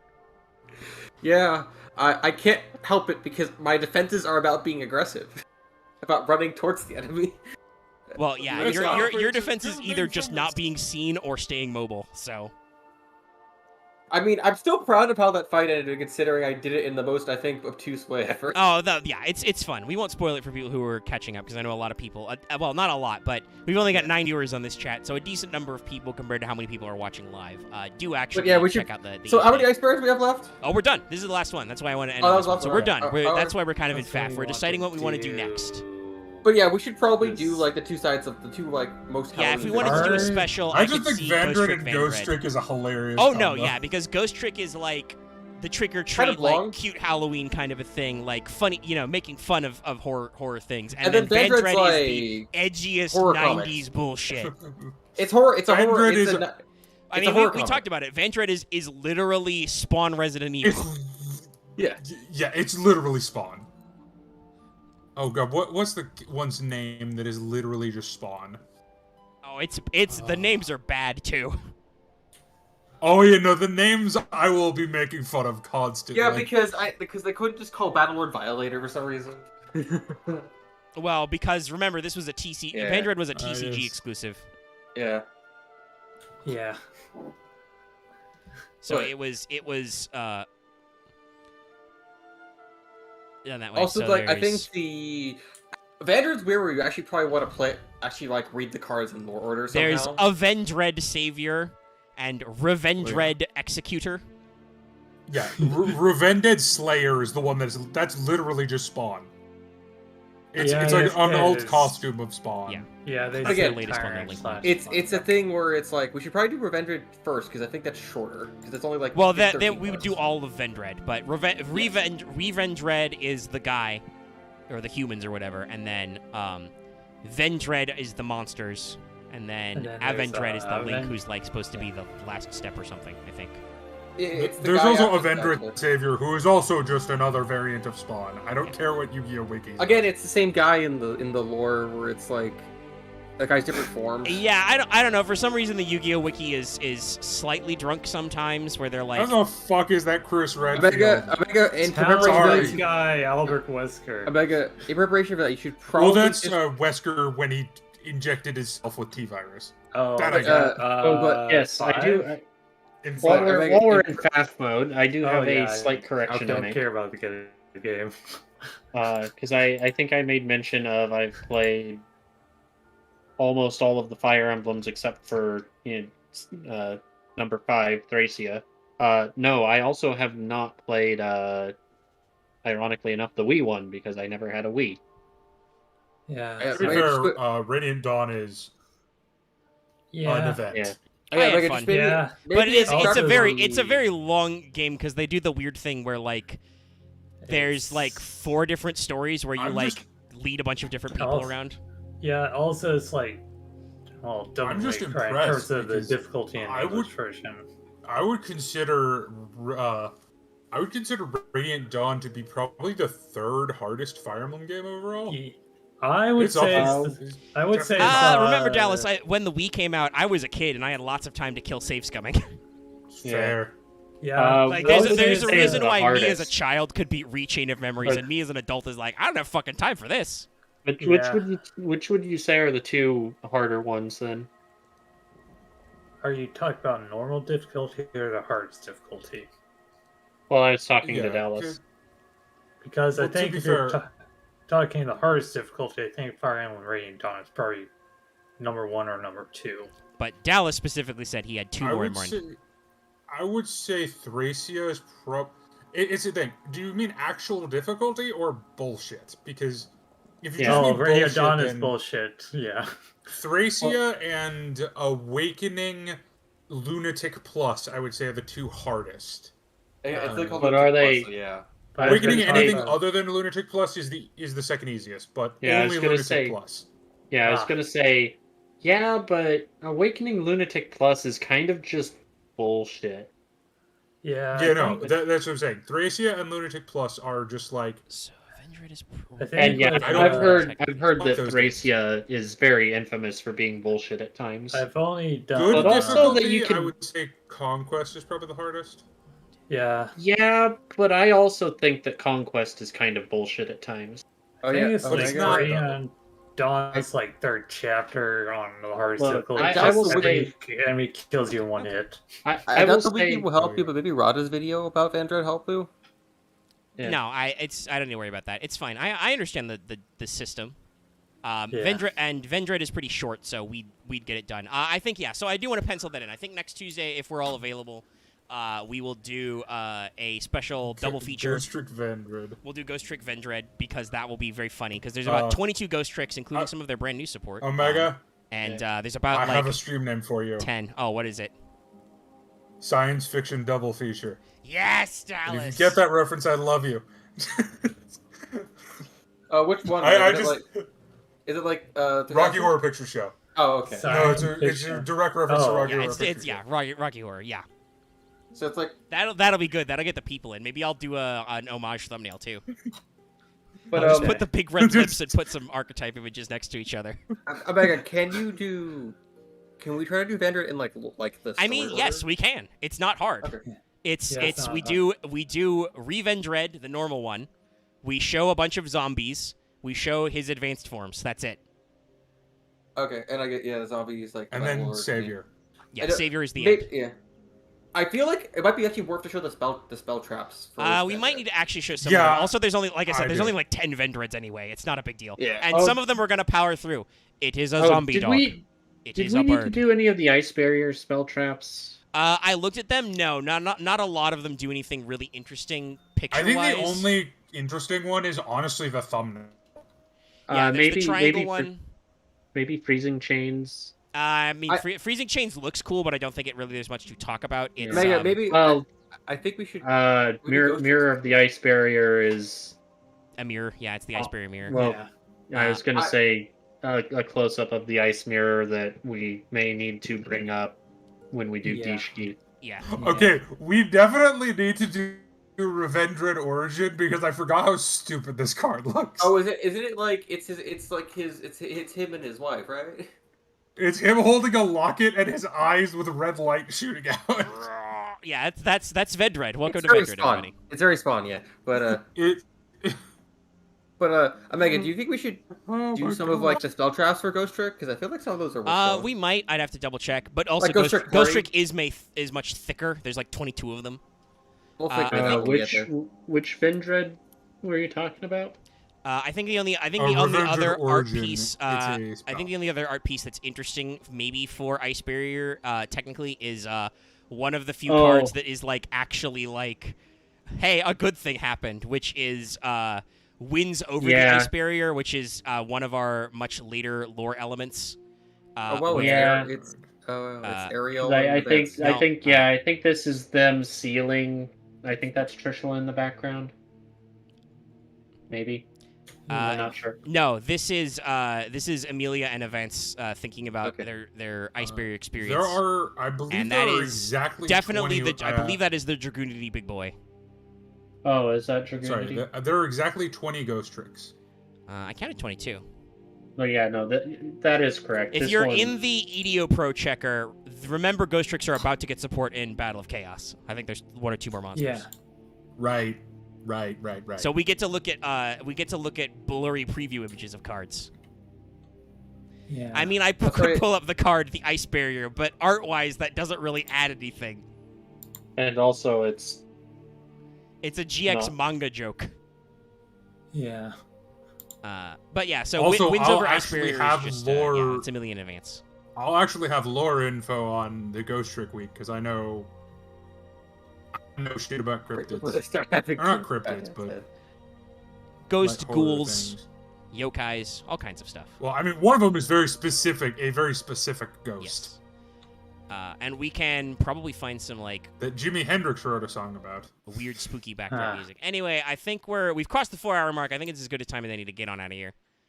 Yeah. I've closed my Skyrim background music. I leave you with the image of wins over the Ice Barrier. It's a nice ending shot.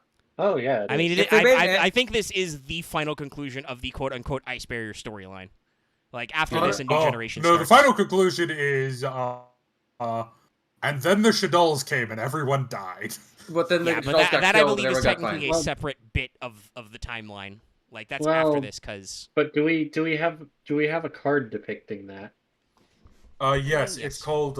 If you look at the Shaddolls woke up the. Oh god, what are they called? The Infernoids. And the entire ground exploded.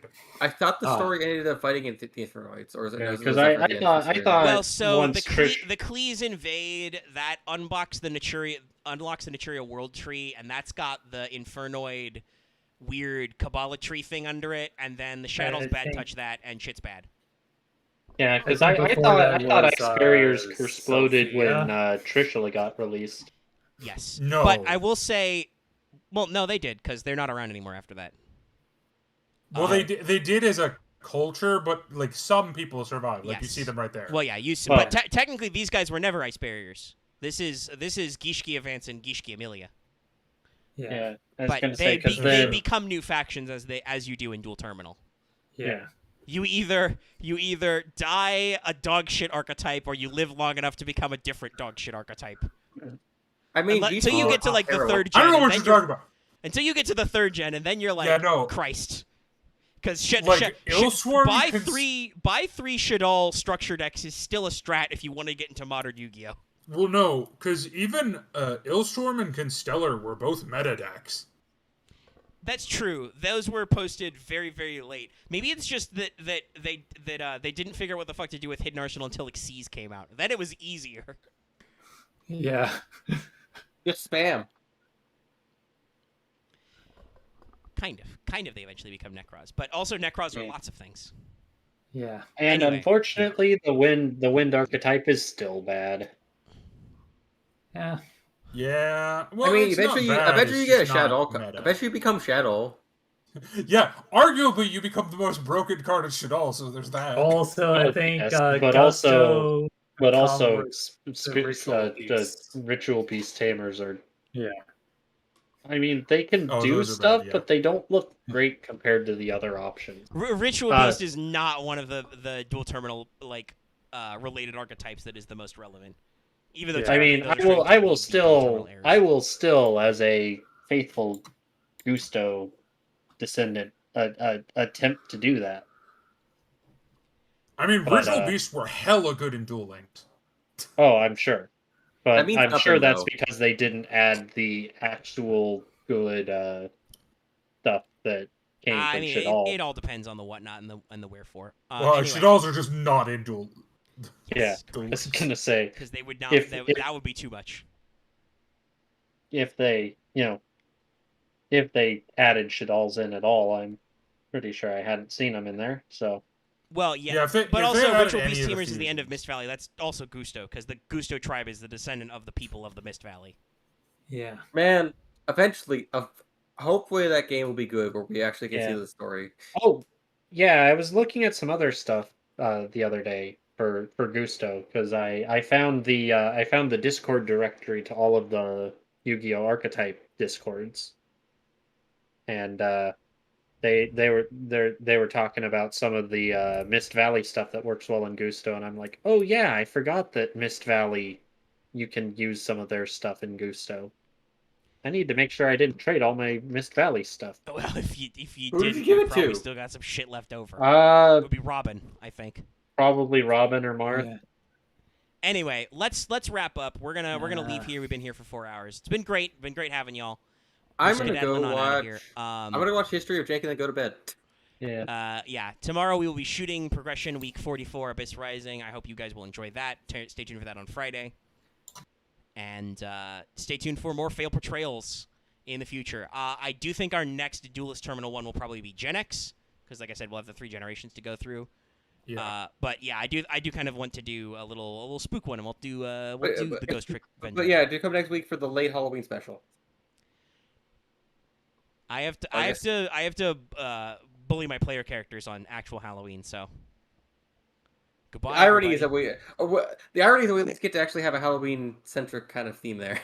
It's true. I didn't plan it that way. We've just been going so slow. Anyway, I'm gonna end the stream. Put them into Red Harvest. No, we have something close enough.